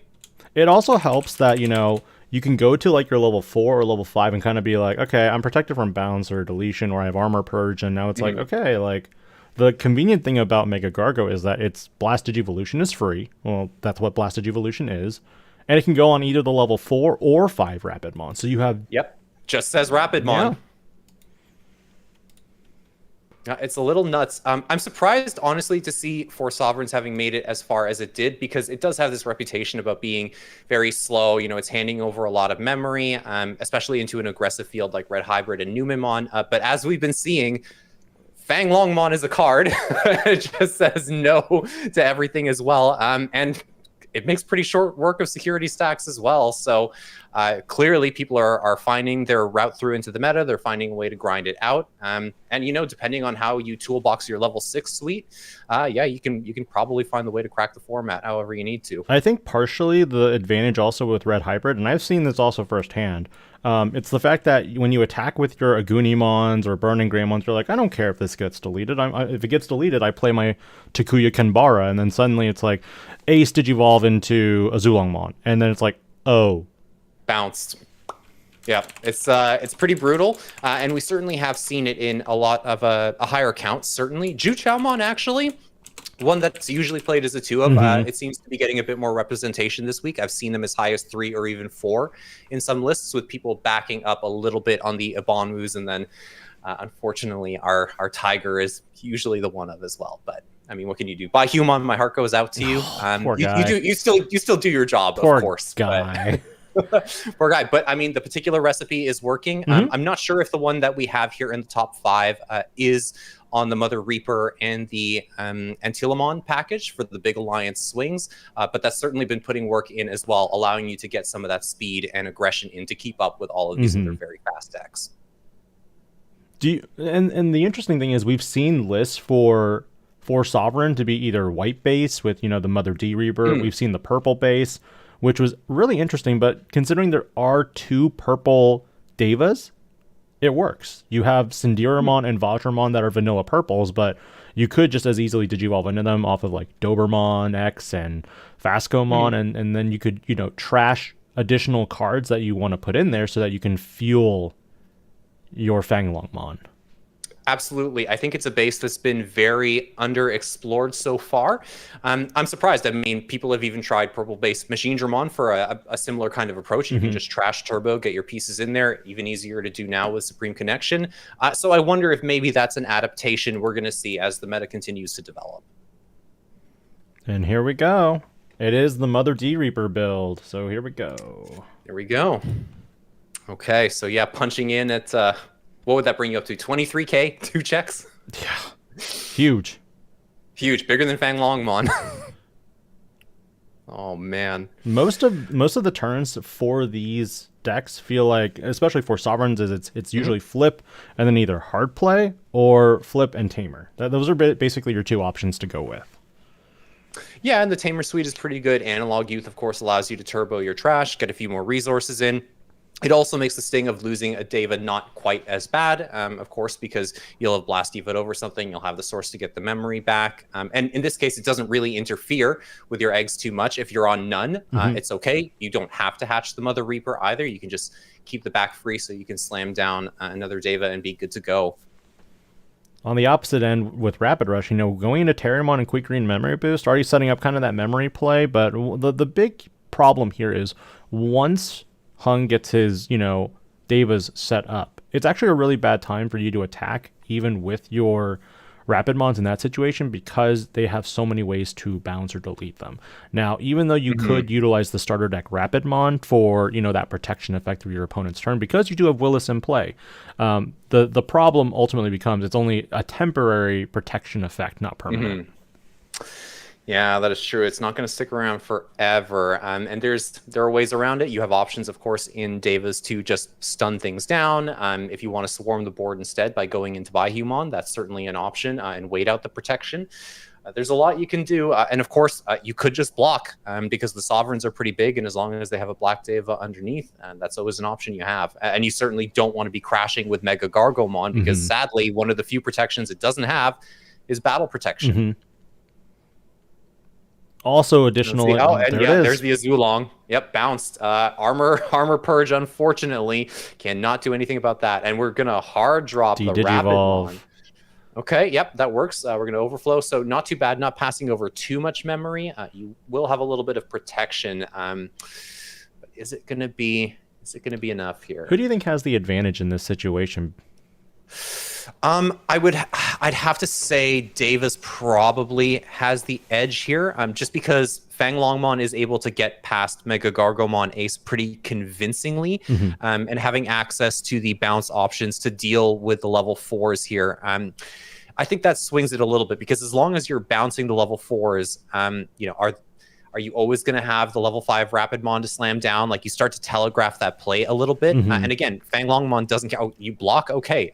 Enjoy the overflow. I'm still going to trash security on the swing, right? That's the tricky thing. Because right now, you pass so much memory over with your Rapidmon on play. And even though it overflow, I mean, you can just play another Deva here, draw, and then since there's nothing in your raise, you can play another one. There's the Katoramon that we've been looking for, because right now you have 2 Digimon that can give you additional security attacks. You have one that gives piercing, and you have a blocker that's, ready and waiting. It's a pretty big field to play into, and it's a little tough. I mean, you could, in theory, do a lot of work, perhaps with a double Rapidmon play, BT8 specifically. You can come out for, of course, Digivolve into it. You can stun 3 down if you have enough Tamers, of course, in order to prevent basically the Devas from going ace. Now, to be fair, though, you need to find a way to go into an additional BT8 Rapidmon, and at that point, like, things start to get a little hairy. A double Typhoon, for example, I believe it only plays out the Lopmon or a Tamer. No, that's the Terriermon, the starter deck Terriermon. So you could in theory spawn the second body, but those are a lot of resources you're going to have to burn in order to reduce the field down, right? And again, that's just to clear the current board. And as we know, Davis can just say, okay, great, slam. Here's another one in the raising. Good luck pulling that off again. Mother's just like, I can't be touched. Yep, unaffected.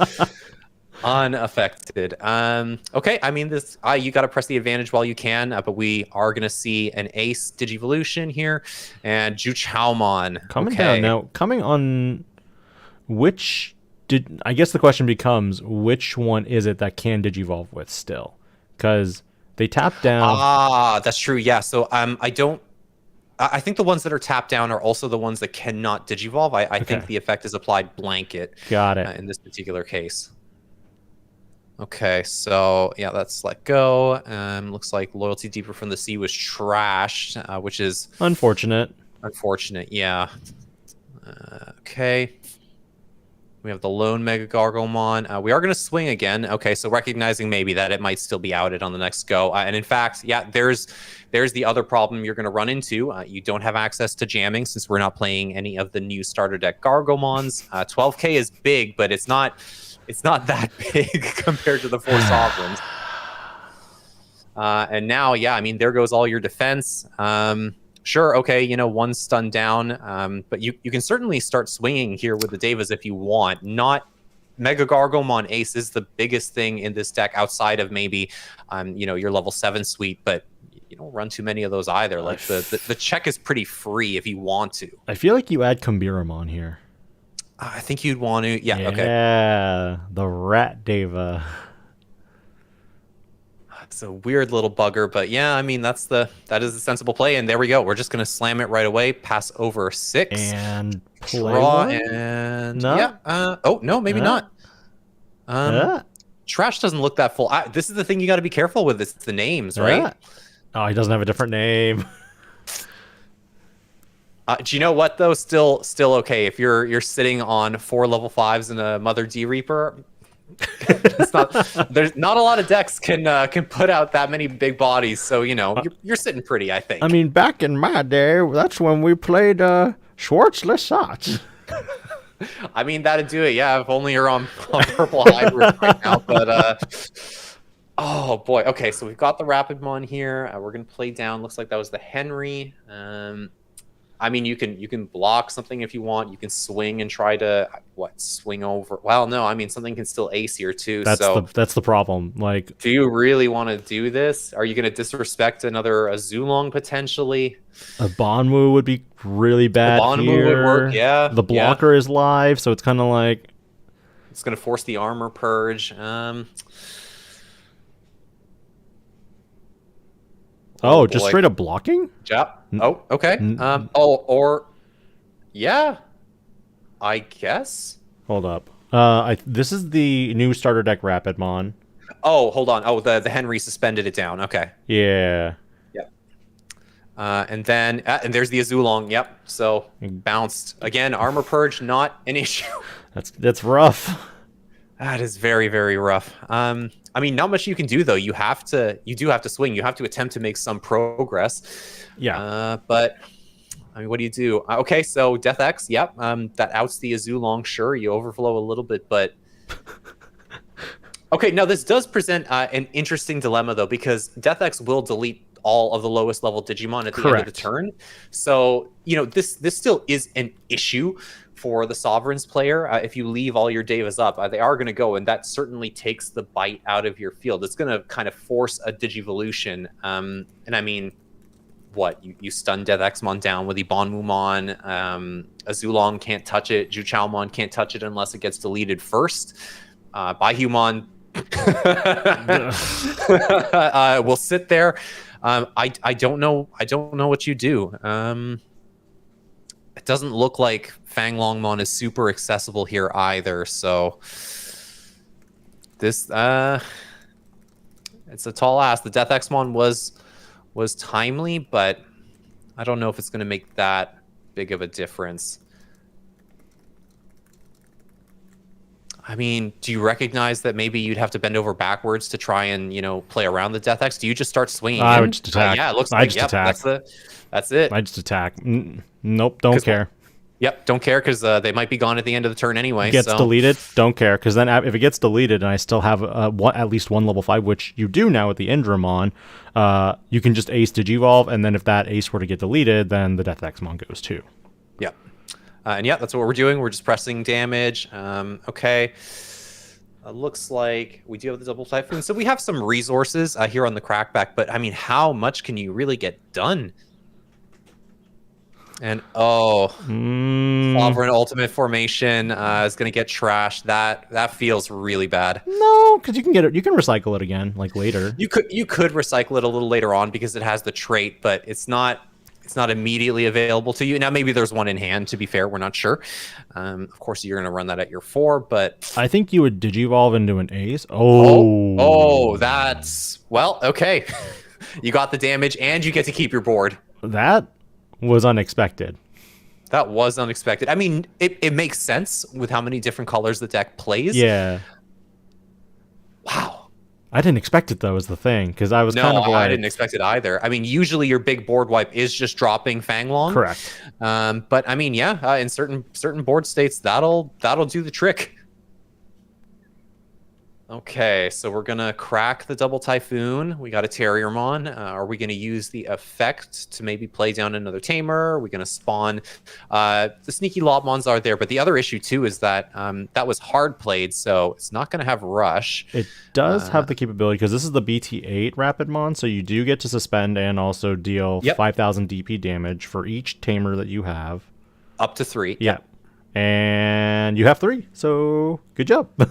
Okay, so we've got a couple Devas down to 2,000 DP, but how do you close the gap and take them off the board? Well, I mean, you know, there is enough memory here. You could just drop another Terriermon and go into another BT8 Rapidmon if you have it. You could also go into the starter deck Rapidmon to... You wouldn't Digivolve anything, but it would have a... Okay. Oh, yeah, okay. Well, my bomb turn. for bomb. Yeah, there we go. All right. Yeah, that'll do it. That'll do it. Okay, that board is looking far less intimidating. Still one Deva up, of course. And since we do have a Rapidmon up now, this does make that Rapidmon scary for potential... Yep. Okay. Oh, no. There's the dragon. We did get rid of the other Heaven's Judgment as well, which... Okay. That's probably all of them in the trash now. Yep. Let's see. And of course, those analog youths are going to provide a little bit of padding as well. But there we go. The Azulong just saying, get out of here. Now, if only Mother D Reaper could attack, because that Azulong can check 2 security next turn. Yes, it can. Well, I mean, you're sitting pretty. The security count on the Sovereign side is looking pretty healthy. Not too much damage is going to be coming out from our Rapidmon Rush player on the other side. So I feel like you hard play a Rapidmon here if you have it. Yep. Well, there it is. Got to play to your outs. Yep. Digivolve. Okay, we're going to maintain turn. You have, you know, now you have board protection from bounce and deletion. And you have a Rapidmon set up as well. So you're kind of just like, I dare you to attack. I dare you. Now, let's see. Is that 3 Azulong aces we've seen? In fact, are we... Okay, we might just end up seeing it anyways if we're about to drop the Fanglong. But, okay, so if we're going to refresh the Azulong aces, that is going to matter. They'll be at the bottom of the deck, granted. But being able to recycle those is pretty clutch. Yeah, while this Rapidmon is protected from Digivolve... That one is. Or bounce... Wait, is it DP reduction, de-digivolve, and bounce and deletion, or is it just... It can't be deleted, return to the hand, or return to the deck. Okay, so it is still vulnerable to DP reduction. Yeah, it can't get around DP reduction, unfortunately. So Fanglongmon. Nani? That's gonna do it. Okay, so we're gonna blow that up. We'll refresh some of the resources, which is gonna make slamming the Devas in consecutive turns a little bit easier. And oh, no, What? we don't have enough memory for 2, do we? No. No, he's returning 4 to the bottom of the deck for the board wipe. He's choosing 4 for the board wipe. Yeah. I was gonna say I didn't see where the Sovereign Ultimate formation came from. No, it was he was just no. putting that to the bottom. Yeah, okay, I was gonna say that would. Yeah. That would be BM. Oh boy.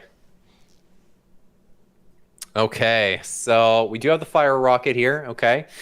So we can dish out some damage. I feel like I've seen this type of gameplay before where, like, you know, they're like, oh, I'll give it +1 security, and then they attack, and it gets a Zulong, and I'm like...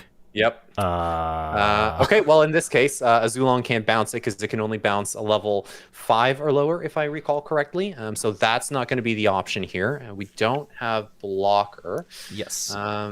This is a little awkward, too, because, okay, you can stun the Indramon. You can stun an Analog Youth, I guess, but... Fanglongmon doesn't care. Yeah. I guess you could stun it with the Henry. Yeah. Yep, because it's a tamer effect, and it gets deleted. Oh, overflow.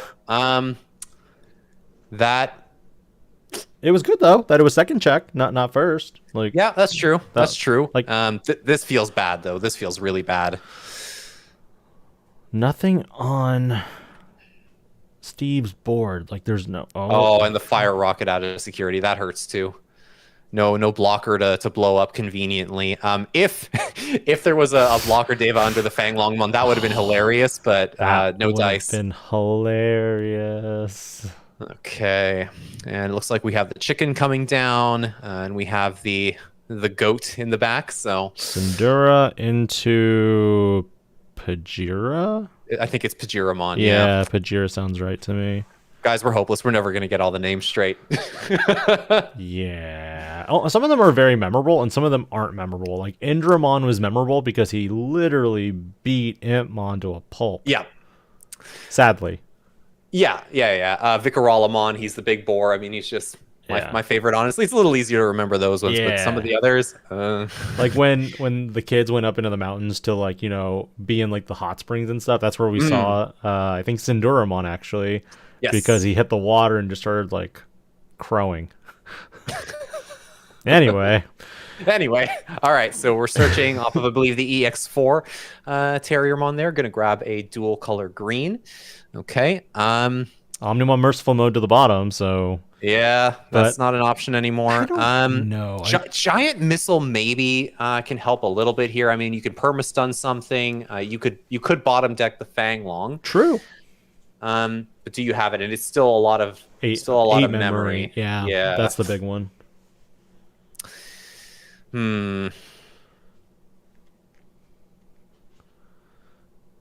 Okay. Looks like we've got probably a Golden Rapidmon coming down potentially. 2 memory up. Okay. Yep. 2 memory ups first. Okay. Okay. Here we go. Yep. Now we're gonna tap down the Willis. And there's Golden Rapidmon. Yep. Okay. The starter deck one, not the BT8 one. Yep. Okay. What are we thinking about? Giant Missile. It's in his hand. Yep. He's got it. Okay. Perfect. So we are going to tap down 2 targets. Yep. Okay. Then bottom deck 1. Okay. So you can hang on for a little. Oh, is the Indramon? Oh, no, the stun is up on that. So we can come out. There's 1 security left. But of course, you've got to respect the Mega Gargo Ace. How many have we seen go to the trash, though? I haven't been keeping count. I've seen at least 2. Okay, so it's still an option. The deck is pretty thick, though, and we haven't had a ton of card draw. And there's the Azulong. Yeah, we're just going to get that out of there. Sadness. The heavy Azulon counts are making the difference. And HPD. Yep. That is it for game one. That is it for game one. Okay. What? This is a tough one. These low to the ground decks, they can cheese a lot of wins out of conventional stack decks like Melga. You Greymon. Can run around Greymons. Yeah, you can even deal with Numemon to a certain extent because you have access to DP reduction. Right, you can do it consecutively as well, depending on how your armor purges go. That's fine, obviously, versus Red Hybrid as well. I'm sure Rapidmon Rush is putting in a ton of work because you can DP minus them on the block with the starter deck Golden Rapidmon, and you can't be popped by Emperor Greymon either. So you're doing well there. The problem is when you run into these big walls, and it looks like, yeah, a Zulong Ace, if it's not at 3, it might be running at 4 in this list, and that takes away a lot of your potential to go into the Mega Gargomon Ace. And as we saw there too, it is not a safe swing into security. All the sovereigns are 12k, and Fang Longmon is 15, and you're playing them at pretty high counts. So yeah. It's rough. It's really, really rough. This is a tricky thing too, because I feel like the Rapidmon Rush deck is one of the few green decks that doesn't have access to a lot of DP buff. Bloomlord, for example, is able to get big enough to punch over a lot of the sovereigns and can even punch over Fang Longmon, depending on how wide your board was when you went into it. Hydramon's already pretty huge as is, and Quartzmon is respectable enough that it can at least crash with a Fang Longmon. But in this case, 12,000 DP is your cap. Okay, yeah, there we go. Drop the cat. Yep. And there's the monkey. Maruki. All right. I'm ready. Double blocker. Just don't hit Fire Rocket, please. Yep. Okay, so we've got the agility training. The instant we got the in the flick back. of the rapid, get away from me. I don't want you. Yep. Okay. Oh, double. All right. We're setting up some good resources here. It's really nice. Probably Terrier to cycle. Yeah. Yep. Yeah, I think you have to.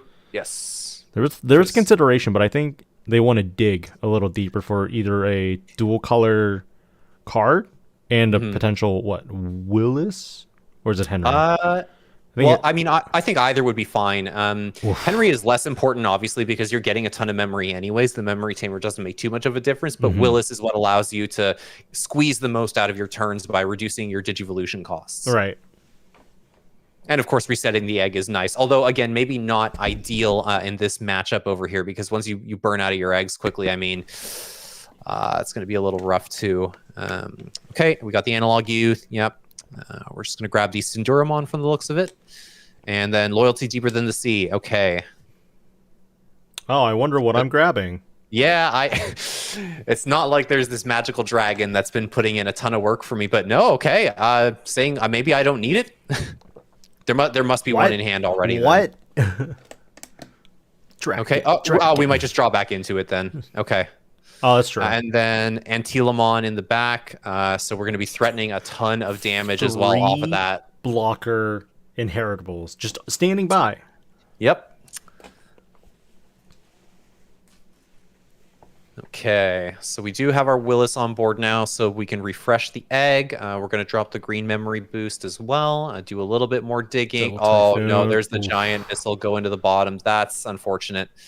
How many giant missiles do you think you would run in a Rapidmon, Terriermon kind of deck? 2? Yeah, in my list personally, I run 2, and then I bounce between either a Grand Del Sol or a Heaven's Judgment as my third spot of removal. But I find it hard to justify any more than that. I like it. It's pretty solid. I mean, it's tough. In a lot of matchups, it is just going to clog up your hand. It's just you really, really, really want it in this one because it stuns down a blocker. It's gonna clear a pesky body. Potentially, it can come down for cheap too. And again, it's your only out to Fang Longmon outside of your Heaven's Judgment. So let's see. I feel like okay. Yep, this is pretty good. Can only stun down one body though, because we only have one green tamer in play right now. So I'm not sure it's going to matter too. Okay, we are going to swing, so this will suspend and DP reduce if they want the Katuramon again, which will take that off the board. The question is now, are we about to see a Blast Evolution? I feel like you would blast, return the BT8 one, block. You could, yeah. If the other one Armor Purges down, though, and you bounce the BT8 one back to hand, it could re-evolve over the Terriermon, and then it could DP reduce some of your other pieces as well. So, okay, we're going to go with the Bond Wound. We're just going to stun it down. I think that's, yeah. Okay, that's fair. Yeah, you don't want to put the BT8 Rapidmon back in hand, because then it's just an additional resource there to continue stunning down the big bodies. Yeah. So, yeah, we're going to Armor Purge here. Okay. Delicately navigate situation. Who aces who? Okay, so we're gonna crack. Yeah, we're gonna crack the agility training, and we're gonna tap down the Willis. Digivolve with Rapid, I'm guessing. I would guess, yeah. So we can over. Oh no, we're just gonna go straight into the Ace. Okay, and we're gonna stun them down. Okay, well, that's good because it means that they can't be suspended for Alliance to allow Antilamon to swing for a ton of damage. Well, so the other thing is, shouldn't the... I believe a Bonwumon says that when you... Oh. Never mind. Because I thought a Bonwumon made it so that if you suspended with its effect, the Digimon can't unsuspend during the unsuspend phase. We'll have to... Or it can't unsuspend. I don't know. I'll have to double check that. Yeah, we'll have to double check that quickly just to make sure. Ebonwu. For each of your Digimon with a Deva or Sovereign trait, suspend one, and then during the next unsuspend phase, they can unsuspend. Yeah. Okay. Yeah. So, well, I mean, it doesn't matter because they just Heaven's Judgment did the big doggo, which, yes, it's a big doggo because Mega Gargomon's actual Japanese name is Saint Galgomon. Saint Gargomon, yeah. And it's based on a Saint Bernard. Okay, so the Antilamon there, it's looking pretty lonely. Looks like, okay, we're just going to hard make the Juchaomon and, yeah, blow up the Terriermon. I mean, why not? Why not? Out of here. Okay, this is getting really awkward now. We've got nothing in the back. We'll be able to hatch, okay, but how much are you going to get done at this point? Won't have enough sources on board for Heaven's Judgment to do too much. I mean, you could snipe one of these and not lose a body in return, which hey, you want to hear some good news real quick? The pair, the pair down lost. Okay. So we are down to our top two tables, and we'll have, I believe, next round will be final. Okay, there we go. And the giant missile putting in work. All right. Man.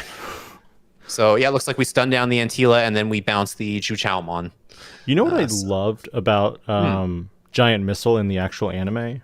It's the fact that after they fired, they smiled as they flew towards you. And I was just like, I did not know missiles had, like, facial features.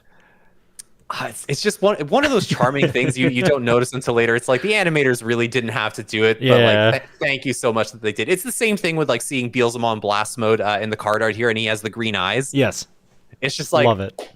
Thank you. Or Fist of the Beast King being able to use ignoring the color requirements if you have Beelstarmon there. It's that's perfect. Flavor has always been nice. Now I think the newest thing is definitely that with BT17 we have a Gallantmon that actually has a blocker.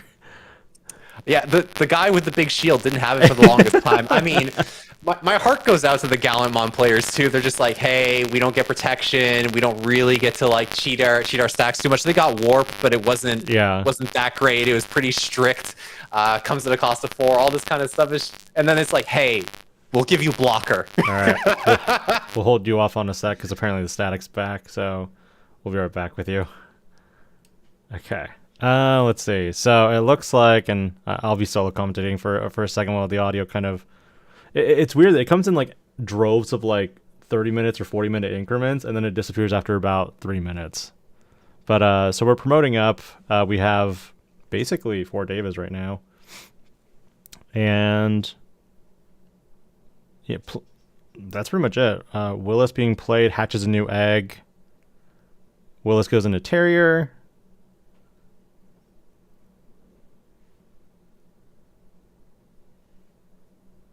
Agility training gets popped. Maximum reduction. Never mind, we're not using the agility trainings. We're just using Willis's first. Never mind, we're using the agility trainings and a Willis to go into the rapid. All right, bringing you back. We'll see if that's better. Okay.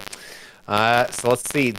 Again, this is a really tricky situation. I don't know that this one level 4 is going to get that much done, and you have to suspend to get any DB reduction off of this one here. So it's not even worth it to try and swing over one of the Devas. Like this is the thing. Like, okay, so yeah, I mean you can be protected for a little bit. That's fine. But what else? I mean, the Mimi tech here is interesting. Like again, in other matchups, this will allow you to sneak a rookie out of the back pretty quickly, assuming you're sitting on your level 5 or your Mega Gargomon Ace here. But it's not really doing anything in this matchup. Static still, unfortunately. Give me 1 sec again. Mm-hmm. Global settings.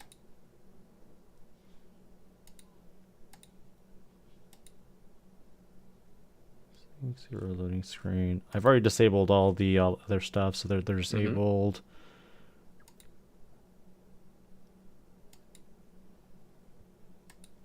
Yeah, I don't know where the static comes from.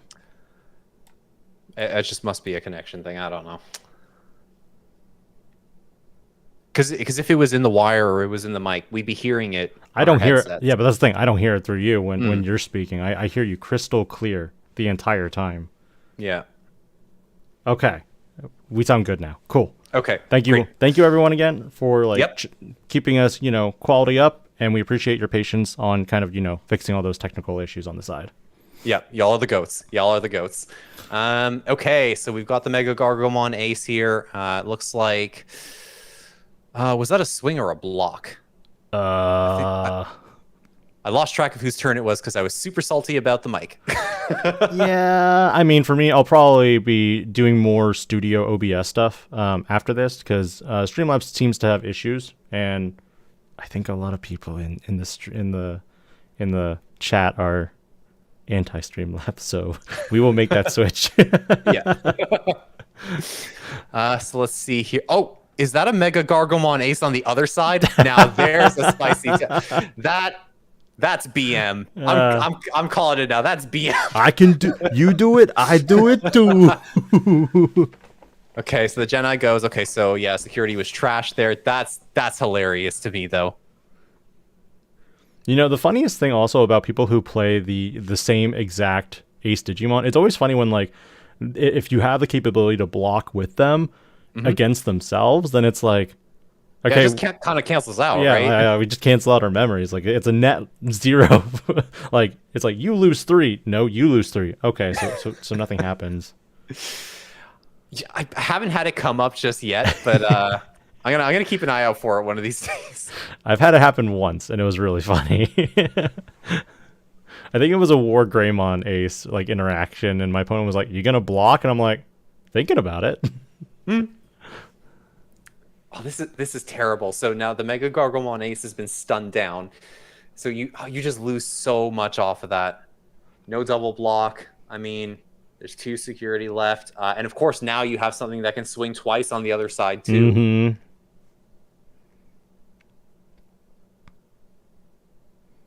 Now, thankfully, at least it's not going to pierce through because you do have to be a Sovereign or Fang Longmon.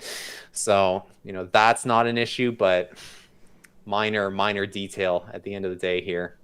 Oh, they have a Rapid, though. So They do have a Rapid. So, yeah, we can suspend it down for now, but you're not going to out that unless you have a way to reduce the DP even more. Or if you can de-digivolve it, you can at least overflow and maybe try to extend a little bit more here.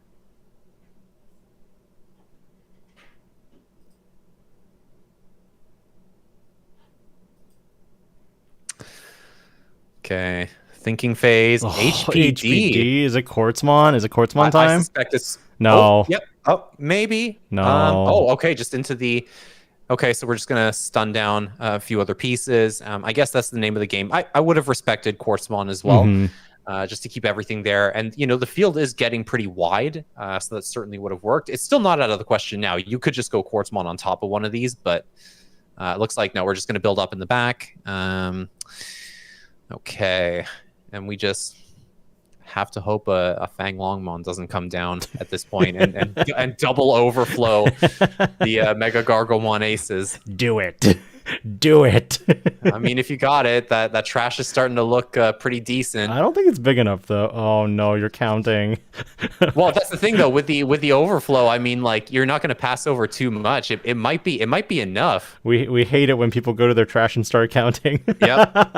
It's a scary thing. If you're the rapid, yeah. Oh, there it is. There it is. There it is. There Yep. it is. Just... It's enough. Hey, get him out of here.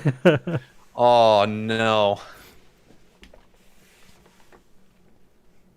So you gotta just return 4 of them, and then DP reduce.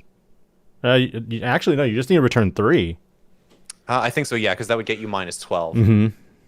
Because yeah, no DP boosts. No DP boosts in play, unfortunately. So. Okay. Yep.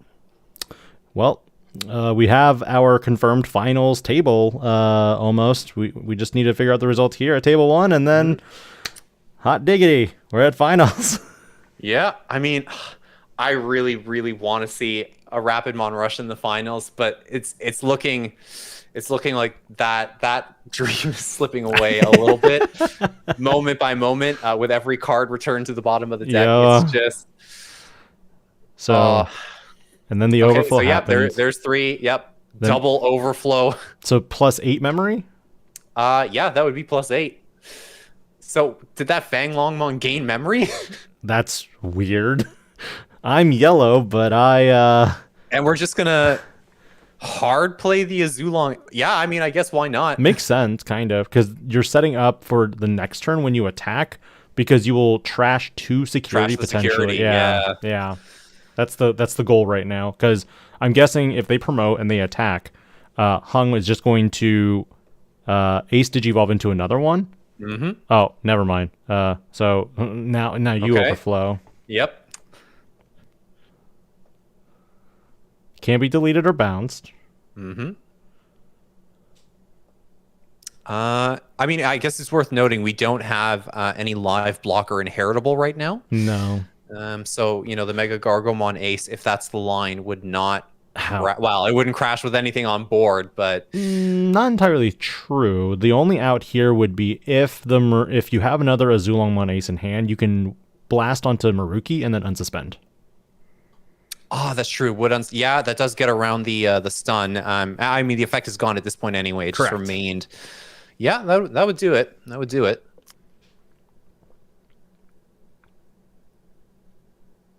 Okay. We're checking our trash. We trying to see, do I have any giant missiles left? Why are you checking your trash? Yep. You're green. You can't do that. I run Schwartz-Lasatz. I don't need a purple source. I'm just that cool, man. Let's see. Yep. Yeah. There it is. Okay, so we're gonna stun down. I presume. Yeah, the Makuramon, you got to stun that down. The Azulong, and then yeah, it looks like we're gonna stun down the Vigorolamon as well. The problem here is we don't know. There it is. He pointed at Maruki and's like these. So Maruki and Mahiramon cannot digivolve. Okay. So yeah, Monkey and Tiger for viewers who aren't as aware of all the David names. Okay. Okay, we're just discussing the memory quickly. Just make sure we're at the same spot here.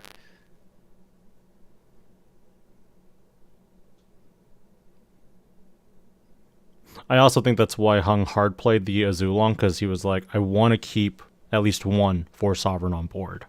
The problem here is there's also 3 security. Doesn't do anything though, right? Well, okay, you can blow up the Azulong. You'll get back a little bit of memory as well. You're only going to out one. Oh, it's not level highest 6 level. now. It's not highest level. It's It's level 6 or lower. I think for every level 6 or lower that you have in your sources. Last I checked. yeah. Okay, and yeah, I mean it can't touch the Fanglong, unfortunately. Aw, Fanglong loses all the ammo. Now on the other hand, well, no, I guess you could still DP reduce the merciful mode on the swing because it's only 15,000, right? But you don't have any cards in trash now. Oh, that's true. He did return them all to the bottom of the deck. Yeah, Okay. that yeah. Okay, so this is an interesting play here. I mean, if the stack survives, you do get to burn a security, so you'll have the Sovereign's player down to 3 from the looks of it. It's a lot of work to do 1 damage. Man, how did your static come back in like 10 minutes? Big sigh. You Big wanna sigh. turn off, turn on? See if that does anything. Yes, sir.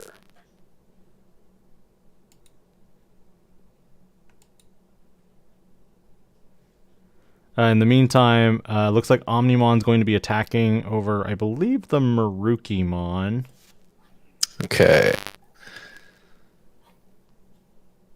How the static? Oh, and there's the Azulon. Okay, so we're not gonna bounce anything here.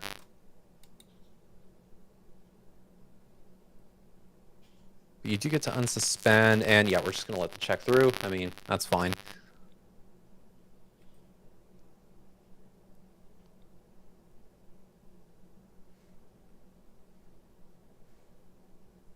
I don't know if your static is still there. Go ahead and just chat a little bit. Yeah. Okay. It's Still One there sec. apparently.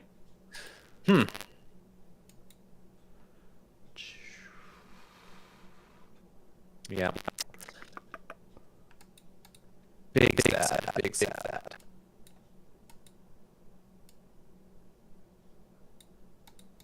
Opening advanced audio settings, filters, properties.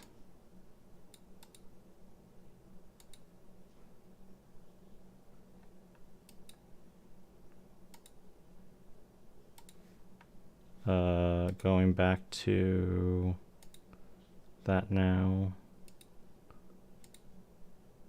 All right, hopefully that resolves it. I mean, fingers crossed, yeah. Okay, we did see Loyalty Deeper Than the Sea, and we are going to swing here. So we're going to burn 1 security and check the... Oh. Okay, yep. Steal the turn back. That's not so bad. And the Merciful Mode did survive the turn, so it's going to trash itself at the start, and then it's going to burn a security as well. Do they just win here, I think. Well, let's see. You do have... there's 3 security left? 2, I believe. It looks like it 2 2. now? Okay, so... Yeah. Oh, powered through. Okay. We have a match. There are... Ooh, no. There's 8 minutes left in round. Okay. And we have a definitive winner from table 2, which means if this table is a draw, it's over. Oh no. Well, that was a long one, so I'm not sure. I don't know. Wait, I am curious. Why didn't the Azulong delete anything? I don't know if there was lingering protection from the level 5 Rapidmon. Not sure if that was the case. Azulong Ace on deletion misses? Misses. Okay, so the Rapidmon effect was still in effect. So Okay, the protection was still in play. Yeah. Yeah. Unfortunate. So that means, yeah, it whiffs in that situation. Oh, no, but this could be the finals. Well, okay. Let's see. I mean, they're going for it.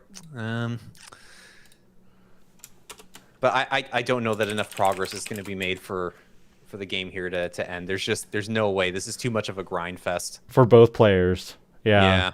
Oh, okay. And yeah, it's the Mother D out the back in the Analog Youth. Sure. I mean, grab the dragon right off the top, but That's maybe not what you want to see as your opener. Although, I mean, you can push it out now, and Not there terrible. may be an Antilamon in the hand as well. Okay. So you've got Fire Rocket and Mega Gargo Ace. Mega Gargo Ace added to hand. I mean, with time being that tight, I really wish I could have grabbed that Fire Rocket. yeah. And then, okay, so they added Terriermon from BT3. It's the Chinese New Year, Lunar New Year alternate art. Hard playing Pajiramon, yep. And okay, Cinderamon in the back. Yep. Okay, so we're gonna have a blocker inherit pretty soon. No Antilamon though, so no big burst of damage.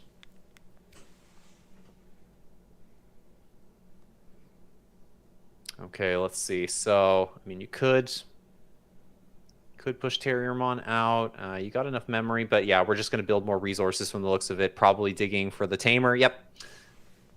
So we're just going to grab the Willis, start greasing the groove a little bit, and we'll actually throw down the Henry to choke to 1 and set up the ability to suspend down some of those blockers as well. And okay, we've got Loyalty Deeper Than the Sea, so we're going to start digging over here. Oh, the Heaven's Judgment. Okay. Yes, that's what I need right now. Heaven's Judgment. Please give it to me. Oh boy. And well, I mean, it's not that far off. You can definitely still get it momentarily, but we're gonna have to throw down, of course.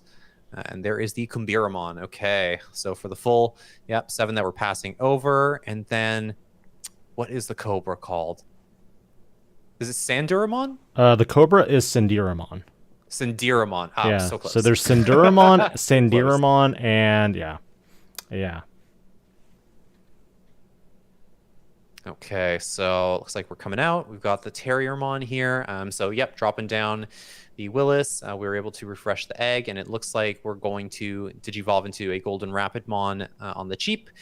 Able to suspend down 2 bodies and inflict. Oh no, it should just be two of them. 2 of them should be We affected. have 2 Tamers in play. Yep. There we go. Great, and minus 5,000 to them as well.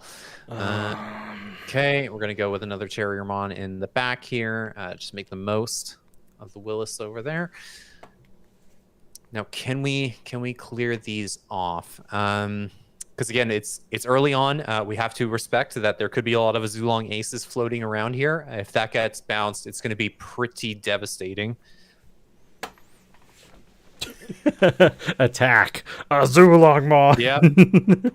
I mean, that's it. You basically just have to gamble at this point and hope that the Azulong Ace is not in hand.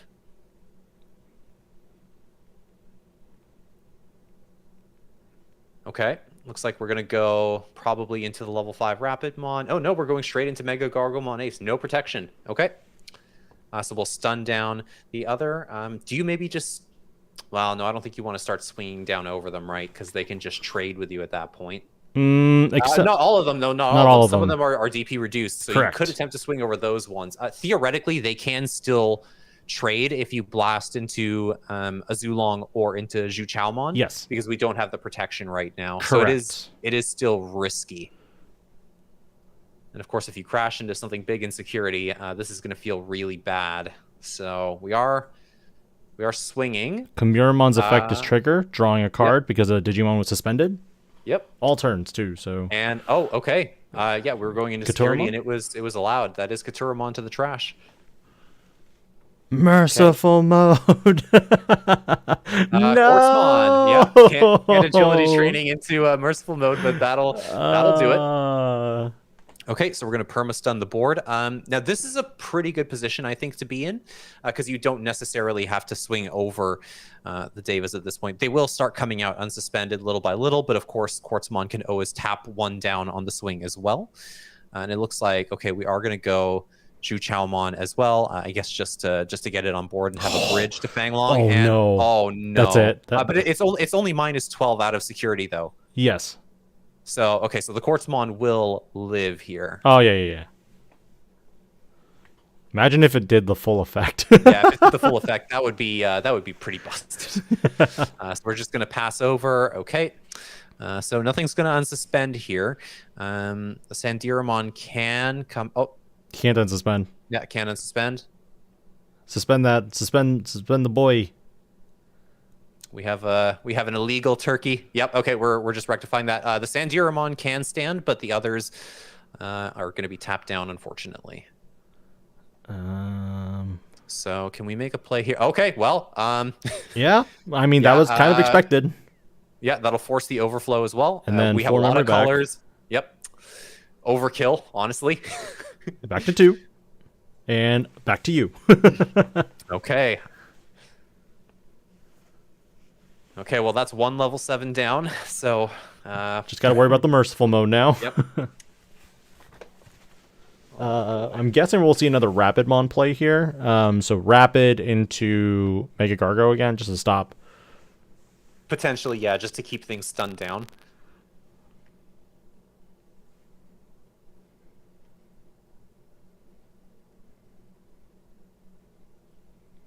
Okay, big thinking phase here. There's not much time left. Yeah. The clock is running down. We've got what, a minute and a half? A minute and 6 seconds. I'm actually off by about 10 seconds on the official timer. Just because I started a smidge late. Okay, so. I mean, remember Digimon the movie? 1 minute to go. 1 minute to go. Well, let's see what can you do? Okay, HPD suspend down. Yep, I mean that works. So we can go into that. It does unsuspend when digivolving. Yep. So, okay, that'll work.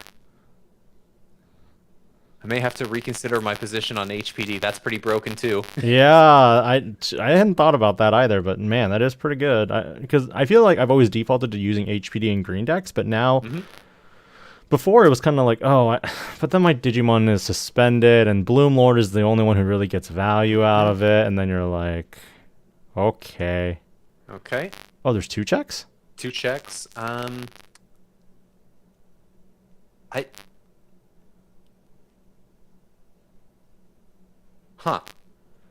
I don't think a Fire Rocket was played earlier in the turn, was it? I don't remember a Fire Rocket. Okay. Okay, yeah, so looks like we did miss that earlier on. Okay, so we've got them down to 0. Reboot blocker! And I presume this is the merciful mode, right? Or no? Oh, just reboot. Okay. Just reboot because they passed the turn. Oh, no. Yeah, they did. Okay. Oh. Okay, here we go. 1, 2, 3, 4, 5, 6. So it costs. Okay. Not going to cost that much, honestly, once you factor in the overflow here. Yep. Yeah. And that is time and round. There is currently 4 minutes of overtime remaining. Okay. 4 minutes, 5 security on one side. We got to burn through, but an empty security stack on the other. But it's not about security, right? For these, it's not like the rulings that they had for. No, I know. It's just like you would have to have lethal. Yeah. Right? You have to get the swing through the sovereign player's board at this point. Like that's the only way you're going to close this out. Or in this particular case, Longmon's going to have to burn everything and then swing for game, presumably. The Juchao is going to do 3 security checks though next turn. Yeah, it does have a red Deva underneath, and depending on how much memory gets passed over, you could also evo the Sandiramon into something, which would also give it an additional check. Will we see a giant missile drop right now? Is the other question. I mean, I feel like you'd have to. Yeah. Oh, foo. Apparently they're static again. We're just going to power through it. Come on. Yeah. You guys can handle a little bit of static for 5 minutes, right? Okay, so let's see. We're digging.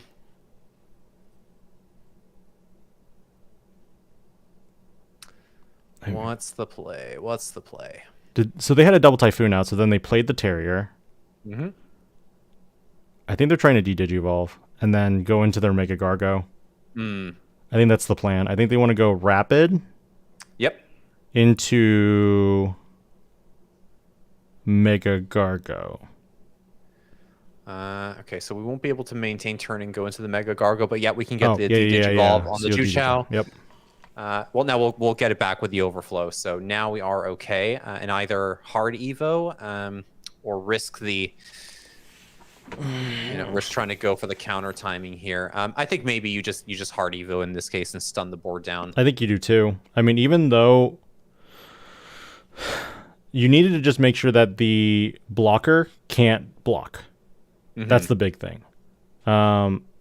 If there isn't a Zulongmon, this does mean, yeah. Yeah, okay. So we're going to do that. Okay, well, I mean, that works. So, yeah, we'll stun down the Kumbiramon and the Sandiramon. Okay. We don't know who can't Digivolve. But we do know next turn, the Fanglong is going to attack, probably return 3, DP reduced into nothing. Overflow 4, go to 6. Yep. And then you must have a blocker you can put down at that point. You have to.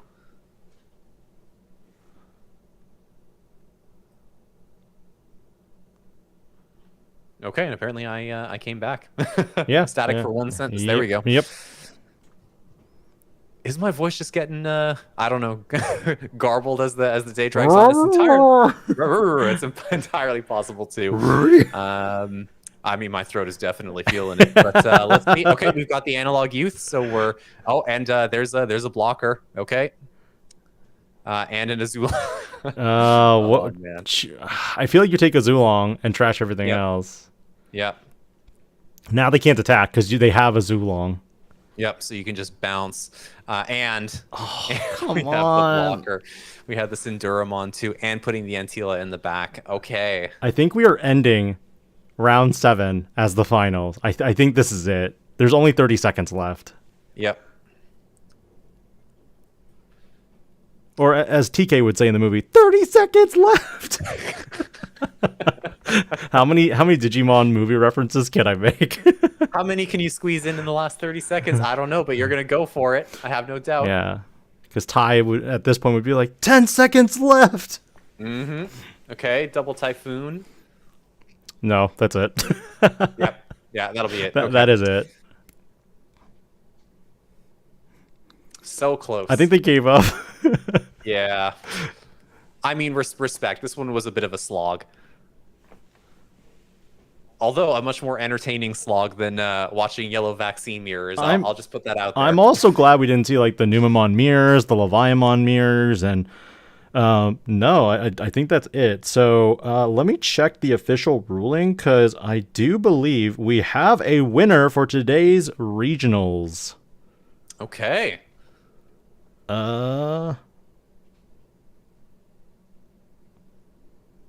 Yeah.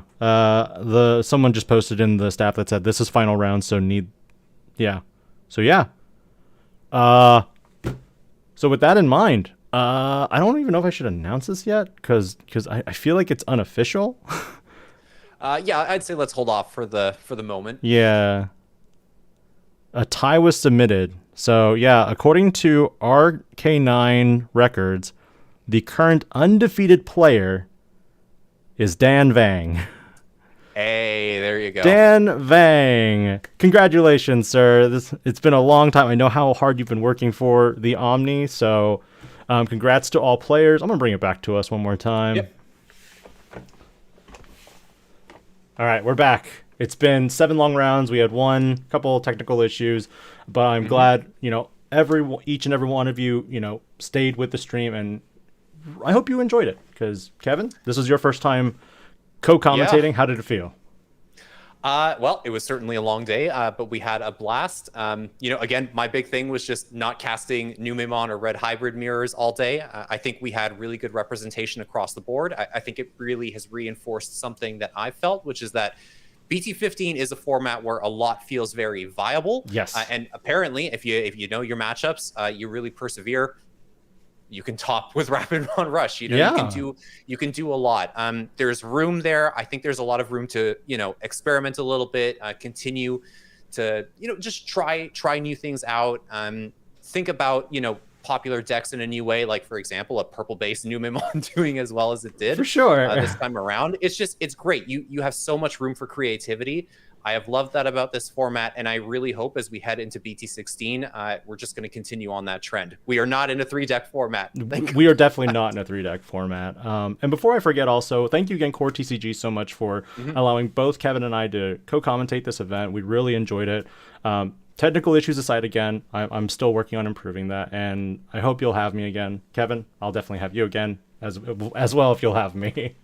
Of course, happy to be back anytime. Cool. So yeah, with that in mind, I think that's where we'll end the stream. No deck profile from Dan, because I do want Dan, who's mostly affiliated with Gaia Force Gaming, to kind of get that credit there. I'm very strongly wanting each and every player who played today, if they did well, to upload their deck profiles and showcase what they found worked and what didn't, because it's not my place to really take your hard work and make it into a video, unless of course, and hey, nothing wrong with more digitubers either. Yeah, there's really nothing wrong with more digitubers too. So with that in mind, we'll be peacing out here. Thank you again for tuning in. Thank you again to judges, staff, CoreTCG, Kevin, and enjoy the rest of your weekend. This is the DIGI-PANDA, logging out.